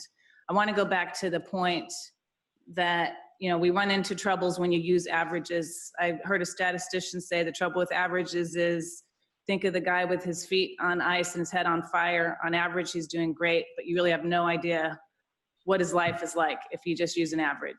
So we're talking about a 70-year average. And Brian talked about the notion that there would be sort of this oscillation with high harvest levels in the beginning and then a decrease and then picking back up again as the forest inventory rebuilds again. That's how the model sort of plays it out in modeled world. So when we say trends, I think that's what's in our minds when we say the trends are the same, but the conclusion, if you will, that was drawn in November of 2018, that harvest levels would be higher than under the current plan, is going to have to be revisited. And when we come back in October, we will repeat this, include another example with the draft Western Oregon Forest Management Plan. The board will be able to then make the decision about if you want us to keep moving forward or not. There are trade-offs, and I think what we're seeing as we've been working through this over the past 8 months, no longer than that, year and a half, Cindy's going, what are you talking about? What we've come to realize is that the expectation, the forest characteristics that we have, the information that we have on occurrence has really highlights the importance of this land base and the ability of it to provide for conservation for the species that we're seeking coverage on, and that truly is shaping now what we think at this point would be the potential harvest levels over 70 years. And it's different than what we thought, quite frankly, in November 2018. Right, and I think one of the other, and by the way, I really appreciate the work that has been done on this. I just think we want to be able to clearly understand impacts, but also understand as best we can impacts of the path we were on, which was the take avoidance plan, and which also would have likely had some of the impacts that we're talking about right now.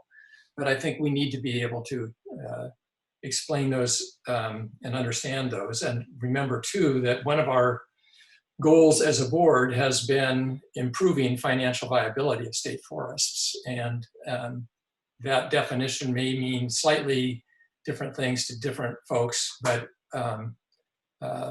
improvement is what we're looking for. And I think that's another backdrop for this. I see Cindy's got a question or comment as well. Yeah, sort of another aspect to add into this whole conversation about business model. If I'm remembering your numbers right, the HCP is covering 15 different species? 16. How many of those 15 are currently listed? Do you want to answer that, Cindy? Yeah, it is 16 species, and Troy, check me. I believe there are 6 that are unlisted. Okay, so part of, I think, what our business model analysis, or the analysis under its new name when you come back to us in October, also needs to incorporate is the fact that with the HCP, we will have coverage for those additional 6 species that we anticipate are going to be listed. And so we've got that added degree of certainty, whereas if we maintained a take avoidance approach, we're really kind of launching into a slightly more uncertain future because we don't know for sure what additional constraints would impact our harvest as those additional 6 species are listed. That's exactly right. Yeah, that's exactly right, Cindy. And I was sort of chomping at the bit, so I'm glad that you brought that up, because one of sort of the cornerstones of the business case analysis was anticipating what those future encumbrances would be. And really what we did was we looked at our inventory, and the red tree vole was one of the big players in future encumbrances. And it was a bit of a swag because that's where we were. It was science-based. I know Nick is probably on here, so it's not to be offensive. But now we do have the species models that Mike spoke to. And so not only are those applied across the landscape to help inform the HCAs, they will also be applied to the take avoidance approaches.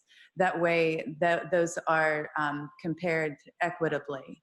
And so, what you've seen today, and I understand these questions because this comparative analysis is, a really helpful decision-making tool. And so what you've seen today is a work in progress. We are still working on the modeling. We don't have we're applying those species models to the take avoidance strategies right now. And so we're not able to say it's plus or minus this for the business case. And we've actually, back to another point that was made, that Joe made around habitat quality and quantity, we didn't really explore quality. And so we are able to do that now. And so we're going to have a few more pieces for you to be considering in the comparative analysis than that initial assumption-based business case analysis. And but ultimately, this really is a policy decision, and we're going to do our best to give you our anticipated outcomes, conservation-wise, economic, and social. But we're not; those are still going to be modeled, and there's still going to be some assumptions there. And so we're going to do our best to give you a good comparative analysis, but really, ultimately, it's a policy decision that we have to consider making about how we're going to balance certainty and uncertainty and management of our forests over 70 years. Thank you, Cindy. I think Cindy really just captured the gist of what's going on here. The business case was an initial analysis based on a set of assumptions to see if we thought it was a good idea, if the board thought it was a good idea. We were very clear that there were a lot of assumptions built into that business case. And what it showed was a significant difference from take avoidance to HCP, that the board decided it was worth exploring in HCP. The idea you take now an analysis of a detailed, modeled, and constructed HCP to sort of almost a cartoon character business case doesn't make sense. So saying that the harvest from the HCP doesn't compare to the harvest from the business case is the wrong comparison. In your decision on whether to move forward with the HCP, as Cindy just said, is we'll want to compare the modeled draft HCP to a modeled take avoidance on the same frame of reference. And so we haven't done that work yet, but that's what you'll be seeing in October. So, it is disappointing that we don't have the harvest going up. But again, the idea that right now you're looking at the true harvest level is also, it's a model. And so I think we have a lot more work to do, and we'll have pretty good comparison numbers when we arrive in October. So thank you, Cindy. Thanks. And we'll take a 10-minute break and reconvene at 3:45 and take up our next topic. This, I think, closes this topic. We'll go to agenda item 9, which is an update on recent and ongoing climate change work. I think John Tokarczyk is going to lead off on this. Thank you. Chair Imeson, members of the board, State Forester Dougherty. I'm John Tokarczyk with the Planning and Analysis Unit. Danny Norlander and I are here today to provide an update on the work within and in conjunction to the climate change work plan.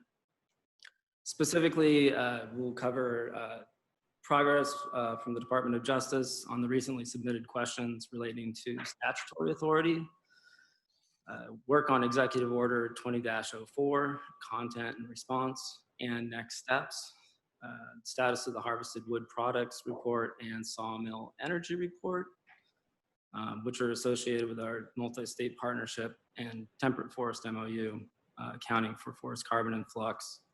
And then lastly, we'll talk about the status of the collaborative work being conducted in updating the statewide climate adaptation framework. Leading this report, or this update, will be Danny Norlander, who has been the lead on multiple items that you just mentioned. So with that, Danny, turn it over to you. Good afternoon, Chair Imeson, State Forester Dougherty, and members of the board. For the record, I'm Danny Norlander. I am the Forest Carbon and Forest Health Policy Analyst in the Policy and Analysis Unit at ODF. So for today, as John just covered, we're going to talk about progress with the Department of Justice, EO 20-04, our harvest wood product support and the statewide climate adaptation framework that's been an ongoing process for about 1.5 years now. Slide. So we'll start off with the Department of Justice request. So this was an item that was brought to you in June, and following the June meeting, we submitted the questions that were approved with your amendments and changes to the Department of Justice.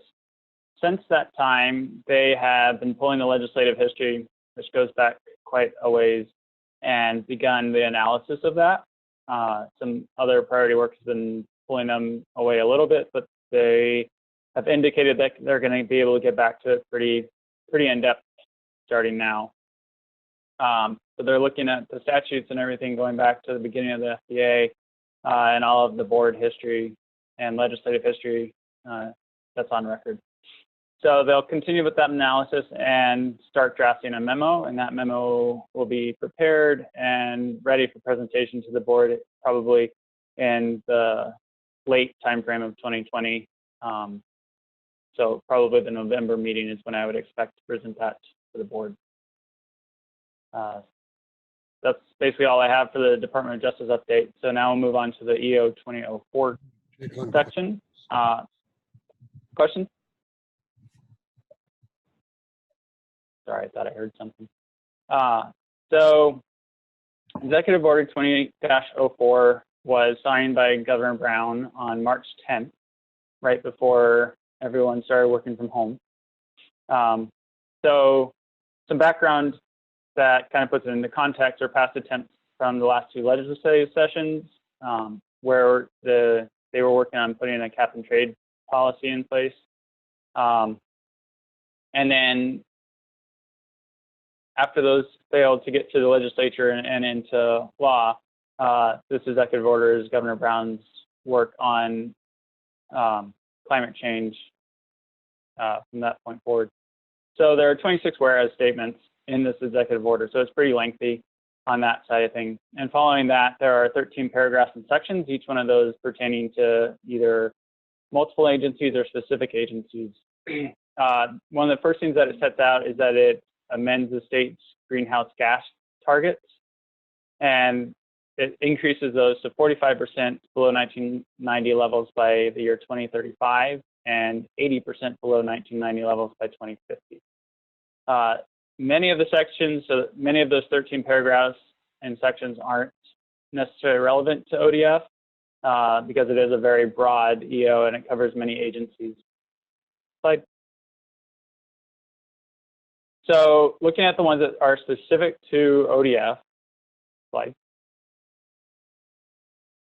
we can look at paragraph 1, and it outlines the various agencies that fall under this executive order. And you'll see that there is, at J, is the Oregon Department of Forestry. One thing that has been pointed out by people in the past is that there are some agencies whose commissions and boards are specifically called out. And that's because if there is work specifically called out for those boards and for those commissions within those. Now, the Board of Forestry is not one of those. Go ahead and slide. So starting with paragraph 3, this applies to all of the agencies that are listed in paragraph 1. So we look at the greenhouse gas reduction goals. And basically this paragraph says that the agencies shall use all the authorities that they can to facilitate the reduction in greenhouse gas emissions and aim and reach the goals that were set out, the 45 and 80% levels. So that's 3A. Slide. 3B continues to fall under that whole list of agencies.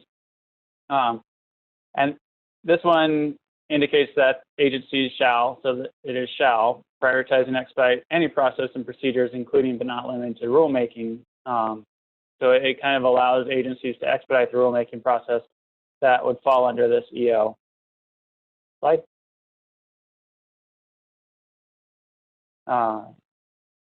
Okay. So 3C is, okay, there we go. Go ahead. So this talks about agency decisions, and that gets broken down even a little bit further. So it says that they need to be done in a cost-effective manner. Slide. and that it will help vulnerable populations and impacted communities in their adaptation to climate impacts. Slide. And that agencies will consult with the Environmental Justice Task Force when evaluating climate change mitigation and adaptation priorities set forth in the previous paragraphs and previous sections of the EO. Slide. And this is where our report comes in, and we'll talk about this a little bit more in a little bit. So 3D, there were specific agencies that were called out as needing to provide a report just to the governor's office by May 15th. And you'll see the list of those at the bottom of that paragraph, ODF being one of those. So that was provided to you. It was in the materials for today's meeting, and it was provided to you when we submitted it back in May as well. So 3E is the last of kind of these general apply to multiple agencies or all the agencies at once. And this is that ODF will participate in an interagency work group on climate impacted communities, along with a variety of other agencies and organizations and groups, including the Oregon Global Warming Commission, the Environmental Justice Task Force, and so on. And at this time, I will participate in that group once it is stood up and ongoing. So 12A is you see we skip from 3 all the way to 12. So all of those spatial areas. So the 4 through 11 don't really pertain to ODF directly. So 12 is section 12, paragraph 12 is dealing with the Oregon Global Warming Commission, and it outlines that ODF is going to participate with the Oregon Global Warming Commission to come up with goals for natural working land. And that report, or those goals are due to the governor's office by June 30th of 2021, so next year, about a year from now. Other areas that are related to ODF business, but ODF is not called out on. So 4C, cap and reduce the stationary sources and transportation fuels. That could impact the forestry sector in some ways. 5B is the PUC section, so wildfire protection plans for electric companies. 8 is providing electric vehicles and charging for state fleets and at state buildings. And then 11 is for OHA standards for protection from wildfire smoke and excessive heat, particularly for impacted communities. Slide. So the response from ODF, go ahead, was we developed a report that was due May 15th. This was put together pretty quickly, and the indications that we got from the governor's office, we got a bit of an outline, and then that it was specifically from the agency to the governor's office, and it outlined what the agencies thought they could do within those within that outline, and is very much built off of that outline. Go ahead. And things that were included were the agency reduction in greenhouse gas emissions, agency reduction in greenhouse gas by policy, and then advancing greenhouse gas emission reduction goals. So in our report, in the ODF report for agency reductions of greenhouse gas emissions, we put forth a variety of things that have been ongoing and expand. So that includes remote meeting technology. COVID-19 has helped with that greatly this last few months, but it's probably something that we would look at doing anyways. Reduce building energy and electrical consumption. Again, that's something that our facilities folks are looking at all the time and continue to work on updating that area. Utilize electric vehicles where reasonable. Being an emergency response agency, that can be difficult at times, but we do see some areas where we could increase our electric vehicle use. And then identify and facilitate additional telecommuting options for staff. So the reduction in greenhouse gas policy. So some of the things that we have been doing and could do are the forest carbon sequestration and flux report and study. So that's the forest ecosystem carbon report. Looking at the wood product carbon report. So that's the harvested wood products report. And then the third report that we're working on that ties in with that temperate forest MOU that John mentioned is our scenario planning and management projections. And that's one that we're anticipating will hopefully be done in the next couple of years. And that's across agencies and states. So it's an ongoing process with that one. Detecting change in biogeography of trees and adaptation planning is some of the work that's been going on with the seed orchard and looking at the appropriate tree species given climate change. On our work plan is updating Goal G of the FPFO, including diversity, equity, and inclusion to climate impacted communities, and that's through our DEI equity tool and then other work. So that equity tool is one that I'll talk about more in a few minutes, but that's from the Climate Adaptation Framework. And then support and participation in the Oregon Global Warming Commission, which will be providing information and data to that goal setting process moving forward. Slide.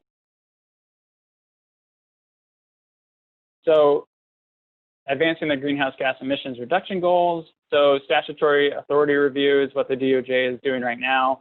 Following that, on the work plan is our systematic statute and rule review. So looking at greenhouse gas and climate change issues for our different rules. And then partnering for greenhouse gas and carbon research, particularly with the Forest Service and our neighboring states. Outreach and inclusion, so working to be more inclusive with our policies and with our work. Maintain forest land as forest land and expanding forest cover. So that's reforestation and afforestation, and working with the LCD to maintain our strong land use laws. Afforestation and urban tree canopies. So that's working on an urban sector to try to work on increasing urban tree canopy. And there's a lot of co-benefits that go along with that from not only on climate change, but a public health and a variety of other reasons. And then working through shared stewardship and federal forest restoration on fuels reductions for wildfire threats and for also carbon protection and adaptation threats. Slide. So the report was input to the governor's office on what agencies believe to be within their authorities. Some of that is still being determined by DOJ for us. So that's one of the reasons that we are very interested in what the DOJ is going to have to say. And then where agency goals are in relation to the EO 2004. And then an opportunity to identify where agencies would like to direct work. The report wasn't intended to be a process for public input. That will come as all of the steps are taken in that. It wasn't related to agency budget development, and it did not require agencies to provide commitments that the agencies were going to achieve what was put into the report. So it really was seen as a planning process and a planning document where the agencies and the governor's office would be working together to identify what would be done moving forward.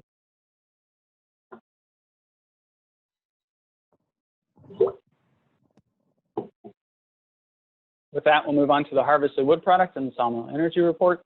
So this is a process that began with the forest ecosystem carbon report, which is presented to you in the past. This is the second study, and it looks at the— Danny, could you hold on for a second? I think Cindy has a question. Yeah. Cindy? Sure. Before you left the EO, I was wondering if you or Peter would care to comment on the letter we got back from the governor's office and sort of where we're going in response to that. Cindy, thanks for that question, Cindy. Yeah, we did get a letter from the governor's office, and they are asking us to make some stronger statements, which I talked about this morning in my opening comments. And we are really going to reframe our goal and vision in terms of racial justice and social equity, because I think that's a big miss in the way we frame that report, just because of the way in our conversations about what it was and what it wasn't. I think I missed an opportunity there. I think the other thing that we're going to be doing, which is evident in the public comment, is we have not been doing a good job. A number of people in the public comment are asking us to produce a forest ecosystem carbon report, which has now been out for a year. It meets the highest level of IPCC standards for estimating forest carbon. Washington is following our approach and refining it, much like we followed California. I also recently got an email from Senator Golden, who noted an article from Yale that didn't include us in the memorandum of understanding around climate change research on the West Coast, and we've since corrected that error. But I think there are a couple of things that pointed out from the response we've gotten is we need to be much better about communicating what we're doing and taking a much stronger stance, both in our vision statement and moving forward in our communication efforts. And we've got questions from Jim Kelly and then Brenda McComb also. So Jim. Yeah, I'm happy to hold off until all the presentation is finished, but yeah, I do have a number of comments around the EO. So, but I'm pleased to hold off. I think we should get all the. Okay, and Brenda, was yours a clarifying question, or do you want to hold off? Or? Yeah, it also related to ODF's response to the EO. So I don't know when you want to take those comments and questions, but why don't we take all of those when we get to the more general discussion, if that's okay? That's fine. Thank you. Thanks. Go ahead, Danny. Okay. Okay. So the harvested wood products and sawmill energy reports, like I was saying, are kind of follow-ups to the forest ecosystem carbon report that Peter just mentioned. And this is working with the U.S. Forest Service through their FIA program primarily, and other members of the research station, but it also incorporates national forest lands. And then it brings in the California Department of Forestry and Fire and Washington DNR. And then we're working on incorporating information from British Columbia as they're part of that temperate forest MOU as well. So it's really going to be an entire West Coast assessment, or at least it'll be able to compare stuff across borders. So the HWP analysis looks at data that was available from 1906 to 2017. And then the sawmill energy report was based on more recent mill studies that were done. Go ahead and slide. And I should mention that all of this work was done out of the University of Montana, and they've been very good to work with. They run the timber products output studies that are done, and they gather up all that information for at least all of the West Coast or Western states. So the HWP looks at board feet it transfers board feet to cubic volume, and uses a variety of conversion factors. It looks at 40 different timber products from saw timber poles, small roundwood, etc. And then it breaks things down into primary products of lumber, plywood, mill residue, pulp, fuel, and so on.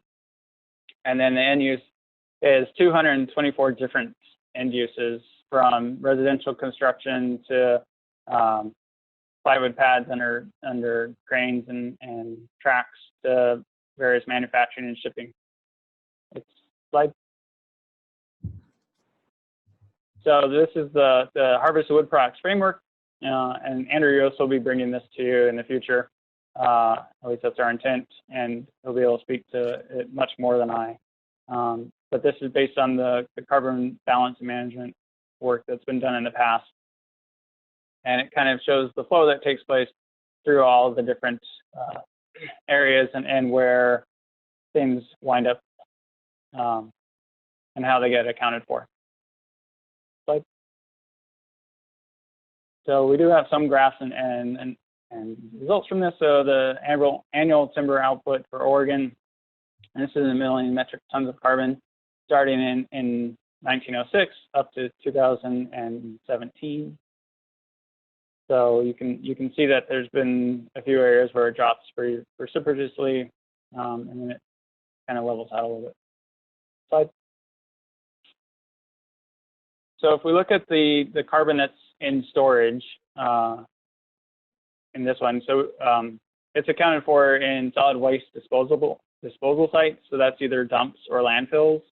And whether it went into a dump or a landfill is important because of the way that those are managed and the way that the decay of wood takes place in those and how that is emitted.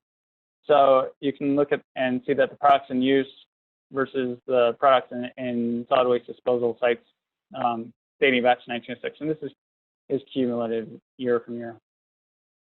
So it's not like 2017 was it's not a bar graph, so it grows over time. Slide. So then we can account for the emissions that come with, out of that as well. So the gray bars are showing the emissions, and the pink and the purple are showing the in use or in solid waste disposal sites. And this one is in CO2 equivalent, or you can convert this to CO2 equivalents, which is how emissions are seen. So yeah, this shows emitted versus stored over time. Slide. So the Harvest Wood Products carbon model has been successfully reprogrammed. We did find an error in it, and that's been fixed. So that has delayed us a little bit, but we're on. Brenda, is that a clarifying question? Yes, thanks. Just a clarifying question, Danny. In that previous slide, and it was hard for me to read some of the other ones, are the carbon costs associated with managing, harvesting, milling, and transporting the wood products also included? There, if you want to go back a slide for me. So, backwards. They're not included in those emissions. So this is emissions of the wood products.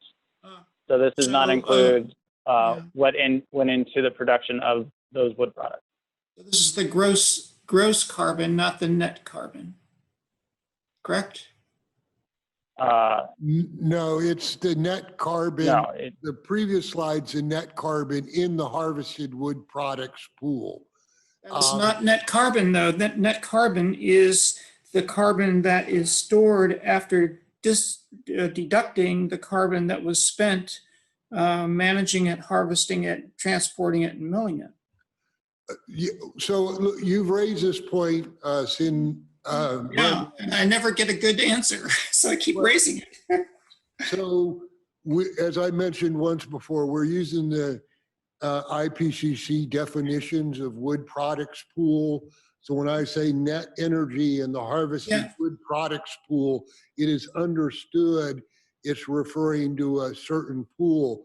But you know, Peter, if I could, just because you're doing it the same as someone else doesn't make it right.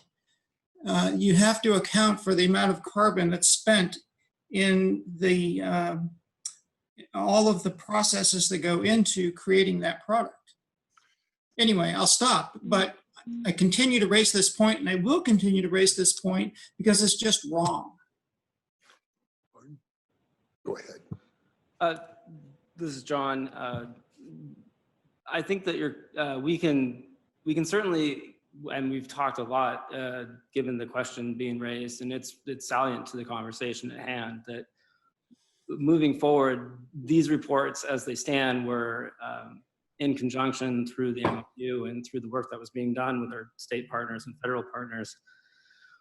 But that still leaves the question that should be looked at and examined. And so to follow up on that point and accounting for that carbon in the harvesting side, we are anticipating looking into that at a deeper level. and trying to find partners that we can get to that. And hopefully we can follow up with a more in-depth conversation as to what those parameters of what that methodology would look like. Great, thank you. Because you raise a valid point, is what is the carbon cost of forest management in of itself? And so, and the governor's letter did ask us to look at decarbonizing the forestry sector. So looking at the carbon emissions from management practices in managing forest in Oregon would be a worthwhile study in of itself. And so we are starting to explore that with our partners to see if we can find someone to pull that information together for us. Good, thank you. But it's not just the active management, it's also the transportation sector. And that needs to be pulled out of that transportation pool. And we will reach out, because that's the, there's lots of boundary conditions that we will need to decide where we want to put those on.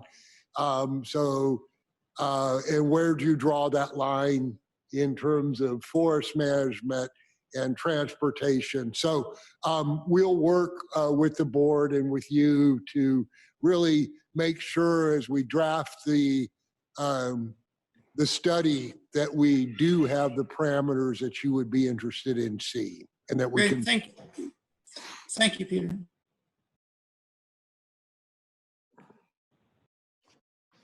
Go ahead, Danny. Okay.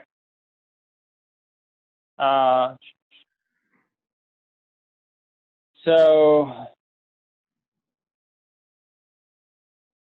I think the last thing I'll say on this is the final report should be delivered by the end of August. And as I mentioned, we're hoping to have Andrew come and present this a little bit more in depth in September, so we can have a little bit more time to spend on the harvested wood products study. The sawmill energy will probably be a little bit after that. I think we're expecting that in October. But the sawmill energy report should help show some of the energy inputs that are going into at least the sawmill production side of things. So the statewide climate adaptation framework, this handout was provided to you in your packets, I believe. And this is a revision of the initial framework that was developed in 2010. This go-around is being coordinated by the Department of Lands Conservation Development, and it includes 25 different state agencies. And it was broken out into 6 themes a long time ago. So like I mentioned, this process started about a year and a half ago, and we've been going through a variety of iterations and working on getting it into the best framework that we can. So 6 themes include the economy, natural world, the built environment, public health, cultural heritage, and social systems. Go ahead. And I will mention that forestry does have portions within the economy and also the natural world. So this will include implementation recommendations for establishing a governance structure, engaging with disproportionately affected frontline and marginalized communities. We hope that it will produce a rigorous and comprehensive vulnerability assessment, and DLCD is working on enhancing the vulnerability assessment side of things. And then it's really hoped that this will encourage a culture of interagency collaboration, so kind of breaking down walls between agencies. And we've already seen that happening within the group that's been working on it. And then integrate climate change adaptation into agency work across state government. So there have been a few subgroups that have spun off of this, and some of those will continue and some of them probably won't. Those include a governance one to do outreach for the climate adaptation framework, an equity subgroup, and then some other ones that have already fallen off to the side or are kind of just lying and waiting until something comes up for them to work on. So I'll mention the equity one specifically. So we're working with a DEI consultant to develop an equity blueprint and an equity lens to utilize for the climate adaptation framework. And it's also intended that it'll be used in policy development and analysis in the agencies and in the agency work. We had level setting workshops for state agencies back in May and June, and then we've been working on developing this climate adaptation equity blueprint since then. And we're hoping to have further trainings in the future on this blueprint. I will say that it was started by the Oregon Health Authority, and then ODF did financially participate in hiring this consultant as well, because it is a priority for us, and we want to make sure that it takes place and we have a quality product out the back end. Slide. So next steps for the climate adaptation framework is that it's going to be provided to agency leadership for review, and then we'll start stakeholder outreach, and then final revision and publication of the framework. So like I was saying, some may persist past that publication, so the equity subgroup is kind of hoping to. The governance group and the structure probably will, because of the way that that's been laid out and working across agencies for that budget development and cross-agency work. And then a staff ad hoc group that will continue to work on cross-agency implementation of the framework and other policies that come out of it. Slide. So some select next steps from our work plan. The DOJ will provide the public memo to the board in a future meeting. We'll participate in the work that's been outlined in the EO. The board will start working on the revision of Goal G. We'll finalize the harvest of wood products and the sawmill energy report, and the climate adaptation framework is meant to be reviewed and then published. Looking further, so that's all kind of near-term stuff. Looking out further, so our work plan does show that we'll have analysis of rules in relation to climate change, and that's kind of going to be in light of that DOJ memo. And then the climate projections and management scenario research is ongoing, and I'm looking forward to that progressing further so that we can report back to you on what the findings are from that. So that's what I have for today. Thank you very much for your time. Okay, and we'll go to Jim and then to Brenda for questions on the topic. Right, thank you. You all, I think you all did a good job in terms of that initial response, given the timeline and the fact that it wasn't going to work for any board input or anything at that time. I'm glad we're finally at the point where the board can get into this conversation and have some input. First thing I'd like to say is I think, since we deal with forests and we deal with a lot of very long horizons, we do need to look at this a little bit differently, because we face a crisis, and what happens in the next 15 years is of much greater importance than the things that we're doing that are going to make changes 50 years from now. So we do have to have a focus a little bit more on the short term than we normally would when it comes to this issue of climate change. So I made a few notes, and I'll try to run through these, and I know we won't have time to have conversation about all of these, but some of the feedback that I've seen from other people like Peter Hayes, and I think it was Peter who first pointed out the fact that the response really didn't include a statement of commitment and responsibility. And I think it's very important that we get to work and create that. I'll just run through verbally something that I think would model that. We acknowledge that climate change is a serious threat. We have less than a decade to alter behaviors if we want to avoid catastrophic impacts. We, as a board and an agency, accept responsibility to act quickly to provide effective leadership. We recognize that this will require a seismic shift in normal operations and means a focus on innovation, imagination, and experimentation. I'm just laying that out there as a starting point. I also have a short list here of just some specific ideas, both small and large, that I would like to just get on the table for further discussion. One is to recognize that this is a problem that very smart people, governments, businesses, agencies throughout the world are working on. So I think ODF really needs not to just be having a regional lens here, but looking to identify and implement the best ideas and practices using a worldwide lens. Also, totally separate small idea, why don't we consider an annual award for climate-wise forestry? Perhaps we could make a modification of the existing Operator of the Year. I also understand that ODF used to have an Indicators of Sustainable Forestry program that was discontinued some time back. I don't know what it really was. Is it possible we can dig that out and see if it merits a revival?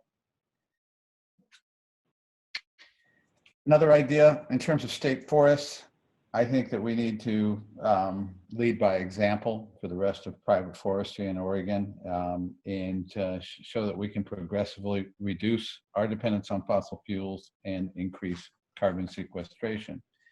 And finally, I think we need a staff climate-wise forestry review of the Forest Practices Act to identify what currently gets in the way of climate-smart forestry and what changes might have significant positive climate impacts while still keeping the industry viable. I know that's potentially a big project, and I also know that, you know, Peter, I think you've pointed out that the most significant thing we can do for climate in our area of influence is longer rotations. Well, much of seeing that happen goes beyond probably our authority, but you know, we really need to look at, we need to seriously look at what it will take to do that. Obviously, it would require help for rural communities, and obviously options for property owners and mills and the whole industry, because it's just not going to happen by asking people to please do this. It's a huge, important, it's probably the #1 thing that we have to be looking at, as challenging it is to even think about. Okay, that's my list. Hey, Jim, that's great. If you could also, if you have that written down, if you wouldn't just send it to us so we can get it right, so we don't have to just transcribe it from the recordings. I have said longer rotations, one of 4 main ways, not the main way. And you raised the interesting question about the short term and the long term. There's a direct trade-off of in short term and long term. Longer rotations really is a benefit in the longer term rather than in the shorter term, unless you do something about demand. Because if you take a global perspective, wood products is a global demand cycle. And if we decrease harvest in Oregon without adjusting the global demand, that harvest will be picked up somewhere else. So increasing rotations and decreasing harvest in the short run could have a very illusory effect. It could make us feel good from a regional basis and have no really net effect on carbon, but as you mentioned, have a pretty significant effect on rural Oregon. So I think it is a really good area to look at, is how do we encourage those policies and how do we do it in a manner that transitions appropriately. So great ideas. We will consider those as we work through the update of our climate change goal and commitment. So thanks for that. Yeah.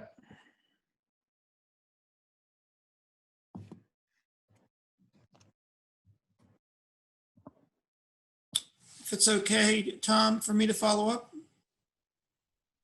Yeah, sorry, I was speaking through a mute. Okay, so I just have a few things that I want to follow up on. First, to reiterate Jim's point, I think that the ODF report needs to reflect a greater level of urgency, but also commitment to doing some things now while we continue to learn more. You know, as Jim pointed out, there's a lot of information available on what can be done to reduce greenhouse gas emissions, what can be done to sequester carbon, what can be done in different ways of managing forests to ensure that carbon is sequestered for as long as possible before it is emitted from in the form of respiration, as Danny talked about with products. And I really like the report that Washington DNR put together on climate resilience. And they did point out some actions that they were taking now. They were making commitments to taking actions now. So I really found that to be compelling and something that you might want to consider taking a look at. Earlier, I asked the question about collaborating with DEQ and ODFW around some common efforts relative to water quality with climate change likely to affect not only stream temperatures, but also the vegetation next to streams. I mean, this seems like a really ripe area for interagency collaboration, and I sure hope that that's one of the results of the interagency work that's being proposed. Let's see, you know, the other thing that occurred to me was tracking the, ODF's carbon footprint. And, you know, we have dashboards being created for budgets now. We should have a carbon dashboard that really allows us to understand for ODF, what's the footprint now? How is it changing over time? And it would be really great to have something like that available for the forests of Oregon as well. How are we sequestering carbon? How much are we emitting through our management and other actions? How much is stored in products? Those sorts of things. So I think moving towards some sort of an accountability tracking system would be helpful too. So they're just a few thoughts, but again, I come back to, you know, committing to actually doing something right now would be really important given the urgency of the issue. Thank you, and that's great. And we have committed to tracking of forest ecosystem carbon and harvested wood products, and we will be doing that on a regular basis. So we, I think, but that's coming back to my point, though. I think having a dashboard, much like we have for the budget, would be helpful because then it's out there for everybody to see on a real-time basis. Yeah, and we can do that. And the again, capacity and communication are going to be important. It's a dashboard that won't change that rapidly in the sense that we're planning to do the update on a 2-year cycle for the forest ecosystem carbon report, and we haven't really determined the cycle for the harvested wood products unless. So Peter, I think you missed the point. The point is tracking the carbon footprint for ODF or for the forestry sector in Oregon. So that means greenhouse gas emissions as well as sequestration of carbon. How are you doing? How are you doing in terms of reducing the greenhouse gas emissions as a state agency? Thank you for that clarification. I was curious from the state agency perspective, so beyond just in the forest space, into the agency space as well. That's okay. Mike Rose has had his hand up for a little while here. Mike? Thank you. I don't know if this is the right place to express my concerns, but as we move forward with this and and talking about greenhouse gases and putting stuff together. I have a real concern for the small independent contractor that works on a smaller budget than most. And as we start putting things into place, rules and regulations, you know, a lot of these guys that they live in the rural communities, and they don't have the money or the financing to put new engines or what it may require to get them updated, so we can get to where we want to be. So moving forward, I think as we put things into place, we need to include and think about the impact that it's going to have on the smaller independent contractors that we rely on. Okay, and Jim? Your hand is up. Yeah, yes. At first, I agree with Mike. We have to have that sensitivity. But also, you know, unlike longer rotation, decarbonizing the industry and any efforts like that those are things that can start happening very soon, today, essentially. There are changes that would have positive impact and have, you know, when I first started with impact that we would be feeling within this next 10 to 15 years.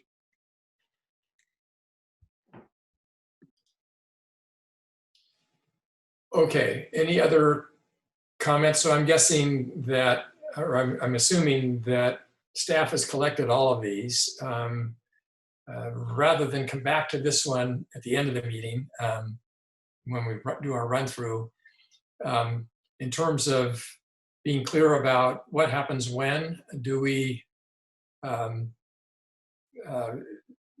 is there a way we can kind of summarize, Peter, would that be you, what we take with what's been discussed here today and when we'll see some further action on it and how? Yeah, we've been, the team got together the day the letter came out, shortly thereafter. So we think that we can bring revitalized vision to the board in September. We're going to point out some gaps in the goal G that we think are missing, and some areas that we want the board, we will challenge the board to take on. That is what we're planning to do. And since we want to have a robust discussion around this, we're also planning to perhaps leave more time for discussion on this topic. The half hour that we've had scheduled for this isn't working out exactly as thought when we thought it was going to be a simple report. And so, and particularly as we start getting it in goal G, we'll want to have a robust discussion. And we had also planned to bring the indicators that Jim mentioned back to the board in September as well. And I think that conversation is probably a little premature until we really settle in on what are our goals and what are our short-term and longer-term goals before we decide how we're going to measure what we're accomplishing. So I would propose to staff we're going to put off our focus on indicators. We still have that work going. We're still tracking ones that we're tracking.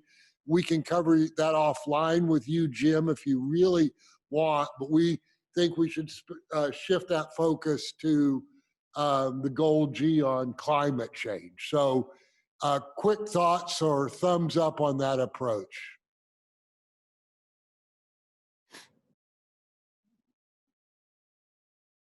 Got one thumbs up, I think.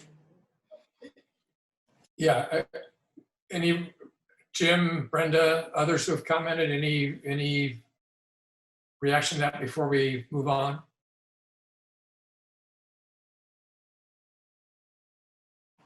Well, I guess my reaction is that sounds good. What what are the commitments that will be made between now and then to really illustrate to the governor, to constituents, to others in this country, the real actions that are going to be taken to help resolve this issue. You know, planning is great. I agree with that. We need those plans, but we also need to take the information we have available and do something. Thank you, Brenda. And I wasn't planning to wait for the board before I reach out to the governor's office. The letter, I believe, I'm reminding correctly, came to the state forester and charged me with doing some things, and I will take action. I am going to be thoughtful and run it by my executive team and my carbon team, but we will be responding to the governor much more quickly as we do and communicate with the governor and gain alignment with the governor's office. And I will keep the board in the loop on that. But so yeah, we're not going to wait till September before we take action. Thank you, Peter. Another thumb up there. Okay. Thank you. Thank you, Danny, as well. John. So our last regular item of the day is, we're a little bit late here, like a half hour, good governance discussion. This is something we've had some further conversation about and developed some documents around, some a little while back. But Peter, could you take on the main presenter role on this one? Yeah, thank you, Tom. And as Tom indicated, you all saw these documents at the executive session on my performance at the last board meeting. And then they were sent to you electronically as Word documents, and we got feedback, and what you have are slightly updated documents. And the background and context, I'm not going to read. I assume you've read that. And the analysis really just kind of summarizes what we've done so far. But we have essentially 3 recommendations for actions by the board on governance. And the first is the board governance policy. And it meets the handbook, governor's handbook recommendation that the board have a set of bylaws to clarify its actions, procedures, and organizations. And it follows the board direction not to repeat anything in statute or administrative rules. So all we've have said as a policy statement is the policy of the Oregon Board of Forestry to have a set of bylaws to direct, clarify its actions, procedures, and organization, which includes expectation of members. The board will establish written documentation for board processes and procedures developed to execute its statutory responsibility. So it's really to say, hey, if we're going to establish a process, so we will actually do it in writing. So there's a history and a clear governance in an open, transparent way. It lists the authority under which you're doing this. The only new thing that came since our last view was a definition of governance.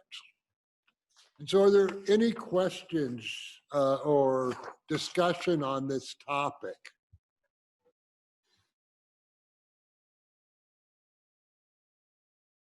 I don't see any hands up here, Peter. So great.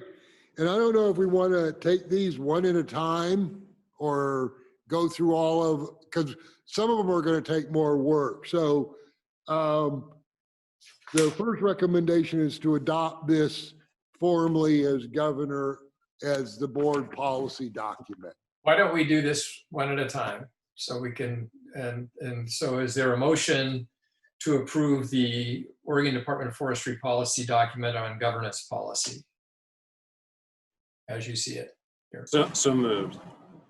Moved. Joe. Second. Moved and seconded. That was Joe Justice and Mike Rose, respectively. Any further discussion?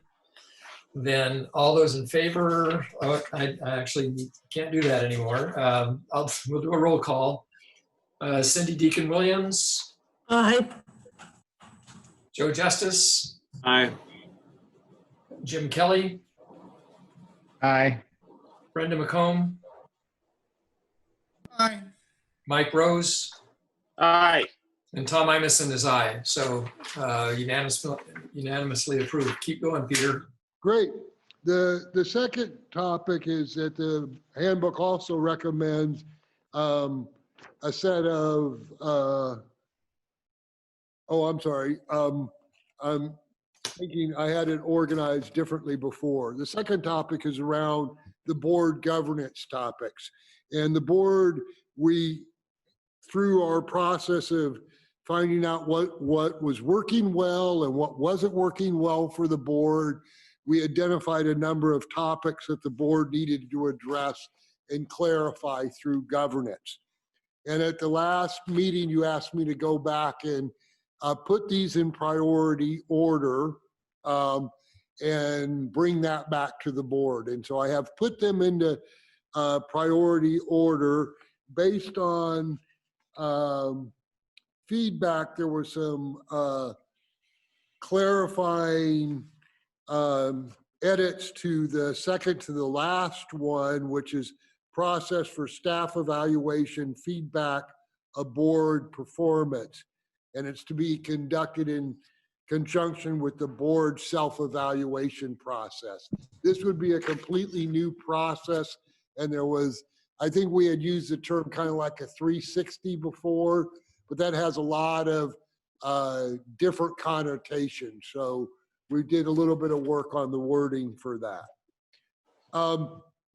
The one that I have teed up next is the board reviewing the current process for developing board work plans and revises as appropriate.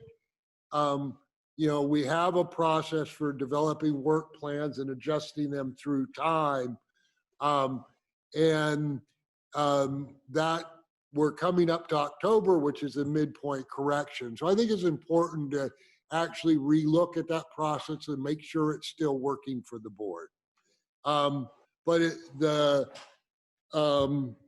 We didn't get any feedback on the priorities being wrong. So so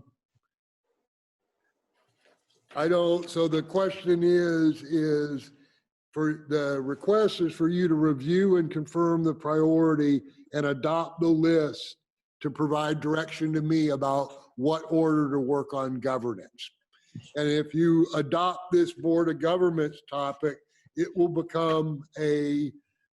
be referenced as a supporting document in your policy document so that we will begin to have a record and accountability for accomplishing these governance topics.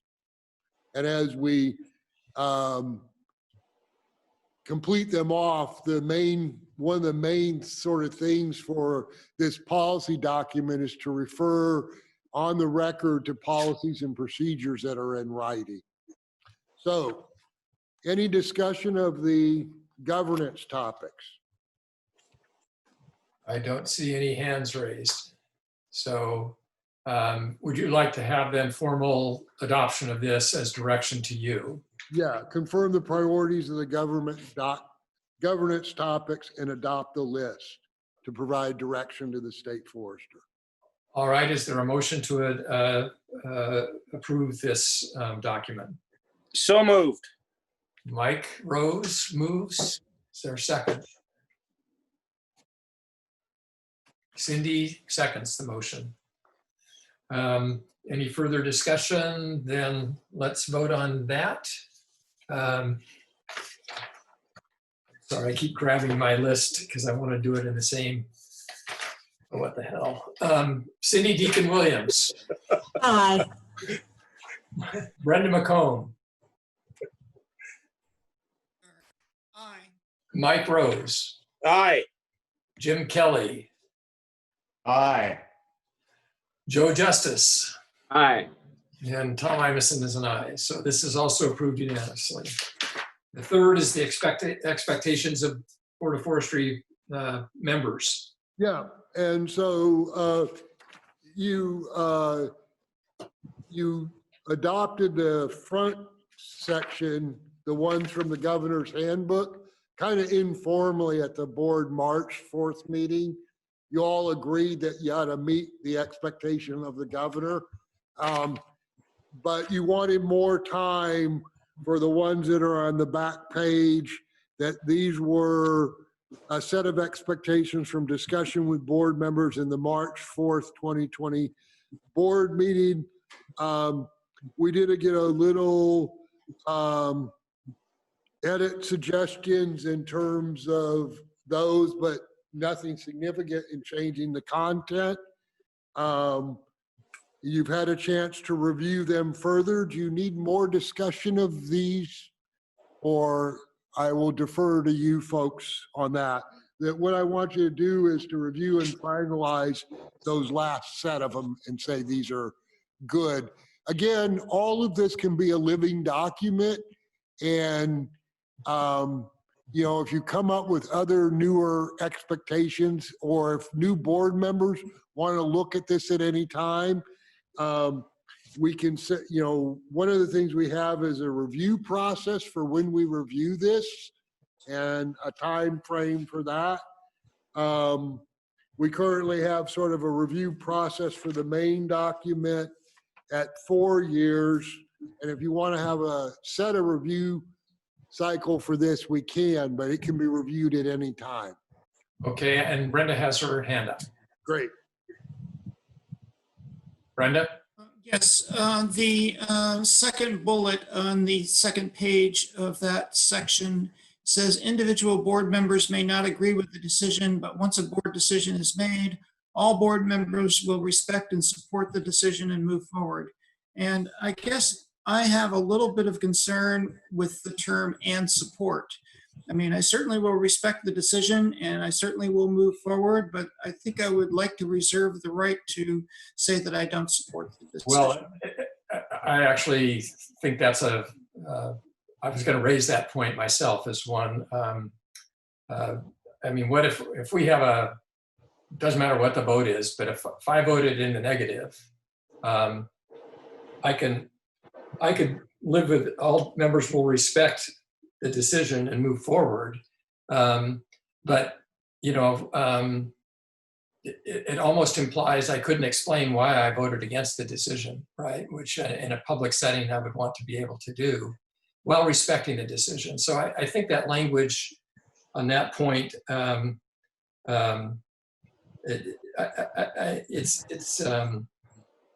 if taken the wrong way, it could imply that somehow you're muzzled from explaining why you took a negative decision, why you voted against something. And I think it actually enriches the board for people to say, yeah, we are a diverse board. We don't agree on everything. We support the, we respect the decisions made by the board and move forward, but still being able to explain why we have a different perspective. And over time, that minority perspective could become a majority perspective. And so I have a certain queasiness about that language as well. Yeah, Tom. I mean, I think I was the one to put or suggest that kind of language or that sort of. I think what I'm just trying to imply is and whether or not the word support needs to be there or not, I'm okay with dropping that word. It's really the messaging or what is we are going to disagree. We are a diverse board and we aren't always going to agree, and that's okay. Right. But once we make a decision, that's the decision of the board. We're you know, I am one of 7 and the board will make decisions and I'm a part of that decision, even though I may be a dissenting decision. And so that's the message of that. That's what and I agree with your message about, I just think that, I mean, if we, I don't know how you feel, Brenda, I think if we just said, we'll respect the decision and move forward, I would be fine with that. And that's okay with me too, Tom. So great. Thank you, Brenda and Tom and Joe. Any further discussion on that particular one? I saw Cindy put her thumbs up. So as modified, right, the the discussion we just had, is there a motion to approve? So moved. Cindy moves. Joe second. Joe seconds.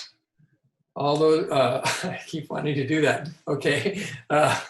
Here's the vote. Joe Justice. Aye. Mike Rose. Aye. Brenda McComb. Aye. Cindy Deacon Williams. Aye. Jim Kelly. Aye. And Tom Iveson. I'm an aye also. Good.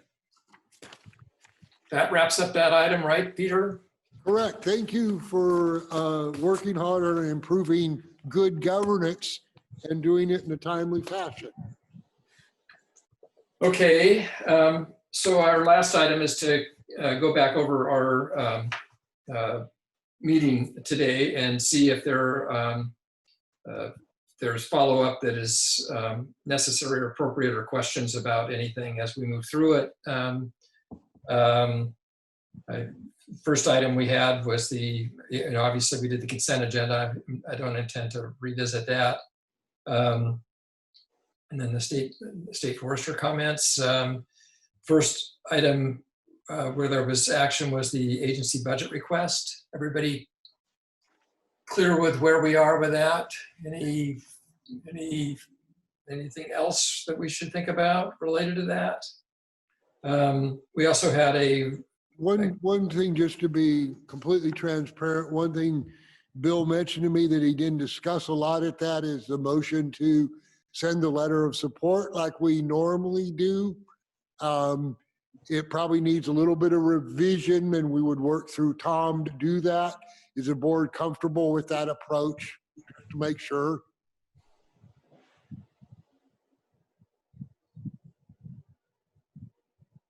I don't see any thumbs. I'm taking that as a board's okay with that. Okay.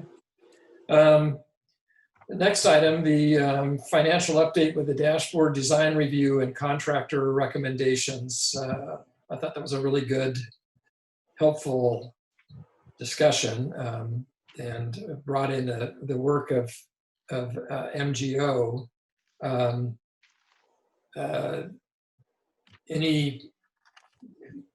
Anything further on that item?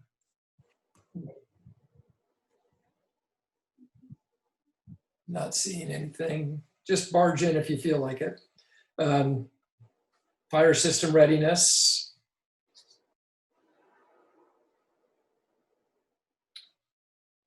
I think that was just Hey, a Tom, yeah. I want to bring up one issue. I almost brought it up under our comment time this morning, but I brought it up before, and I don't want to repeat myself as a scold, but the issue that I struggle with is all of the stakeholder comments coming in so late. We seem to, we always have a fair amount of information, important information from staff and all that comes in fairly, within the 24 hours or so before a board member meeting. And then, like with a couple of hot topics, we had a lot coming from all sides, industries, conservation people, all coming in that Hillary is struggling to deal with and forward to us all. And, I feel like, I have a real duty to be looking at this, all of this information, and have a chance to read it. And some of it was coming in this morning after the meeting has started. I'm just wondering, obviously, scolding isn't the proper avenue here, what we can do or ask for that will, I just don't think they get what it is like to be on this board and have to be dealing with these important issues and wanting to be respectful of input, but literally having no chance to even look at it. I think it's a valid issue. I wonder if, you know, we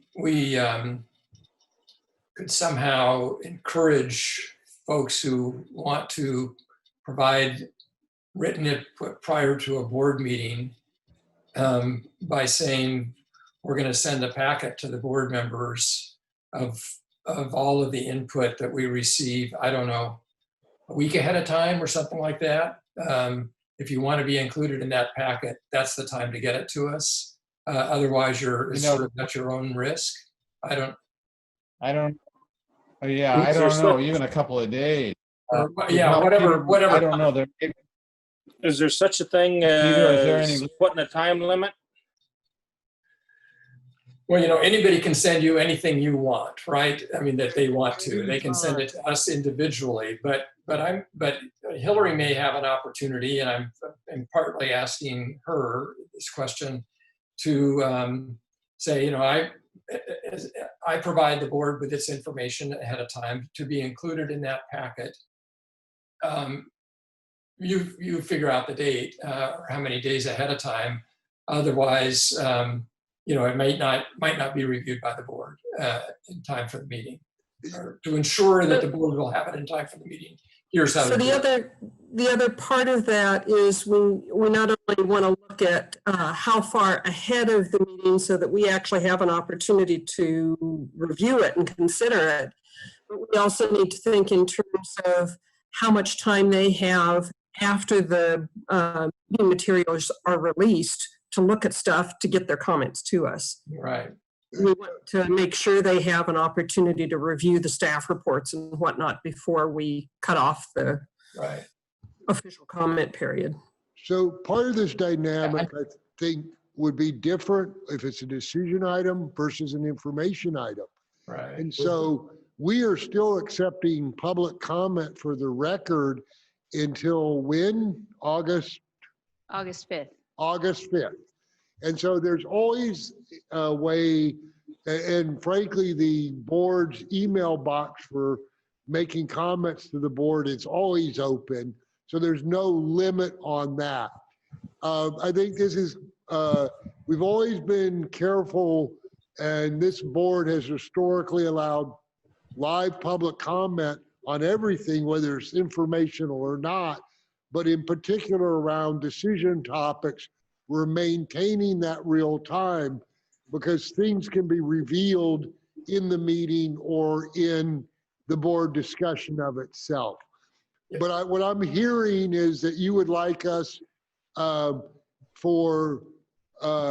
give some space and expectation to public that if you want this material to be read prior to the board meeting, send it in by X date, recognizing Cindy's comment that we need to give adequate time for them to provide it. And then any submitted after that would be entered into the public record, but may not be viewed by the board prior to the meeting. Would that solve the problem? Perfect. Yeah, that's, it's an encouragement. I think we want to always have an open door, but if we could have that, I think that would be appropriate. I mean, we're just dealing with human nature here. I would start my homework at 10 o'clock at night the night before, of course. Did you guys capture that okay? I think we did, and if we require any clarification, we'll send that out to the board for confirmation, but I think I gathered everything. Great. And we'll, if with your permission, Board Chair, I can include it on the second page of our agenda with the instructions for public. Yeah, I think that would be ideal. Great. And then I'll probably create a draft language and send that out to you, BCC, so you guys can provide feedback back to me. Okay. Sounds good. And I think the idea, at least in my mind, is that we're trying to provide some guidance to the public so that they can be more effective in making sure that we are able to hear them before we make decisions, as opposed to trying to close down an opportunity for the public to communicate. Yeah. We just need to make sure they understand that we have physical limitations and are not going to be able to review and incorporate their comments if they don't get it to us with enough lead time. Right. Okay. Executive session we don't discuss. Committee for Family Forest Land annual report. I don't really think there was any follow-up related to that other than the normal, in the normal course of business. Two follow-ups that I had heard, just to make sure we got them on the record. There was a suggestion to come back and share data on family forest land owner values. I don't know, we did present to that to the board quite a while ago, and I don't know if they've updated that value survey, but we're going to look into that, and we can think about when we would bring that back to the board. And then the other one was continue to work on the Eastern Oregon family forest land viability issue. Okay. Forest Trust Land Advisory Committee testimony. I know everybody has seen the letter that Peter and I sent.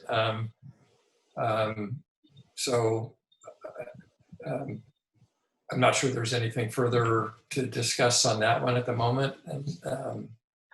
Well, all I can say is that relationship has nowhere to go but up.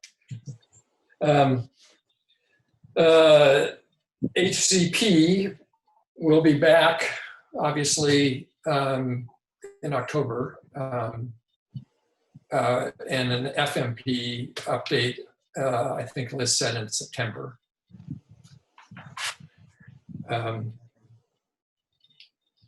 We just had the climate change discussion, and we just did the follow-up on that as well. So I think unless there's anything for the good of the order, I think we are done with today's meeting. There was one more thing that was for the good of the order. And, I did want to have an open discussion. We talked informally about this, about the comfort level with engaging in persons. And so we've been running now with a couple of virtual meetings. I think is this our third one? Yeah, I think so. Our third one. And we had been operating like, okay, well, we'll see if we need to do it virtual again. I think we're at the point that at least till the end of the year, we should assume that they're virtual, and the exception would be otherwise. And so that will free us up a little bit in terms of planning, because the way we will hold a meeting, if it's particularly the retreat where we want to be engaged, will be different virtually than otherwise. And so we want to be careful. So I saw a couple thumbs up. Any concerns with moving forward that way? Mm-hmm. Great. The other thing we wanted to do is there was some, in your self-evaluation, there was some discussion about missing the off-sites and the tours. And while you're all here, does anybody have what's your comfort level for perhaps going on a tour if we could maintain in the woods, if we can maintain social distancing throughout the process for the board? And okay, so one, thank you, Brenda. I'd be okay with it. Personally. Peter, I think the problem is the transportation, not the in the woods part. Right. So I'm sorry. Thanks for bringing that up. If we could do social distancing in the total tour process from the beginning to the end, and we would be clear about that. I don't want to put the effort into trying something like that unless there's a few that might be interested. And so we would want, and it would be if we could meet that standard, Cindy. And still, some people aren't going to be comfortable even with that, and I don't blame them. Tom? Yeah, Jim? I think Brenda has a comment too. Oh, yeah. I just want to explain my thumbs down. I think much depends upon the context, and I agree with Cindy that, and you, Peter, that if the full transportation and time in the woods can be socially distanced, that's great. The risk is minimum. But, you know, Oregon is part of the crowd of states that's increasing at the moment. So in a few more months, things may look different. But right now, I don't think being out with other people is a good idea. And I think we just need to kind of play this one by ear. If there's a vaccine, that makes things different. If the cases have dropped down to, you know, hardly anything, that's different. But right now, I don't think it's the time to do this. Great, thank you. Cindy, where are you on yay or nay? I'm on that same fashion. I still haven't gone in to get my hair cut. You know, I'm not exposing myself to anybody. So I think if we had just the board members out in the woods and we all individually drove our own vehicles, it probably would work. But I don't know that that's, number one, legal. You know, I think it has to be open to the public. And I can't envision how you could make that up to the COVID standards. So I'd be very leery. Thank you. I have people telling me all the time about public meeting laws, so I recognize your concern. Mike.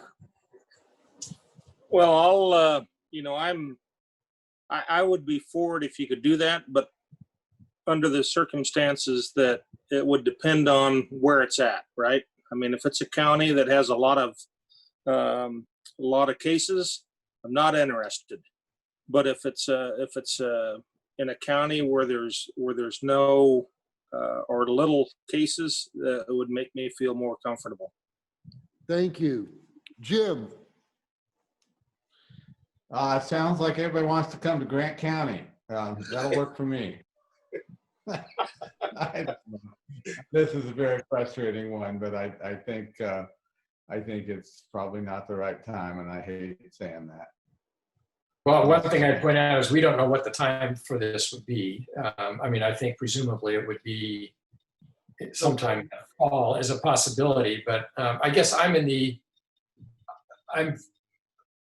willing to explore it, and if it can work out the way folks are talking about, to try it. But and I'm doing similar things on my own, but you know, hiking with a few other people and that sort of thing. So, thank you, Tom. And Joe, where are you constrained or? Yeah, I mean, I'm open to it. However, I would, you know, if I did something like that, I would have to quarantine for 2 weeks with my company and so on. So it would have some effects on me if I any kind of extended travel that I do right now. But I'm open to it. I think as long as I understood what it was and where it was. And by the way, I think we don't want anybody to go who obviously is not comfortable with it. So, I mean, this would not be we have often when we have done tours, we have not had a full board, and it hasn't been a board meeting. So anyway.